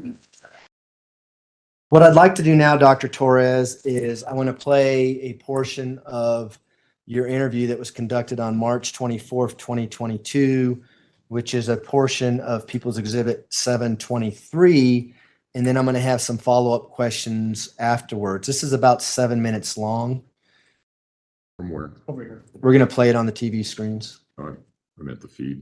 And so for the record, we're going to play People's Exhibit 723, starting at 1828 in the interview and stopping at 2532.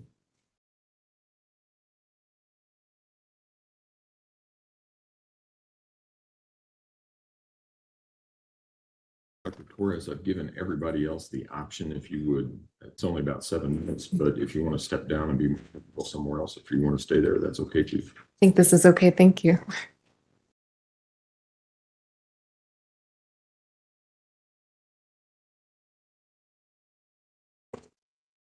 You mentioned that I just want to make sure the volume's good, Your Honor. We paused it at 1832.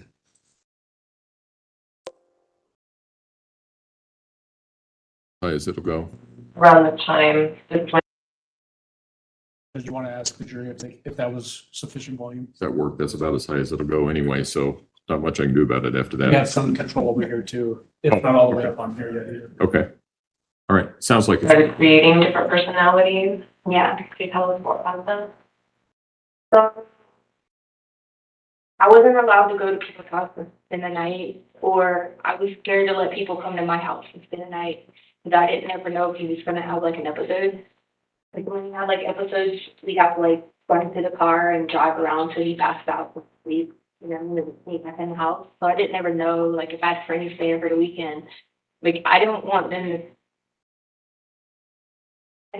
be exposed to that, you know, because people pick on, you know, in school, people pick on, you know.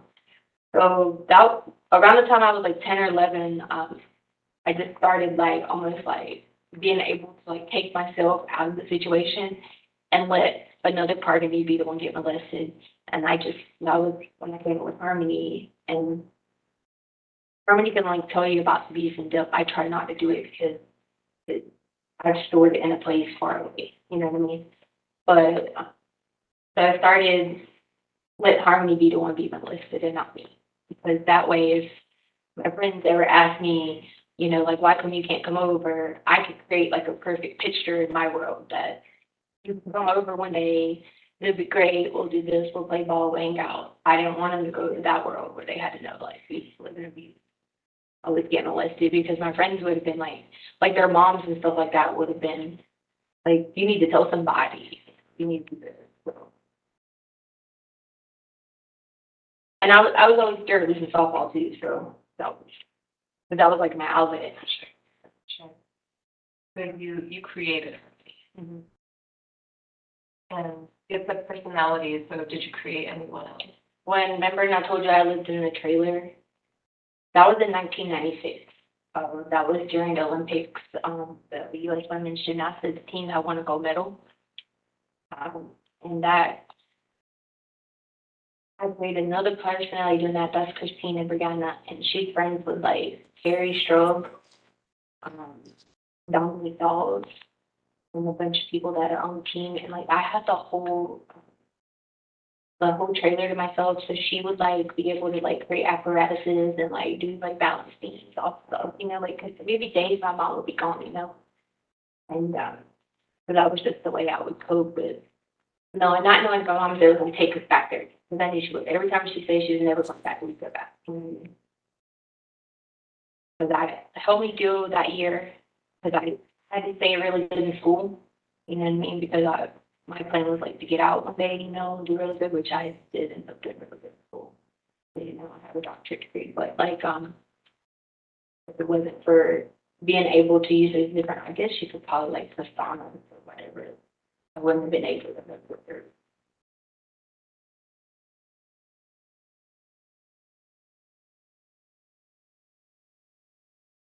We have Harmony. Christina was the other one. That was from when I was little.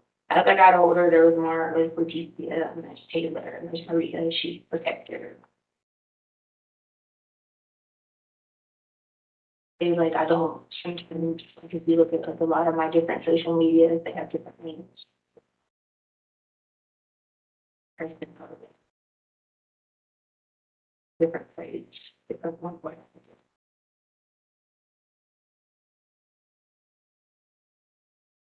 You could always tell if you're going to play softball, because like if I was in Letecia, like Letecia I'm ambidextrous, so I could get left-handed and left-handed, and like sometimes people wouldn't understand when I go to the plate, and they'd be like, "Hey, you need to hit left-handed, and you need to like," because there'd be like a run, if you know like baseball. If there's like a run in second and third, they're like, "You need to hit left-handed," but if I was in that personality, I couldn't hit left-handed.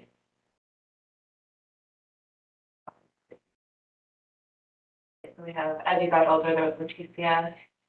Taylor? Mm-hmm. You said Taylor was the protector? Yeah, Taylor's my main person. No, Maria's my protector. Taylor's my main personality. Thank you. Maria. Mm-hmm. Victoria is the only personality that I have like empathy in, because I store so much of, you know, trauma. If you want me to like be like, if a friend's talking to me and they need me to give them advice, I have to switch to Victoria to actually try and be empathetic at all. Like severely empathetic, you know what I mean? I just don't have that. All right. Taylor's the main personality. Maria's the protector. Victoria is the one who has the most empathy and kindness. And then Letecia, she's bipolar. She would be doing the most. Like, you'll notice when I'm on Letecia, actually the psychiatrist the other day came to take my meds. She was doing the most. She's bipolar sick, and she was up for 4, 5, 6 days at a time, you know. So I think it's Kepler or something like that. You're currently on Kepler. Kept something. Yeah, that. Kept from. I was gonna put me back on those Zyprexa, but I'll be eating too much on it. I don't like it. So who are we talking to right now? Yeah. Okay. When you say Taylor is the main personality, what do you mean by that? It's like, okay, so you notice like where Letecia, she's like more like into her like thug life. I guess you can say like rap music, that kind of thing. But Taylor's everything is like Letecia all wanted to be, because she gets to be like, yeah, kind to everybody, but like successful. She has a whole separate world, you know. She's married to Tyler. They have kids.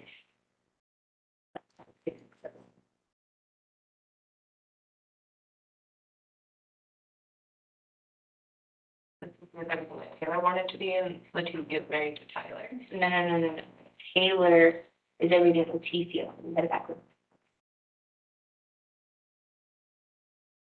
No, Taylor is married to Tyler and have 3 kids, Ariana, Alicia, and Adriano.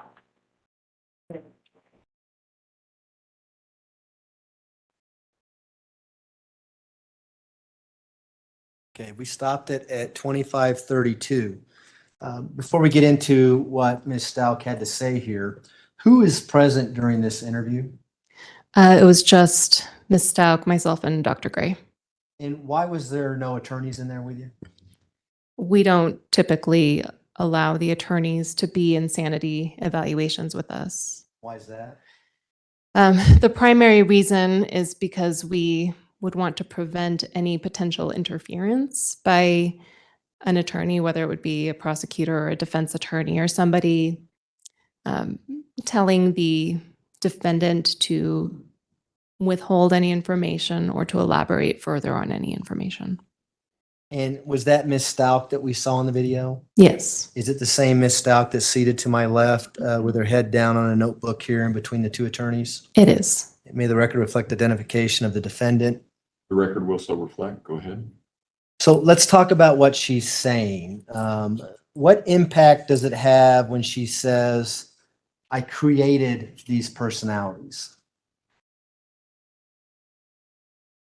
When it comes to dissociative identity disorder, that's not the understanding in terms of what that looks like. It's not about creating or having control over several distinct personalities. And so what is dissociative identity disorder, and why do you say that's not about it? Dissociative identity disorder, in short, it's when somebody is experiencing two or more personality states, and it's usually accompanied by some sort of amnesia, blackouts, a period of not remembering what you were doing. It's a complex diagnosis. Essentially,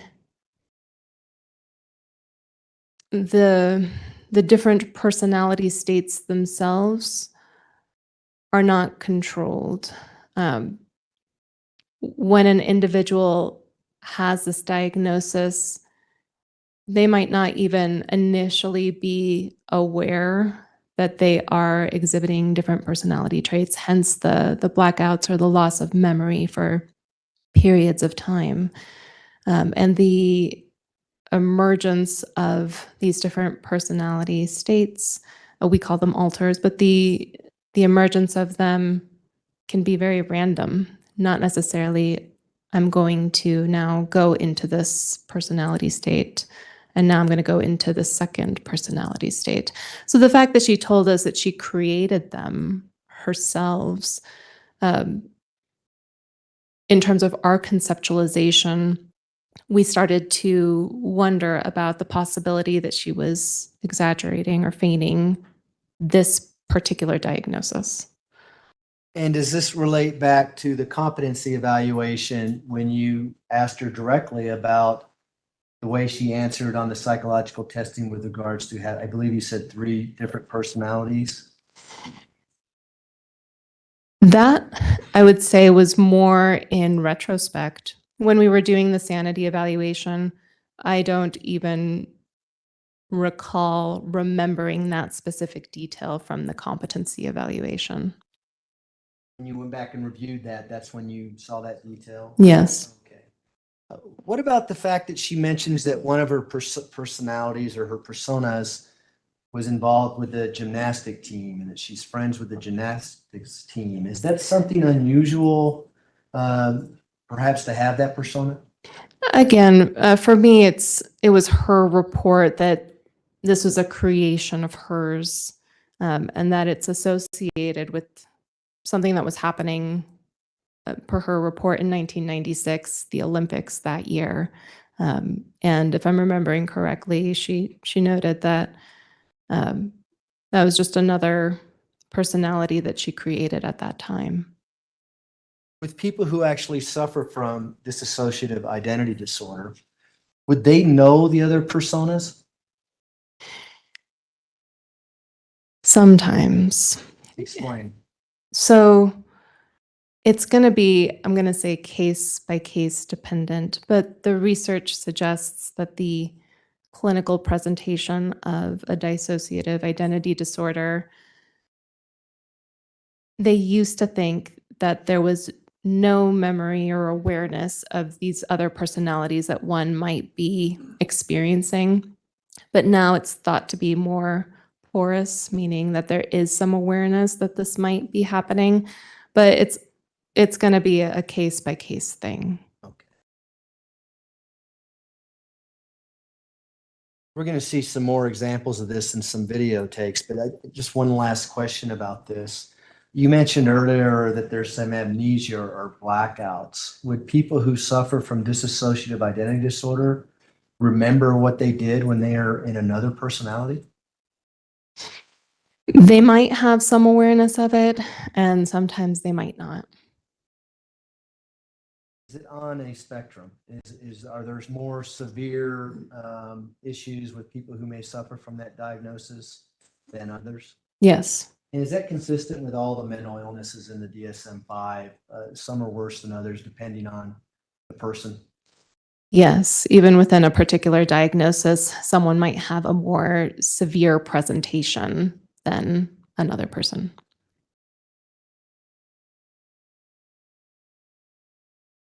The next portion of the video we're going to watch looks like it's close to 10 minutes long. It's going to be on People's Exhibit 724, starting at 1448 and ending at 2455. Again, if you want to sit back here or sit up there, whatever you're more comfortable. This is fine, thank you.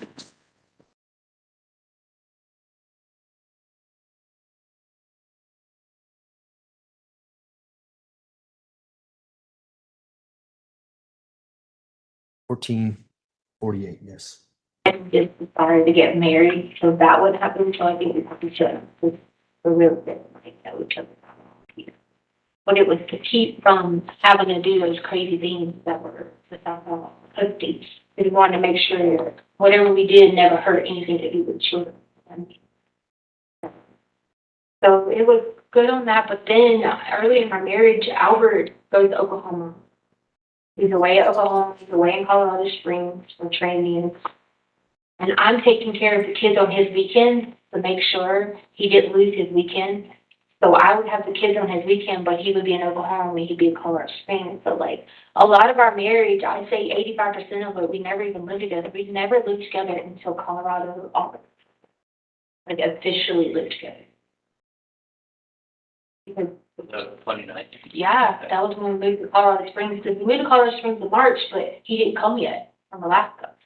And I had got the kids in school and stuff, so we really didn't live together. And so I started working at French, and I got back from probably graduating high school, and then we had all went on the cruise. So really, it was August 2019 when we actually like lived together.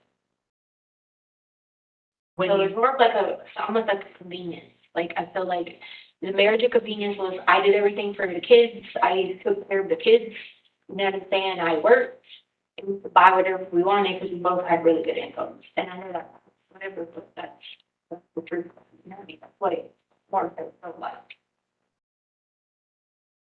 When you started dating Albert, were you still living in North Carolina? So this was South Carolina. Living in South Carolina. I was living in South Carolina.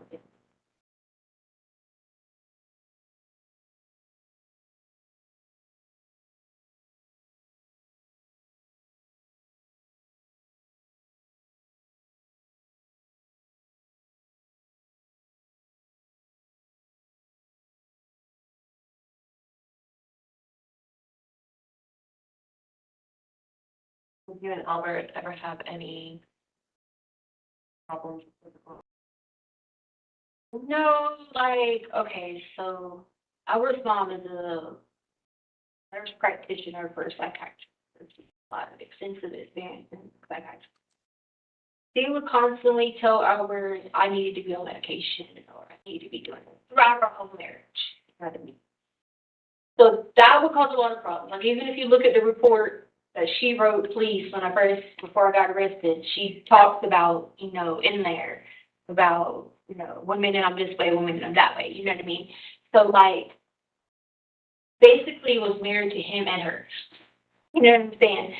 So it wasn't necessarily a lot of physical. There was not, you know, any physical abuse. It was a lot of emotional abuse. He's a narcissist. So, you know, he's the victim and everything. He took advantage of my mental, because I way my mental status would be, and like go to his mom about it, and they'd all try to like, you know, tell me I need to be on this meds, or I need help for this, or I'm crazy, and you know. So it was more so mental and emotional. You know, there's never any physical up until the end when we got custody of the kids, he thought I was in cahoots with her, which I guess you can kind of say I was. Because if you look at my phone record, you'll see my plan was leaving, but I didn't want to leave the kids. There were messages you can see me say, I don't want to leave the kids because I know they would get taken care of. So we had custody of them. But their mom, she started dabbling in drugs, but she wasn't ready to get the kids back yet. So my plan to her was always like, I'm gonna let you know right before I leave. You better have a house, you better have everything together, and then I'll help you get the kids back to Carolina. So when he found out that I, what he calls it, was in cahoots with her, that's when he started getting violent and aggressive, like throwing lamps in the house, throwing, like, there's a video on my phone they have where he stopped the car, because I record it all the time, because I wanted to keep all that evidence for Landon to have. And he's beating the piss out of Gannon, and he's flinging stuff like irate because he thinks we're all in cahoots against him to get the kids back. And he's like, you're just trying to take the kids from me. You're trying to get them back to their mom. So once I got the Colorado Springs and we lived together, that's when it became like that. There was no hitting me with his hands. It was just flinging stuff in the house, being angry, slamming doors, punching doors. Like, he would get like that because he was working down. I was working with her. I mean, which I guess you can see it as me working with her, but I felt like if I left, they wanted to be taken care of. Like, he was going to do schoolwork. He was going to make sure they were clean. Nobody, he wouldn't. So he doesn't have that nurturing piece or that ability to multitask or none of those things. So in a way, I was kind of working with her to get the kids back home, but I guess he took that as me going against him. I was doing what was right for them. I would leave it. And so the kids would have been his two kids. Right. If you look at all the school paperwork, who always talked to, up until he realized what I was doing, that I was collecting evidence to get the kids back home to her, because she had already promised me that I could see the kids whenever I wanted in Carolina, like that she would not take them out of my life. She had already told me that. And so, like, once I started collecting, he would notice I'd be driving down the road and I'd have the phone on. And I'd just start collecting everything, because I'm already a paranoid person. But I knew, like, if I start collecting stuff, you know, like, I would have it to give to her for everything. Because I wanted her to get her sobriety first, get a home, whatever. And once he noticed I started doing that, that's when it got a little bit violent with him speaking. I was trying to set him up and take the kids from him. Like, his weren't paranoia. His was just because he knew I was right. He knew that everything I was collecting was preparing for when I left. Because if you even look at my phone searches on the evidence, you'll see that, like, I was looking for a place to stay. I was, like, getting everything in order. I had already told Gannon, like, on Wednesday, I'm going to call your mother and tell her what's going on, but we got to wait till Wednesday. And the reason I said wait till Wednesday, because I was starting that flight attendant job, and I wanted to make sure that everything had went through my flight attendant, that I had been, like, officially hired. I was going to the training, everything before I said up to her that, hey, I'm leaving. You know what I mean? Here's our plan. This is what we're going to do to get the kids back. They wanted to go with me, but I told them, I was like, don't charge me with kidnapping. We can go across the country. We got to have a plan, you know, so. But that was always the plan. So they can call it cahoots, whatever they want to call it, but my plan was to make sure I know that Rhonda and Matt would take care of that. Landon's mom and dad. I know as long as because when I was in South Carolina and I had the kids, they were the only two people that helped me with anything. I had by myself, so I knew they would be safe with them. Whatever I needed to do to prepare them to have them, that was the application. So. And about how many months, maybe before this alleged offense happened, did things take where he really became aggressive? I know it sounds minimal. I've created so many different personas in my life, in so many different ways to cope with everything I've been through. The sunlight is one of them. Like, being in somewhere warm, being somewhere where I can use those coping skills to help me when I have a flashback, you know, when I wake up from a nightmare, so I tried to talk to him about it. And I said, hey, Colorado and me just don't, you know, like it's causing me to get worse mentally. I was having more of my manic episodes. I was just like having more episodes where I forget and lost of time. And a lot of it was because I didn't have those coping skills. Like you can't play softball here in Colorado. You know what I mean? Not during the months that I'm used to playing back home. And so, you know, all these skills I built over time were taken from me in Colorado. So when I got here officially in August, it was weird because I had to do outside duty work too. For teaching, you know, to have like outside duty, stuff like that. I was freezing in September, you know, and I was like, I wanted to do something else or let me go be a flight attendant where I could do warm sometimes. And I'll set my schedule where I'll be with the kids a few days a week and I'll be a flight attendant a few days a week. Because I knew mentally I needed that outlet because I'd used it all my life. That's when he took offense to it of like, if you're going to be a flight attendant, there's nobody going to be here to watch the kids. And I was like, I'll be here on these days, but these days I want. So that was around September, October of 2019. Because I had applied for a flight attendant job and I was supposed to start it the next year because they only have like a waiting list or whatever. That's when it got like that when he saw that I was actually going to be leaving or be gone part-time. He can't operate without having someone do everything. So that's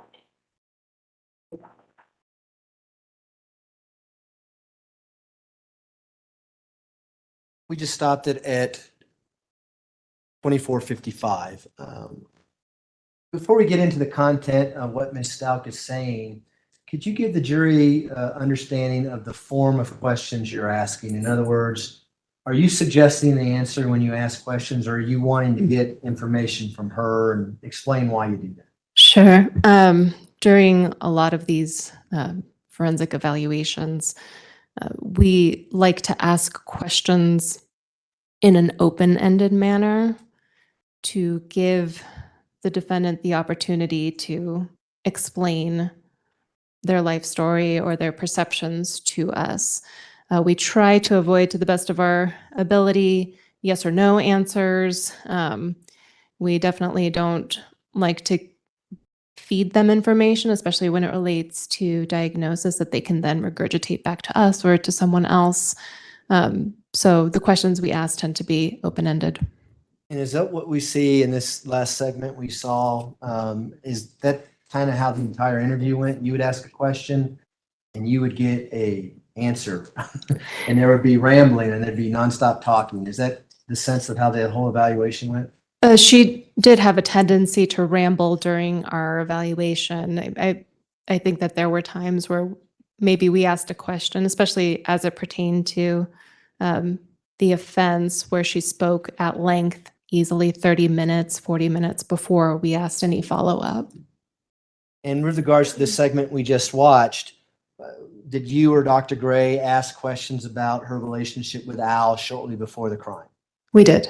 And is that the response we're seeing where she's talking about, I was gonna leave Al, that kind of thing? Yes, we were trying to understand the nature of her relationship with Mr. Stauch since it's relevant to this case. And did you have an opportunity to listen to several pretext phone calls that were conducted between Al Stauch and the defendant, Letecia Stauch? Yes. And is what she's saying in this last segment consistent with what she's saying in these pretext calls where she's asking him, are we going to be together? Are we going to get back together, bring our family back together over and over and over again? I do remember that from the pretext calls. Yes, this report would be inconsistent with that specifically. And I might suggest that both things could be true at the same time. Sure. It's complicated, right? It's a relationship. You don't know all the behind the scenes information that's going on. Is that a fair statement? Yes. How about when you talk to Al Stauch on the phone as part of your insanity evaluation? Did he give you information about their relationship just prior to Gannon being killed? He also noted that things were rocky, to say the least, that there had been some thoughts about separating and that no actions had been taken at that time. What about when she talks about living in Colorado and not being able to play softball and she needs to be in the sun, that kind of thing? Was that any relevance to your evaluation when it comes to insanity? When it comes to insanity, the primary focus of that evaluation does tend to be at the time of the offense. And it's helpful for us to have an understanding what the defendant was going through. I'd say even up to a couple of weeks before the actual event, just to understand what was their emotional state, what symptoms might they have been exhibiting at that time. Did they undergo any particular stressors that could have exacerbated symptoms of mental illness at that time? I want to talk about the stressors. When we talk about dissociative identity disorder, is there a triggering event that might commonly be seen in people who suffer from that mental illness that causes them to switch personalities? There can be, and at the same time, it can be random. In this clip, again, she mentions switching personalities. Do you recall her saying something about that? I'm trying to remember specifically what was said during this clip. Would you be able to remind me? Sure. She mentioned something about being able to switch personas based on the weather and how she can adapt to different things. And do you recall that line of her answer? If you don't, it's not that. Not specifically, no. Yeah, this would be a good time to take a break if the court likes. I was going to ask about that, actually. All right, ladies and gentlemen, we will take our afternoon break. If we can have everyone back in the jury room at, say, 3:30, we should be able to start on time at that point. Again, don't discuss the case among yourselves. Don't discuss the case with anyone else. With that, all rise for the jury, please.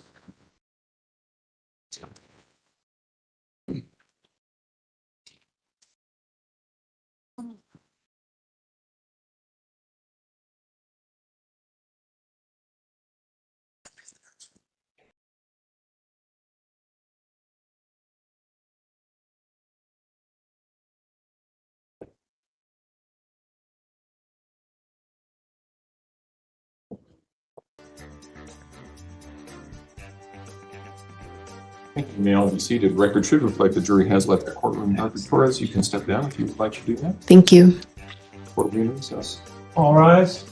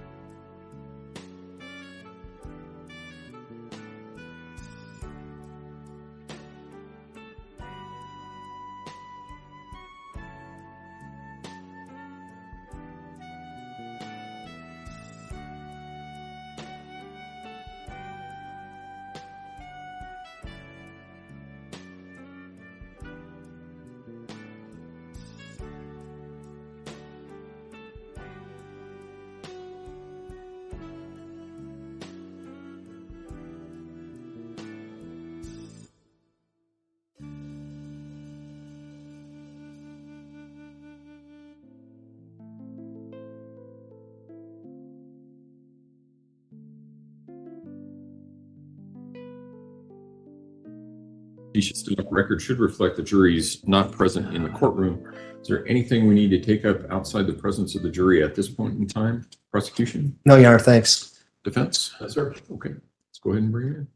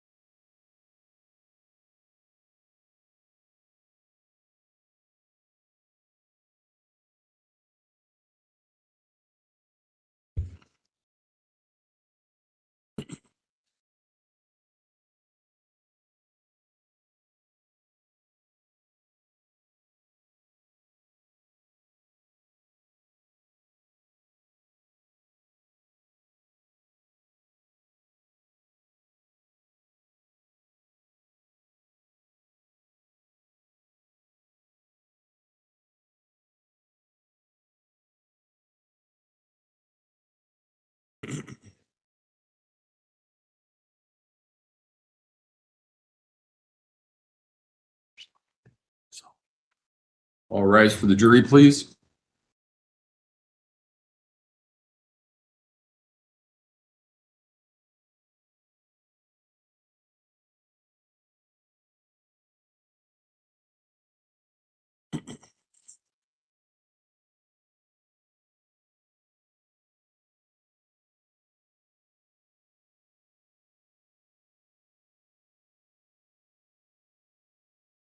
Thank you, Gail. Seated.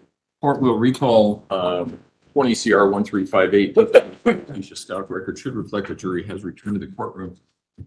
Ladies and gentlemen, I wanted to talk to you just very briefly because of something that Mr. Combs said to me. Regulation of room temperature in this room has been challenging.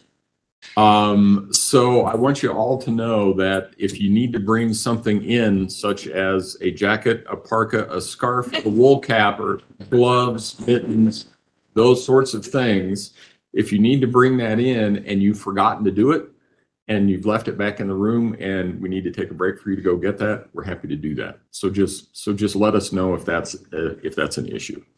So with that, Mr. Young. Thanks, Judge. Same thing for you. If you need I to- appreciate it. Thank you. You and I didn't have an opportunity to go over these videos prior to your testimony. Is that right? That's correct. And so you don't know what's coming up on the next video. Is that a fair statement? I don't. I'm going to do a better job of kind of giving you a preview of that, and then I'll ask you what to look for. Would that work for you? Yes. Okay. So the next video is we're still on People's Exhibit 724. We're going to fast forward to 1 hour and 19 minutes and 26 seconds. We're going to play a 3-minute clip.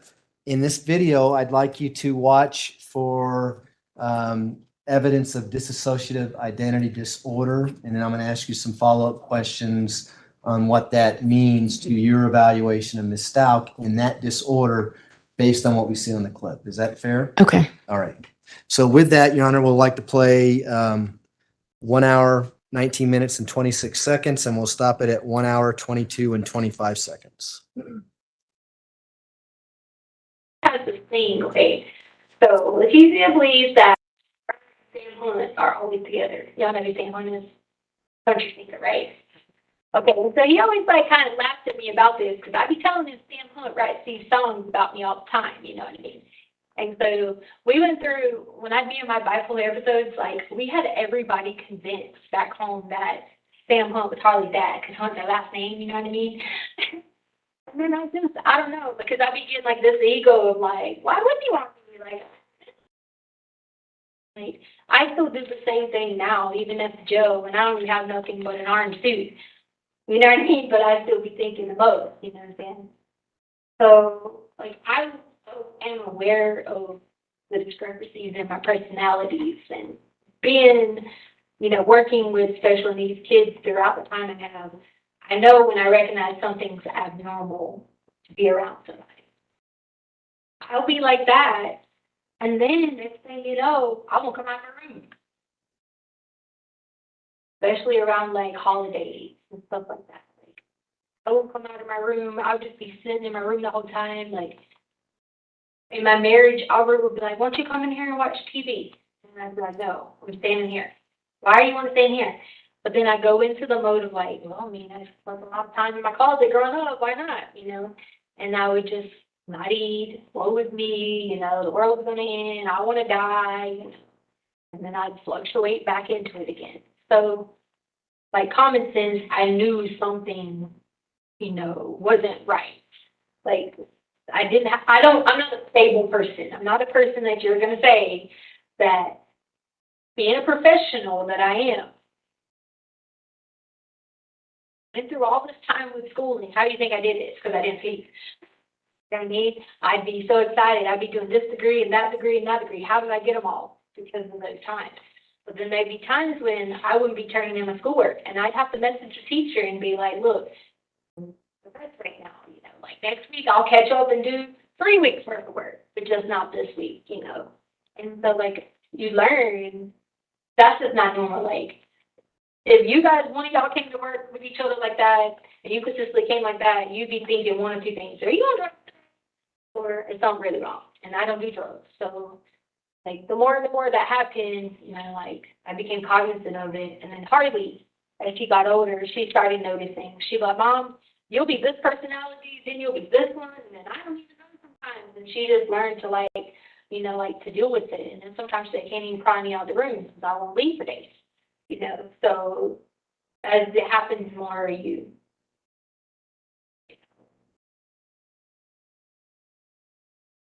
So we stopped it at 122.25. She's talking about discrepancies in her personalities and that she's aware of them. Do you recall her saying that? Yes. Tell the jury, how does that impact, if it impacts it at all, your diagnosis or lack of diagnosis of dissociative identity disorder? Well, as noted before, awareness of the different personality states in dissociative identity disorder, it's complicated in that you can be aware of them, and at the same time, you might not be so aware of others. But that being said, when I watch those clips, despite what Ms. Stauch is saying, to me, it sounds like she's trying to explain different mood states as opposed to different personality states. And it sounds to me as though she's trying to explain to us that she can be manic and then depressive or have depression, kind of reflecting a bipolar disorder. But what's particularly marking is that idea that she can anticipate when she's going to come out of a depression. As she noted in the video, she talks about having all this energy to have all of these degrees, and then she might be depressed, not want to come out of her room. She might not do the work associated with teaching that she's supposed to be doing, but she can catch up on it the following week when she comes out of this depressive state. I mean, in bipolar disorder, again, you can't anticipate or plan when you're going to be manic or when you're going to be depressed. Those are not things that one can control. Regardless of what was going on with Ms. Stauch when she was in school, she was able to complete her schooling and eventually obtain a doctorate degree. Is that fair? Yes, that's what she said. So when you talk about she may have been depressed at some time, it didn't mean she didn't black out and forget about the schoolwork. She just knew she had to go back and do it in a future time or at a later time. That's how it sounds to me. She also mentions in this clip that Harley, her daughter, knew about her different personalities. Do you recall her saying that? Yes, Did you or Dr. Gray try to contact Harley Hunt, her daughter, during the course of your evaluation? we did. Were you able to talk to her? We talked to her only briefly, but we never were able to conduct an interview with her. And why is that? Do you know? Ultimately, she said that she needed to seek some legal counsel before she could speak to us. Do you know whether or not Harley Hunt eventually talked to law enforcement at some point during this investigation? My understanding is that she eventually did. And do you know whether or not she actually testified in this trial? I'm aware that she testified. Would it be surprising to you that she testified that she didn't know anything about her mom? And Your Honor, I'm going to object. This is an inappropriate question asking this witness to comment on. No, I think you can I think the question is phrased is objectionable. You, number one, you are reciting what some other witness had to say and you can't testify. Number two, I think that you can rephrase the question to ask her in a hypothetical fashion, if a witness had testified or if the facts were to establish X, what would be your opinion? I think you can do that. And I understand. I'll rephrase the question, Your Honor. If Harley Hunt said something inconsistent with what Ms. Stauch said in the video, would that impact your decision on whether or not she had, well, let me strike that. Would that tell you whether or not she was being credible when she told you that Harley was aware about her different personalities? I'm going to object to the question asking her to comment on the credibility of the witness. Sustained. You can't ask somebody to comment on the credibility of someone else. You can ask her whether or not it would be consistent or inconsistent, but you can't say that it's credible or not. Well, we're talking about Ms. Stauch. You're doing an evaluation and you're relying on her self-reporting to certain things. Is that fair? Yes. Would that self-reporting be impacted if you knew Harley Hunt said something inconsistent with what she said on the video? I'd say collateral information is always very helpful in these types of evaluations. And obviously, at the time that you're doing the video interview with Ms. Stauch, Harley Hunt was not cooperating with you or anyone else. Is that right? I don't know if she was cooperating with anyone else. She just politely declined to participate in our interview with her. Okay. The next clip I'm going to play is at 1 hour and 27 minutes and 34 seconds. We're going to stop it at 1 hour and 33 minutes and 24 seconds. And in this particular clip, Ms. Stauch will be talking about delusions or hearing things. And then I'm going to ask you some follow-up questions about what she says about that, okay? Okay. So with that, we can start the next clip. Minutes ago, you said you hear voices that they're all your personality, Right. and that's it. Yeah, and the devil. But you know, there's always the devil. The devil was trying to tell you to do something. Like when I was on the heights of January 26, the devil was telling me to jump off the heights because it had to be a white family to jump off the heights. That's the devil. That's like cosmic powers trying to like come in and intervene. That's going to be with all of us. You know what I'm saying? The closer you are to God, the devil's going to come get you all the time. You know what I mean? But as far as like, you know, I don't believe in this whole thing that people say, and no disrespect to y'all, even jobs, but for me, I don't believe in this whole thing where people say, oh, these people are talking to them. These are your cosmic powers and your personalities. Like, all my personalities are going to talk to me and be like, why don't you just slap that girl? And I'd be like, no, I'm not slapping her. Like, those type of things. But I don't think with these people beyond this whole best thing and maybe doing that stuff. Like, none of that. But there's always the devil that has you to do that. You know what I mean? Like running a Jeep off in the form of chance for you to run a Jeep off. You know what I mean? But I don't believe in the other stuff. So, you know. So you don't believe in which other stuff? Right. I be seeing people come in and they be on meds and they be swearing up and down like, you know, like, oh, these people were telling them to do this. And I'm like, what? You know what I mean? It's only gonna be the devil. Like the devil told me to jump off the hot kill myself. That's different. It ain't gonna be just random people sitting out somewhere telling you this. Like, this ain't how it works. You know what I mean? Yes, does my different personalities tell me to do different things? Yes, but that's still a part of me, just in a separate world. That's not, you know, I don't know. I just feel like they be just a little bit delusional in that world. I believe in, if they want to say anything wrong, that's the devil or that's yourself. You got 5 cells, it's them. It ain't, if you, that's people not on drugs like me now. People that be on meth and all that. Like I be seeing them coming there and they be swearing up and down, you know, the most craziest stuff is going on. Like I don't believe in that. I feel like it's the devil.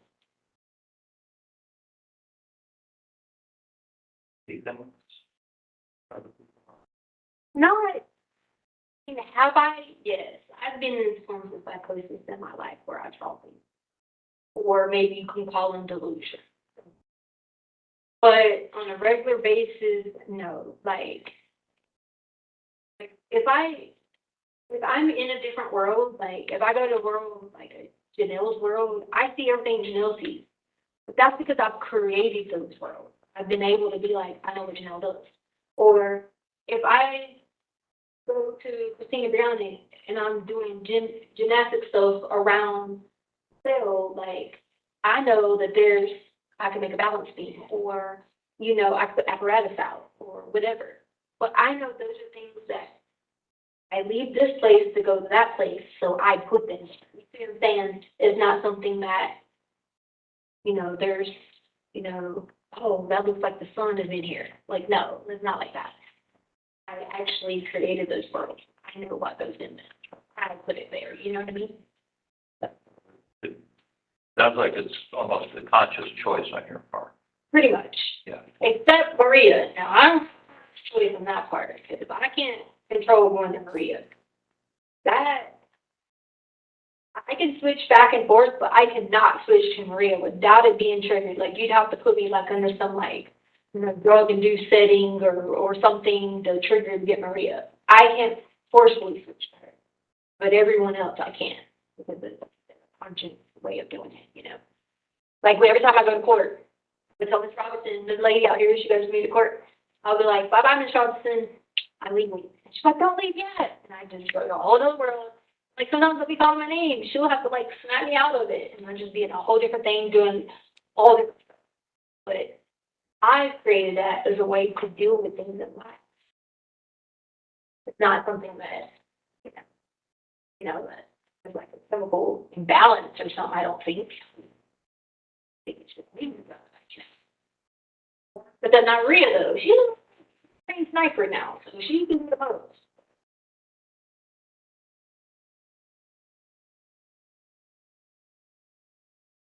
Where did she get training to do? But Maria does for hire. She got trained from Russia. She does for hire, but she's from Mexico. She got trained for hire. She does $1,500 per minute. She does different things. That includes everything. Like, so you see her come out, she's talking about eliminate this person, eliminate that person, but it's only certain people. It's pedophiles, people that like sexually molest people, people that rape people, like those that need to be eliminated from the planet. You see what I'm saying? These are people, you know, you can say, well, you're a Christian, you're supposed to not say that, but Maria's not Christian, so she don't say that. Those are people that just need to be completely wiped off the face of the planet. Because if you're going to sit there and hurt a child and pedophile and molest them and all that, then you need to be breathing.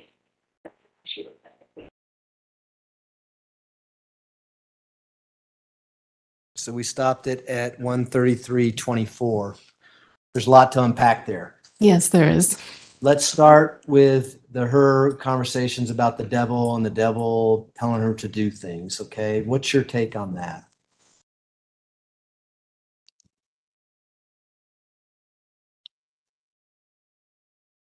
Our take on that is ultimately, it seemed like an exaggerated symptom, that one specifically. She talked about auditory hallucinations, hearing personality states, again, in dissociative identity disorder. The research related to clinical presentation says that's possible. Hearing the devil wouldn't be associated with a dissociative identity disorder. Hearing the devil could be associated with a psychosis, but again, given Ms. Stauch's history, there's nothing there to corroborate that she's had any significant psychosis that persist, that one might hear that symptom and say that symptom goes with this particular clinical presentation. What was also striking was, at least as it pertains to issues of psychosis, is that individuals who do have a psychotic disorder specifically are usually hesitant to draw attention to their symptoms. They can be difficult to assess because they might deny symptoms, or they might just withhold information as it pertains to those. So the fact that Ms. Stauch just very openly told us about this hallucination, hearing the devil and hearing the devil at different moments of her life, it's just not a particularly credible symptom in the way that she presented it. The way she presented it was in reference to the hike that took place on January 26th. Do you recall that? Yes. And so, for the sake of argument, if in fact the devil was communicating with her, did she have ability to say, no, I'm not going to jump off a cliff? In other words, she didn't listen to the devil. Yeah, that's important. Why is that important? When it comes to issues of psychosis, people sometimes hear hallucinations that command them or tell them they should behave in a particular manner. Some individuals with psychosis have difficulty controlling their behavior in light of that, and some people can control their behavior in light of that. It kind of depends how sick they are at the time. And she mentions again to you and Dr. Gray. Incidentally, Dr. Gray is asking specific questions about psychosis, it sounds like, during this portion of the interview. Yes. And she understood those questions and is responding to those questions. Is that fair? Yes. She starts to talk about her different worlds. And was that a common theme throughout the interview? Yes, generally speaking, whenever she spoke of these other personality states, she frequently talked about how she created the personality states, she created the worlds, she could move from one world to another on her own volition, with the exception of Maria. Now, how does that fit into a diagnosis of dissociative identity disorder? Do people who suffer from that disorder describe their different personalities as going to different worlds? I've never assessed somebody with a legitimate dissociative identity disorder to be able to know if that's how they usually describe it or not. What strikes me is that it's convenient that the one personality that is particularly important and relevant to this evaluation is the one that she has no access to. Talk about that in just a second. But with regards to going to this worlds, for instance, too much information, but when I'm having a problem trying to go to sleep, I go to a beach and I think about sitting on that beach and listening to the ocean. Am I suffering from some kind of dissociative identity disorder because I do that? I would say that I would need to do a more thorough assessment. No further questions.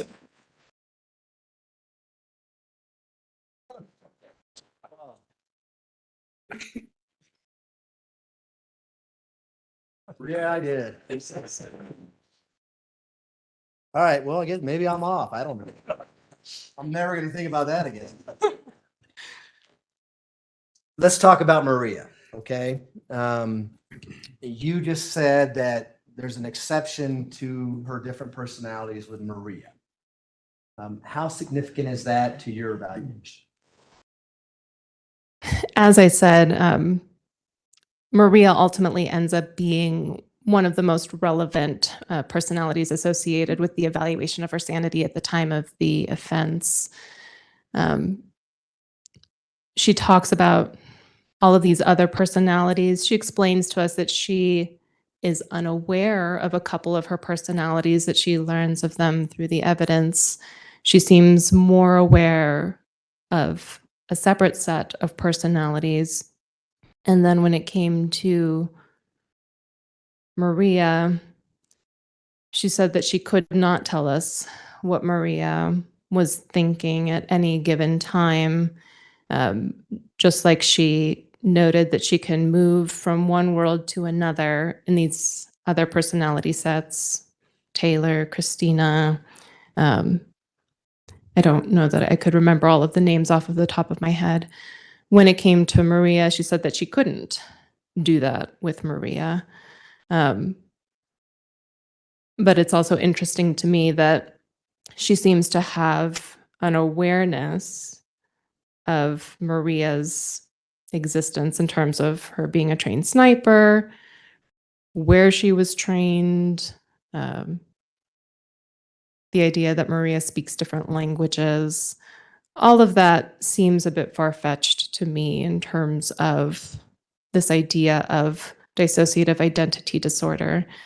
Because dissociative identity disorder, the minority of, well, I'd say the majority of individuals who experience it as multiple personality states coexisting at the same time within them, which is where the identity confusion comes into play. It's not usually presented so overtly in terms of, I have this separate personality with all of these different qualities than me. Is it inconsistent to say that she knew this much information about Maria and yet at the same time say she can't control switching over to Maria? To me, I would think that if she had no access to Maria, I would expect her to have less of an awareness or understanding of that particular personality. While we're talking about Maria, at some point during the interview with Ms. Stauch, whether it was in March or in June, did you ask to speak to Maria? We did ask her if we could. And how did she respond to that? She essentially said that she couldn't just switch into Maria. She noted that, I think she said a little bit in there, that something would have to trigger that particular personality to come out of her. I think, if I'm remembering correctly, during the course of our assessment, she said that we would need to bring out specific evidence or discovery to help her return to that state. Just how she noted that she was aware of these other personalities. We asked about what Maria was thinking at the time of the alleged offense, and that's when Ms. Stauch told us that she could not tell us what Maria was thinking at any point in time. I'm going to fast forward to November of 2022. Did you review an interview that was conducted by a Dr. Lewis with Ms. Stauch in her insanity evaluation? I did. And did you see a portion of that interview where Dr. Lewis said, "Hey, can we speak to Maria?" And then Maria appears talking in a Spanish accent? Yes, Was that Ms. Stauch in the interview? it was. Was that inconsistent with what you saw when you asked her if you could speak to Maria? I would say, generally speaking, it seemed to be. Dr. Lewis asked multiple times, to my recollection, before Maria emerged. I also saw Dr. Lewis doing something with handwriting, and I'm not familiar with whatever technique that was. Okay. We may be watching that at a later time, okay? The next segment I want to talk to you about is reference to Maria again, and it's in reference to an incident that happened when she was being transported from South Carolina to Colorado where there was an assault on a deputy. Do you recall that information? Yes, And do you recall talking to her about that information? briefly, yes. Okay, we're going to play this clip and then I'll ask you some more follow-up questions about that. And just so the record's clear, we're still on People's Exhibit 724. We're now at 1 hour and 39 minutes and 2 seconds, and we will stop it at 1 hour and 41 minutes and 10 seconds. If you look at that report where the drive here, that lady was trying to get me with her gun. And like, you can see on the camera, well, I kept on telling her, like, I knew exactly what she was over there doing and thinking. And I kept telling her, like, I know what you're doing over here. I know you're out to get me. You're trying to shoot me with your gun. Like, I knew all that. You know what I mean? So like, that was a time, an example where it was very heightened, where I was like all over the place thinking they were out to get me with the stuff, and that I was trying to read what she had going on, and she was trying to shoot me with her gun. I don't know if you saw that report, but like, you could see it in there where I keep looking at the cameras telling them this. You know, that was an example of a time that it was like very, very high.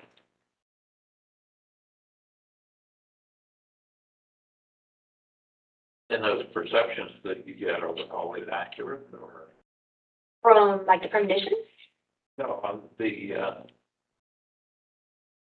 when you get really paranoid and it seems like you know what other people are. Yeah, because when I think about it, in that instance with that lady, that Deputy James, it was accurate. She did have a gun on me. So or what else she been doing with a gun? Pointing at me. She was trying to kill me with it. So like, that was a perfect example why it was accurate, you know. And of course, Maria came. That whole incident happened when Maria came, and she's just going to regulate on them, you know what I mean? So it's usually always accurate. Like the whole incident with the guy trying to tell me I hit somebody. I didn't really hit somebody, but these people were out to get me the whole time, and I kept telling them, like, look, there ain't no way I hit somebody. Y'all were setting me up. Like, who hit somebody and there's no marks? So I knew they were doing that because his last name was Sanchez and Maria's last name is Sanchez. So how did that happen? You know what I mean?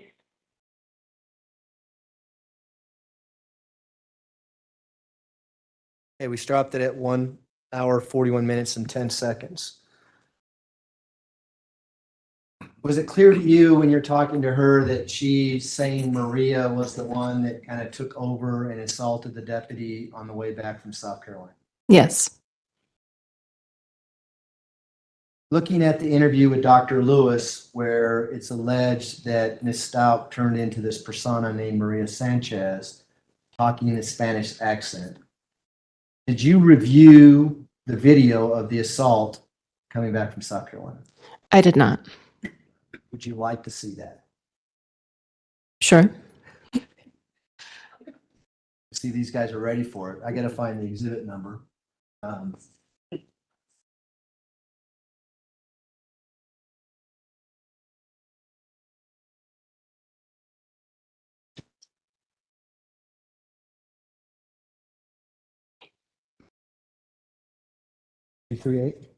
Let's try People's Exhibit 338.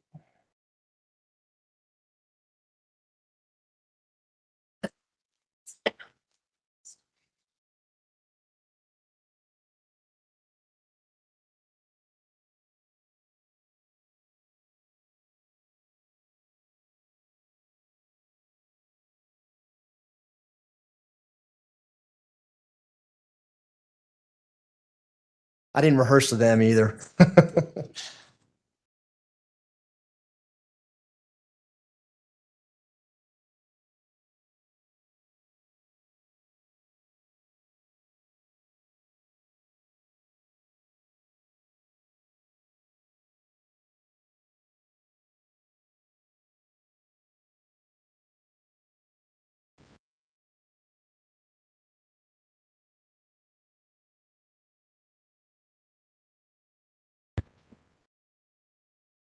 For the record, we're playing 338.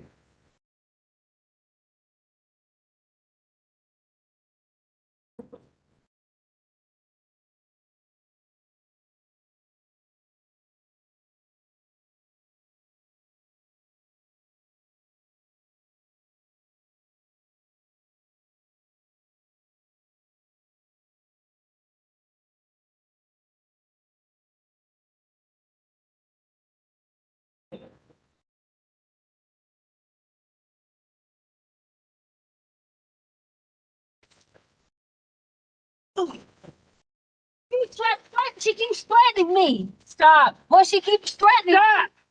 Stop. She keeps on threatening me. I have stopped it. She keeps on. Well, she got out of the restraints. She keeps on. Threatening me. I will. Arm down. I will for you. She keeps Put your Arm down. Put your arm But she down. keeps threatening me the whole time. Tisha, give me your arm. I will to you, but not to her. Tisha, give me your I will arm. to you, but not to her. Cooperate with me. Cooperate with me. I will with you, but not with her. Cooperate with me. I will with you, not with her.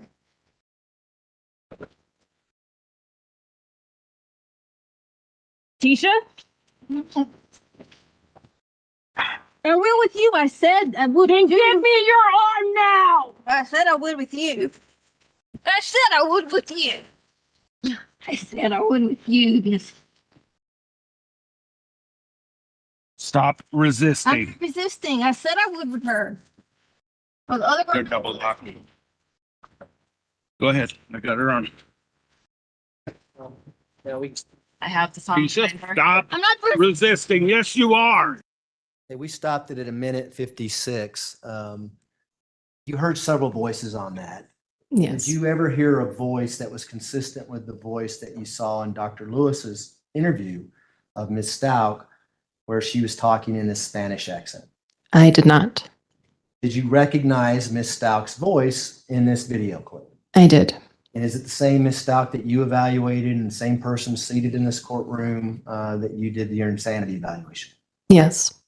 Is that consistent with or inconsistent with what she's telling you that she turned into Maria when she assaulted this deputy, the video we just watched? It's not consistent with the Maria that I saw in Dr. Lewis's videos. But is it consistent with what she's telling you, that she switched worlds or switched personalities and Maria went into protection mode and assaulted the deputy? I would expect that if she had gone into this personality of Maria, that it would be presenting as the Maria that I saw in Dr. Lewis's videos, meaning with a Hispanic accent. We're now going to go back to your interview and we're going to stay with People's Exhibit 724 and we're going to go to 2 hours and 21 seconds. And this is about a 10-minute clip. So if you want to sit down, but just to kind of give you a preview of what we're going to be talking about. Again, it has to deal with dissociative identity disorder, her switching personalities, and then actually talking about events close in time to the crime. Okay? It's up to you if you want to sit there or back here. Okay? Did you say this was just 10 minutes? This is about 10 minutes, right? I can stay here. Okay. We'll go ahead and play it. Put the timestamp. 2 hours and 21 seconds. We're going to hit play. If I turn the volume on.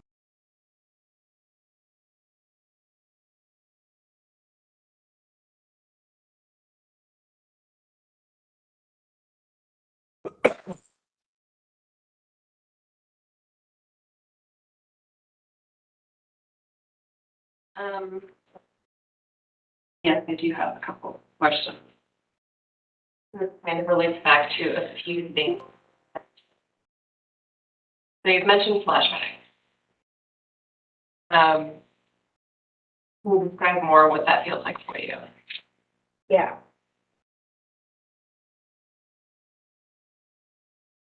So anytime that I feel like I'm threatened or something is in trouble, danger, threatened, kind of way, I'll always have a flashback of like me trying to protect my mom.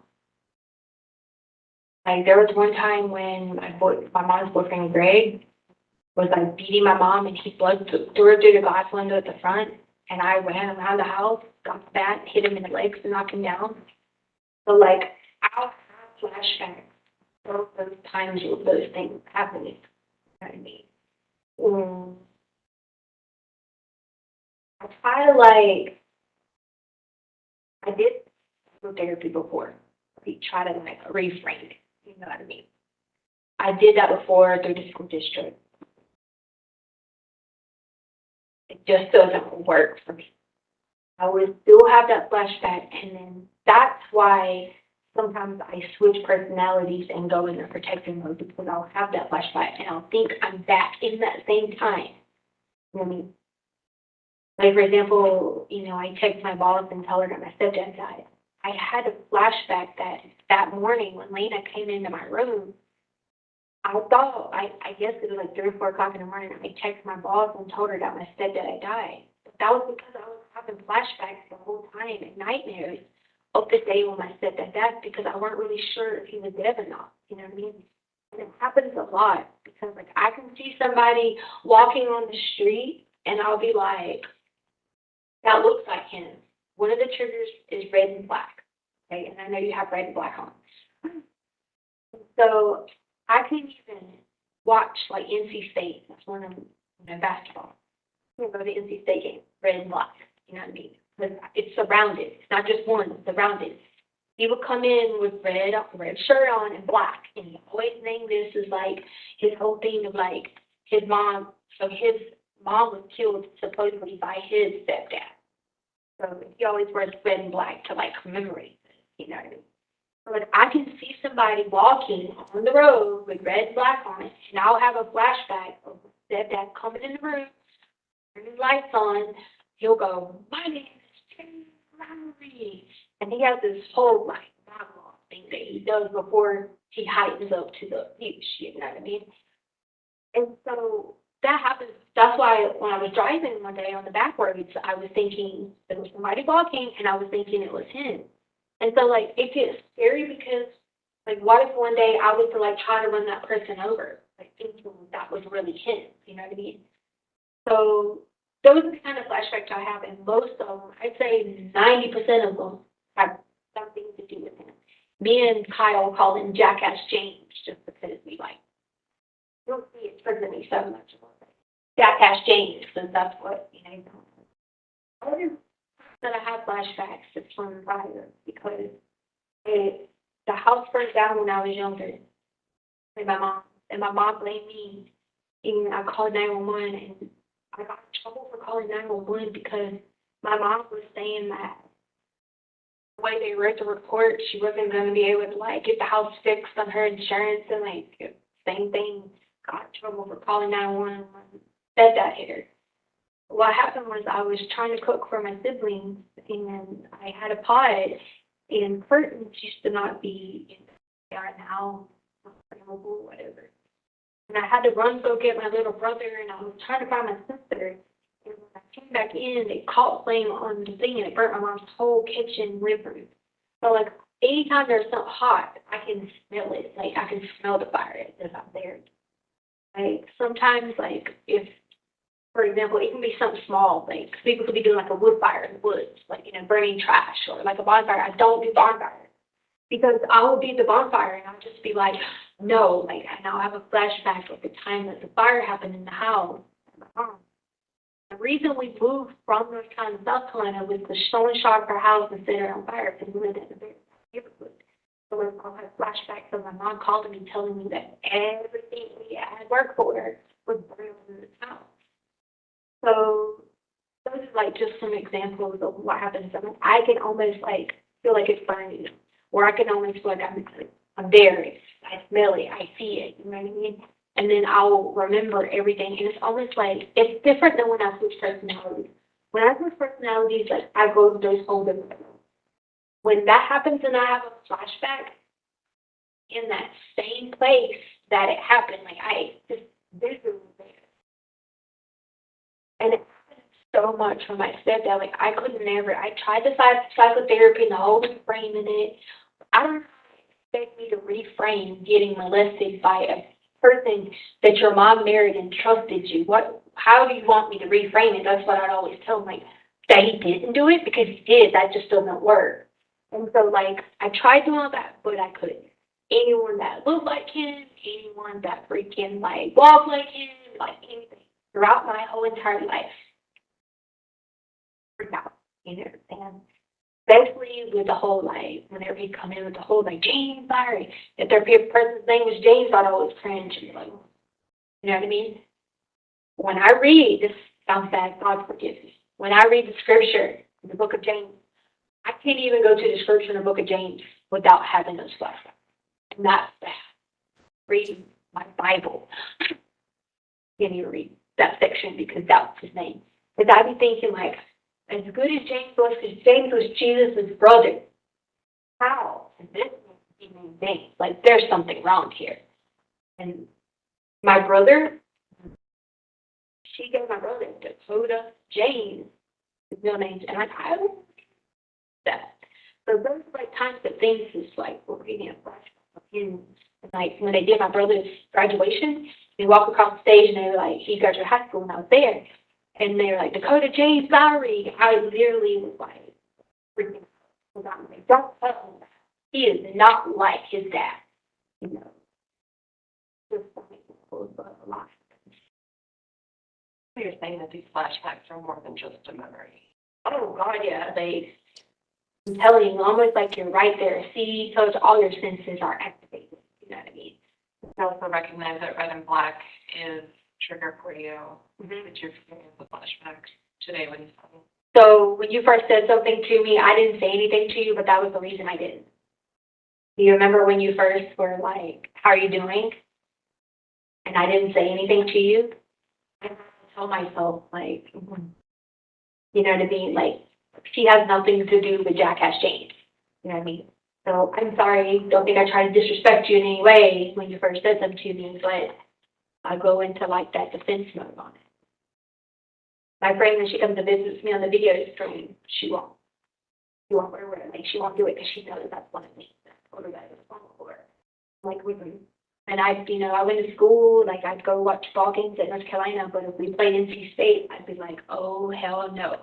Because I'd just, like, surrounded by a sea of red and black. Not.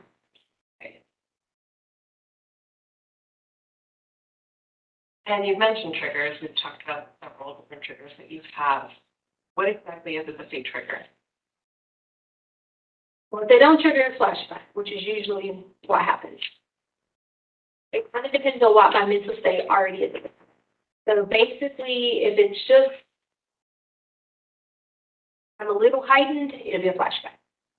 If I am in severe protective mode, like scared for my life or someone else's life, it will go into anyone's enemy, and I'm protecting those people around me. One time we were at Burger King, this was in January of 2020, and this guy, he came in, and he was trying to pick on Lena about the drink machine. It's literally, like, I felt like she was just, like, this guy was trying to do something to her. He looked like James in a way, sort of, kind of like body shape, everything. I get on the table at Burger King, and I'm, like, turning out the whole entire Burger King, like, to protect her.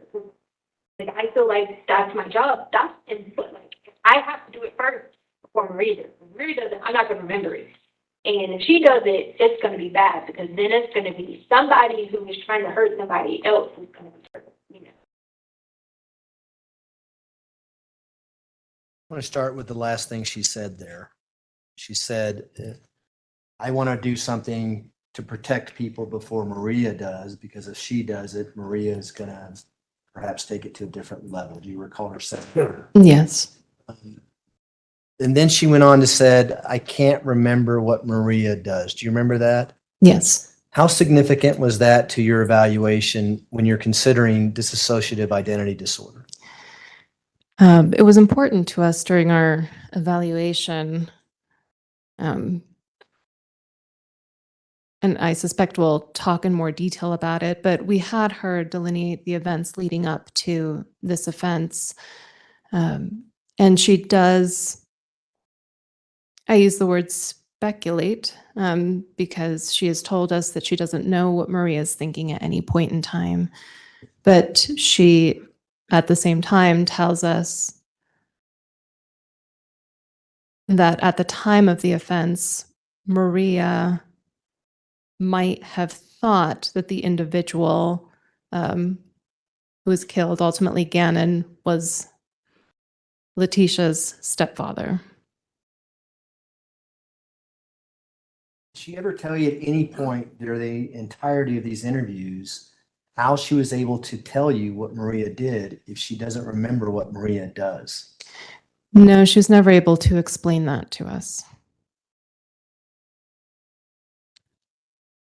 She talked about flashbacks at several times during this portion of the video. What's the significance of the flashbacks and why were you asking follow-up questions about that? Flashbacks, again, were relevant to the question of mental state at the time of the offense. As I noted, she said that Maria, well, we were asking follow-up. I'm going to answer the second part first. We were asking follow-up questions because her description of these potential mental health symptoms at the time of the alleged offense were somewhat layered on top of each other and, quite frankly, a bit confusing to follow. So, throughout the course of our evaluation, she would talk about dissociating and she would talk about these missions as though she were in a manic episode. She would also talk about dissociating and then the issue of flashbacks, which in itself is a form of dissociation, but not a dissociation as it pertains to a different personality state. So we were looking for symptoms potentially associated with this post-traumatic stress disorder, and flashbacks are a presentation associated with that. But given that her own self-report was confusing, difficult to follow, not really consistent with any of the specific presentations that we would expect for dissociative identity disorder or psychosis or even flashbacks associated with PTSD, we were asking follow-ups.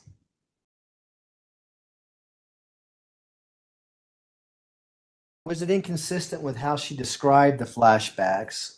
Initially, she says, when I have a flashback, I switch personalities. Do you remember that? She has said that, yes. Did she later on come back and say, flashbacks are different than me switching personalities? Yes. What significance does that have, if any? Again, it's trying to understand what is this clinical diagnosis that we're looking at. When it comes to flashbacks, flashbacks are when you feel as though you are specifically reliving a traumatic event from your past. It's more than just seeing something and being reminded of something that happened to you in the past, which we all probably experience from time to time. There's nothing particularly pathological about the latter one. But when it comes to flashbacks, usually an individual exhibits behaviors that are notable by other individuals because all of a sudden it's as though the person is no longer here in this awareness and reality because they are essentially reliving something that has happened to them in the past. So it's noticeable. Did you see any evidence of her flashing back to anything while you were interviewing her during this period? No. It seems like that you were asking questions, and I guess I can ask, were you trying to figure out what the triggering event was that would cause her to switch personalities during this conversation? During this conversation, I think I was just trying to get a better understanding of what is it that she means when she says flashbacks. It's not uncommon to see in these types of evaluations people using psychological jargon without really using it correctly or understanding exactly what it means, which is, again, why we ask open-ended questions. So I was asking what she meant by flashbacks, because as I noted before, throughout the evaluation, she seemed to layer or conflate or use terminology, but seemed to mean something else. So I was just trying to get a better picture or understanding of what it was that she was trying to communicate. And is this the first time you're hearing anything about red and black being some kind of triggering event for her? That clip might have been the first time that she specifically stated that. I'd have to go back and watch all of the interviews to be sure about that. Okay. But you recall her talking about that, and were you the one wearing red and black, or was Dr. Gray wearing red? No, I was wearing a red and black coat that day. Did you notice anything unusual when you first met her wearing your red and black outfit? I remember when she came in, because that was the first interview for the sanity evaluations. She seemed a bit sullen, a bit, she wasn't as polite or bright as she was when we did the competency evaluations. Speaking of that, did you and Dr. Gray perform some psychological testing during the course of these interviews? Yes. Did you have her remember phrases or words or numbers and sequences of numbers? We did, yes. I'm asking way too many questions in one time. How did she do on that? Let's talk about the number sequences first. Sure. During the competency evaluation specifically, we gave a very brief cognitive screener. It's called, well, in short, it's called the MOCA. It's the Montreal Cognitive Assessment Test. It literally takes maybe 5 to 10 minutes to administer. And it looks at a variety of different cognitive domains. So things like attention, short-term memory. And when I say short-term memory, I'm speaking about being able to remember words over the course of a few minutes. It also looks at abstraction abilities, naming abilities, a little bit that looks at executive functioning, which is kind of an umbrella term that encompasses cognitive abilities associated with reasoning and problem solving and planning. But she did fine. She did fine on all of that. There wasn't anything noticeable that would call our attention to her having cognitive deficits or a cognitive disorder. What about brain damage? Anything to indicate that she may have had brain damage? Nothing specifically. Did you administer what's called the Montreal Cognitive Assessment? Yes, that's what I was just talking about. Okay. Just happen to have that in my hand here.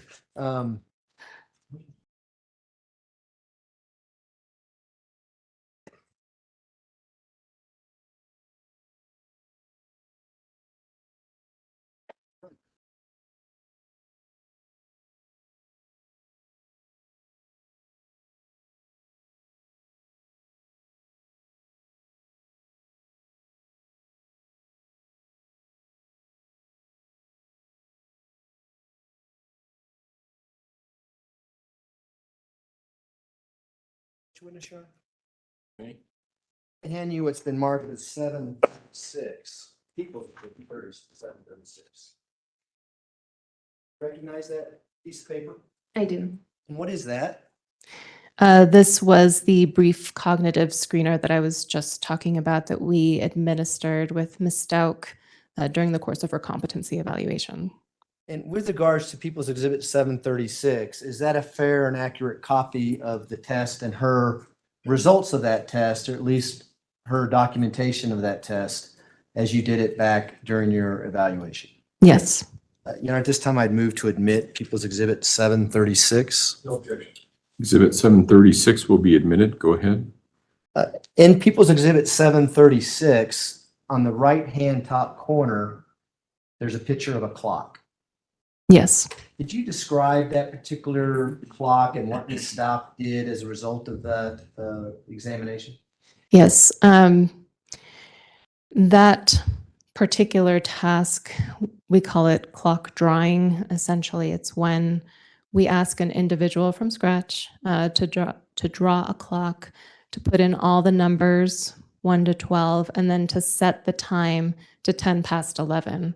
We usually try to make sure that there is no clock in the room that they can copy. This particular, I'm not a neuropsychologist, so I'd say neuropsychology is not my specific specialty, but I do understand that this particular test is sensitive to some sort of brain impairment when that is present. So Ms. Stauch's clock drawing it's fine, for lack of a better term. She has a circle, she has all of the numbers, and the hands are appropriately set to 10 past 11. And are you familiar with whether or not Dr. Lewis performed a similar test with Ms. Stauch in November of 2022? Yes, Did you see the results of that particular test? I did. Were they consistent with what you saw during your evaluation? They are not. Why? I don't remember exactly what those other clocks looked like. Vaguely, I do remember that one was a clock, but all of the numbers were stacked on possibly the right-hand side, could have been the left-hand side. And I think there was a second clock drawing that looked significantly impaired.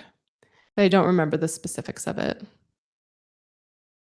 We have an opportunity to review Dr. Lewis's report in relation to her opinion, Mrs. Stauch's sanity. Yes.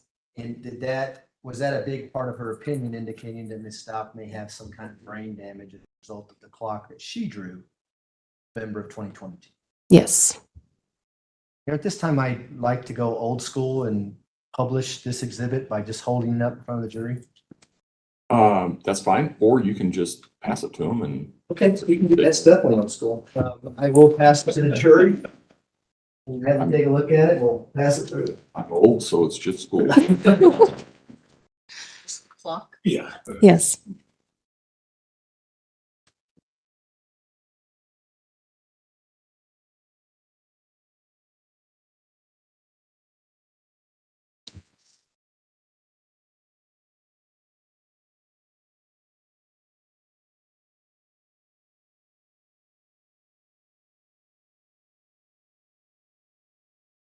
And while they're doing that, can we approach just to? Yeah. No.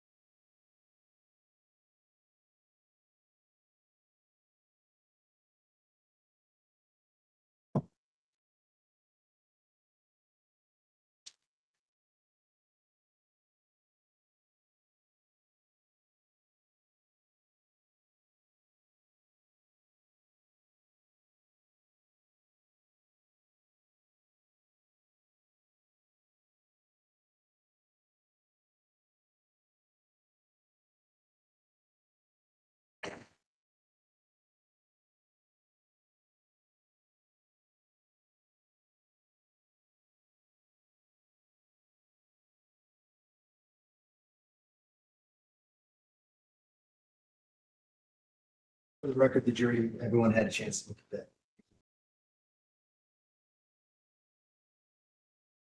Okay, Dr. Torres, the next segment we're going to play is, again, People's Exhibit 724. It's going to start at 2 hours and 16 minutes and 57 seconds. In this particular clip, we're going to be hearing more about Maria and who she protects. And then I'm going to ask some follow-up questions with regards to dissociative identity disorder and your evaluation in regards to that disorder, okay? So with that, we'll play the next clip. With your dissociation, you said before, apart from Maria, there's a level of conscious awareness about it. Would you say it's like daydreaming in terms of other lives, other personalities? Yeah, it is actually a whole world. The daydreaming to me would be just somebody having like a good imagination. You know what I mean? No, it's like a whole entirely different world. Like, for example, if you were to talk to Harmony, Harmony can tell you exactly what it was like to be abused in depth, like detail by detail. Every sexual part that questions she'd want to answer, she could do for you. You see what I'm saying? So I try not to say that's like daydreaming because that's like real. You know what I mean? Where if, I think the other ways to like explain it. Maria, like I said, she don't she doesn't have awareness that everybody else is just her world and she's protecting me. And there's not people consistent in her world. Like, for example, you, Maria would know you. The only people consistent in Maria's world is Chance, Harley, and like people that she's been sought out to protect. So it's not really daydreaming, it's an actual job that she has to do. And the kids were part of that world. Like, anybody want to do something to Gannon, Lena, Harley, Maria feels like she can get them too, because I've spent my whole life not having adult protection. I'm going to give them protection in 5 different forms. And that's because it's more of like different worlds that are created, not necessarily just, you know, like when I do it in a courtroom, I go to that whole world, not like the people can go with me, not me just making it up like, oh, I'm at the beach. Not like that. It's actually me going there to the beach to win the most. I feel really silly about bringing up the beach.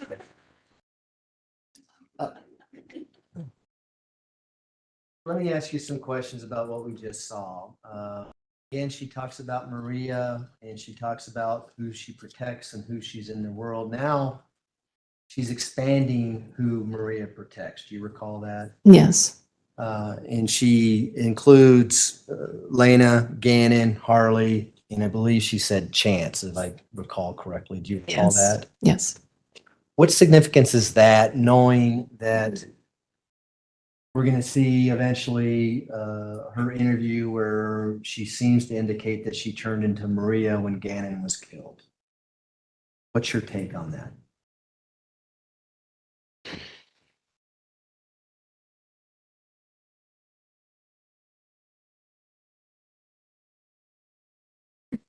I would think, or at least, you know, my understanding of dissociative identity disorder, these different personality states have their own details associated with them. To me, in terms of Ms. Stauch's self-report, her presentation, it has always been confusing to me how all of the personalities seem to have an awareness of Ms. Stauch's own history. I'm not necessarily an expert in dissociative identity disorder. There are some people who devote a large chunk of their work to that practice. I am an expert in forensics. I'm an expert in clinical diagnosis. So I have some awareness of these diagnoses. But that being said, in terms of my understanding of the conceptualization of that disorder, there just seems to be too much of an overlap in terms of what Ms. Stauch says about these other personalities, the way in which she can control going from one to another, the ways in which they overlap with each other. Did you or Dr. Gray ever consider the fact that she could just be making this all up? Yes. That she could just be winging it as she's talking to you, and she must have slipped about talking about protecting Gannon in this segment? I don't know that we ever thought of it specifically like that. I mean, we did consider the possibility of feigning or exaggerating, simply given the fact that she exaggerates. She seems to exaggerate in her self-report to us throughout these interviews, the psychological testing, the fact that her self-report during the sanity evaluations is at times consistent and at times significantly inconsistent with her self-report at the time of the competency evaluations, as well as the collateral data that we had available to us. You know, she tells us that these personality states have been present since her adolescence. And she specifically mentions that Maria shows up. I don't know exactly when, but she mentioned to us that Maria was around when she was 16. You would just think that somebody would have seen something, maybe not a mental health professional, given that her mental health treatment was somewhat spotty.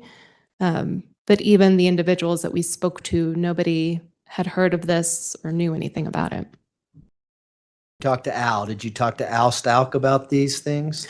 We asked him, I don't remember the specific question, but we did. We asked him if he knew of her behaving erratically, going into different personality states. We asked him specifically if he was aware of somebody called Maria Sanchez. And overall, no, he didn't endorse seeing or knowing anything about this. And would Harley Hunt, her daughter, probably be the best person to know about those things because she's been with her whole life? We had hoped to ask Harley that question, but as I said, we weren't able to speak to her ultimately, so we didn't get that opportunity. Why did you ask Ms. Stauch whether or not she was daydreaming or words to that effect? Do you recall that question? Yes. Again, given her tendency or the way that she was presenting to exaggerate, I wanted to see what she said in response to that question, because of her self-report of creating these identities, creating these worlds. To me, it sounds more like a fantasy. It sounds more like daydreaming than actually what would be expected with dissociative identity disorder in terms of not having that sort of control. So I wanted to see what she said if I asked her, are these daydreams, or how is it different from a daydream? During the entirety of both your competency evaluation and the insanity evaluation, did she ever tell you that she couldn't recall what Maria did, or that there was a blackout and I have no recollection of what happened? She said it largely to two major events, one of them being this alleged offense. The other one was when Maria emerged at age 16. Ms. Stauch was telling us about some arrest or some problem she had gotten involved in. I forget exactly what state this occurred in, if she was in North Carolina or South Carolina at the time. But it had something to do with a bottle shattering. And then, if I'm recalling correctly, I think she said that she may have assaulted someone else, but she said that it was Maria who did it in protective mode and that Ms. Stauch has no memory of it. Okay. Kind of want to finish up today's testimony of going back to your hypothetical on insanity. Remember that? Yes. The family member felt that he was going to power to change the world, and they wanted to kill that family member because he wanted to prevent that person from doing that. Sure. Yes. Close enough. In that hypothetical situation, would you expect the person who's charged with a crime, if they are truly legally insane, to make up stories about how the crime happened? No, I would expect more consistency from one report to another. Often when people are arrested, they're interviewed by police. I mean, sometimes they refuse to be interviewed. But whenever they are, it's helpful to read what they say to police because it's so close to the time of the offense. If there's a video of it or an audio recording, even better, because I can see it with my own eyes or hear it with my own ears. But usually when an individual does ultimately meet the insanity defense, there's more consistency. There's documentation about a history. There's information enough to substantiate the claims in the self-report and what was occurring with that person at the time of the offense. And is that in large part because they didn't have the capacity to know that it was wrong, therefore they don't have the capacity not to admit to it? That makes sense? Say that. I think there's some double negatives in there. I'm trying to follow. Let's go to your hypothetical. Okay. Charged person or the person claiming to be insane says, I killed my family member because if I didn't, they would have changed the world. And there's nothing wrong with that. Mm-hmm. Would there be a reason for that individual to lie about the reason why he did that if they didn't think it was wrong? Usually, again, in the evaluations that I've done, the issue of lying or changing the story doesn't often come up. Usually the story or the presentation is pretty consistent across time periods. Sometimes there might be a couple of details that are off. They're usually not large conceptual details, but I would attribute that just to issues of normal memory, forgetting across time, because sometimes we see these people for evaluations years after the offense has actually occurred. And Dr. Torres, the next segment we're going to play is about an hour and 14 minutes long. We're going to wait and do that tomorrow. Friday, that's right. We're not here tomorrow, so Friday.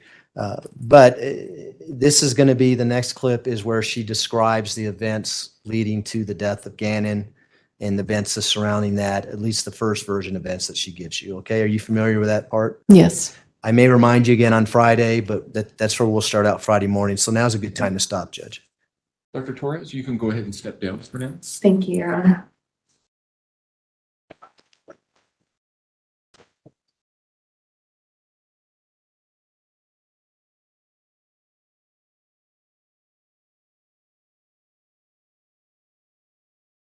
All right, ladies and gentlemen, we will have our evening break. Again, do not discuss the case among yourselves. Do not discuss the case with anyone else. Do not do your own independent research about any aspect of this case. Remember, you can still blog or communicate with others, just not about this case. You can't do any blogging about your jury experience or communication with other jurors. You can still watch TV and go on the internet. If anything regarding this case comes through your feed, change the channel or turn the page and do not give it any attention. Do not use any information from any other source concerning the facts or the law applicable to this case other than the evidence presented and the instructions that I give to you. We should be able to start right on time at 9 o'clock on Friday morning, so be where you need to be. As I said earlier, feel free to bring in jackets, blankets, those sorts of things, and we'll see what we can do about Friday. So with that, all right, for the jury, please.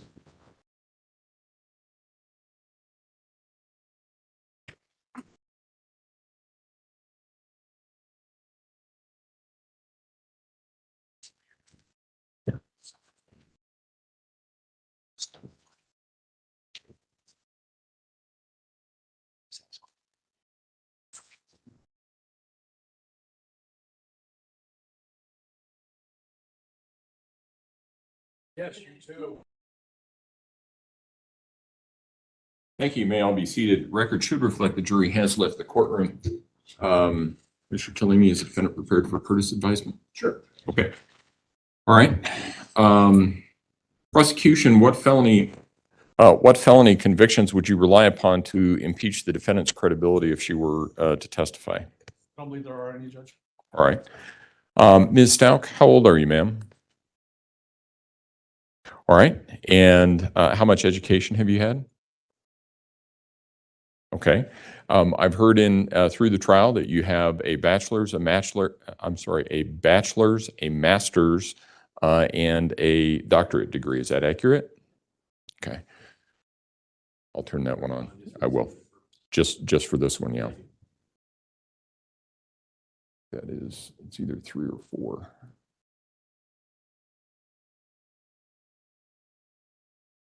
Right. And how's your health today, ma'am? Are you now or have you been under the influence of any alcohol or drugs in the past 24 hours? Do you understand that you have a right not to testify? And that if you choose not to testify, then the jury can be instructed about that right and be told that the jury cannot infer your guilt from the fact that you remain silent, and it would still be the prosecution's burden to prove the elements of the case to the jury beyond a reasonable doubt. Do you understand, however, that you have a right to testify? Do you understand that if you want to testify, no one can prevent you from doing so? Do you also, do you further understand that if you choose to testify, you may be cross-examined by the prosecution concerning any matters which are relevant and material to this case?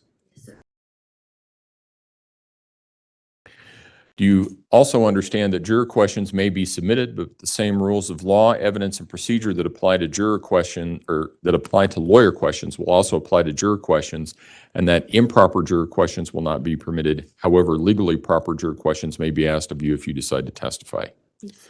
Essentially, you've seen that process of questions that have been submitted by jurors to other witnesses. You would be subject to that same process. Do you understand that? Do you understand that the decision to testify or not to testify is yours personally, and only you can make this decision?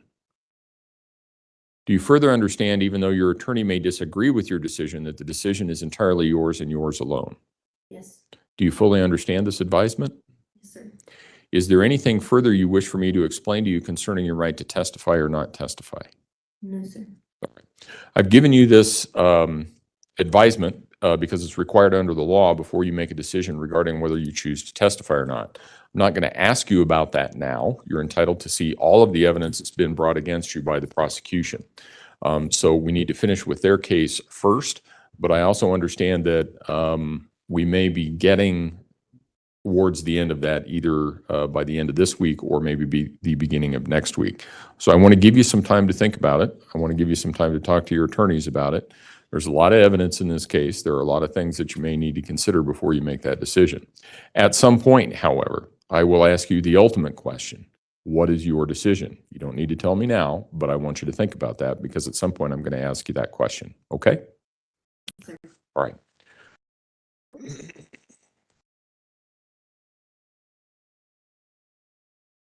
I muted those again. Okay. You tested them, right? Just tap, yeah, okay. All right, just wanted to make sure. No, I turned them off, so they should be okay. All right, is there anything that we need to address outside the presence of the jury at this point in time, prosecution? Just logistically, Your Honor, can we leave stuff here? Or do you have stuff happening tomorrow?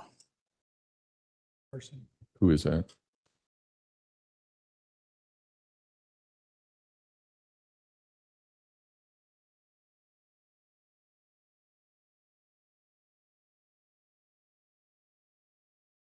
You can leave it here. Okay. Just clean a space off at the end of the corner of the table. So they've got some place to sit and some place to put something.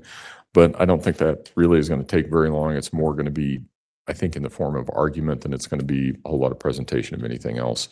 Okay. And then what, the 10 o'clock is WebEx. So the other one is WebEx. And then the last one will be, where am I doing that? Mediation.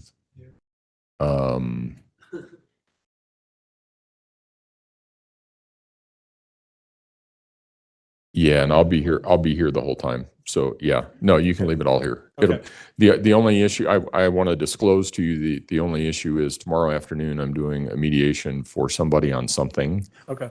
And it's a criminal case. So but you know how those work, and I'll be here is he in custody? So he's not in custody, but I'll be here. There will be an attorney with him and stuff. So I think everything will be okay. Okay. So Thank you. All right. All right, then we'll see everybody on Friday morning. Do you anticipate that you're going to be done on Friday? Well, it will totally depend on length of probably direct and cross, mostly of Dr. Torres. We've Right. got one witness after that. I gave the exhibits that we're going to use through that witness to Mr. Tellini. I think it was yesterday I gave you those.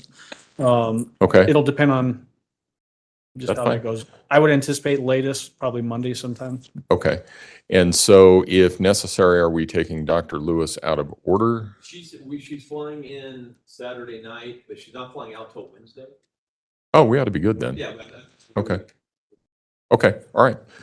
All right, if we have some downtime on Friday, it's not going to be that big a deal. We will talk about jury instructions and see where we are going and go from there. Okay, court will be in recess. Thank you.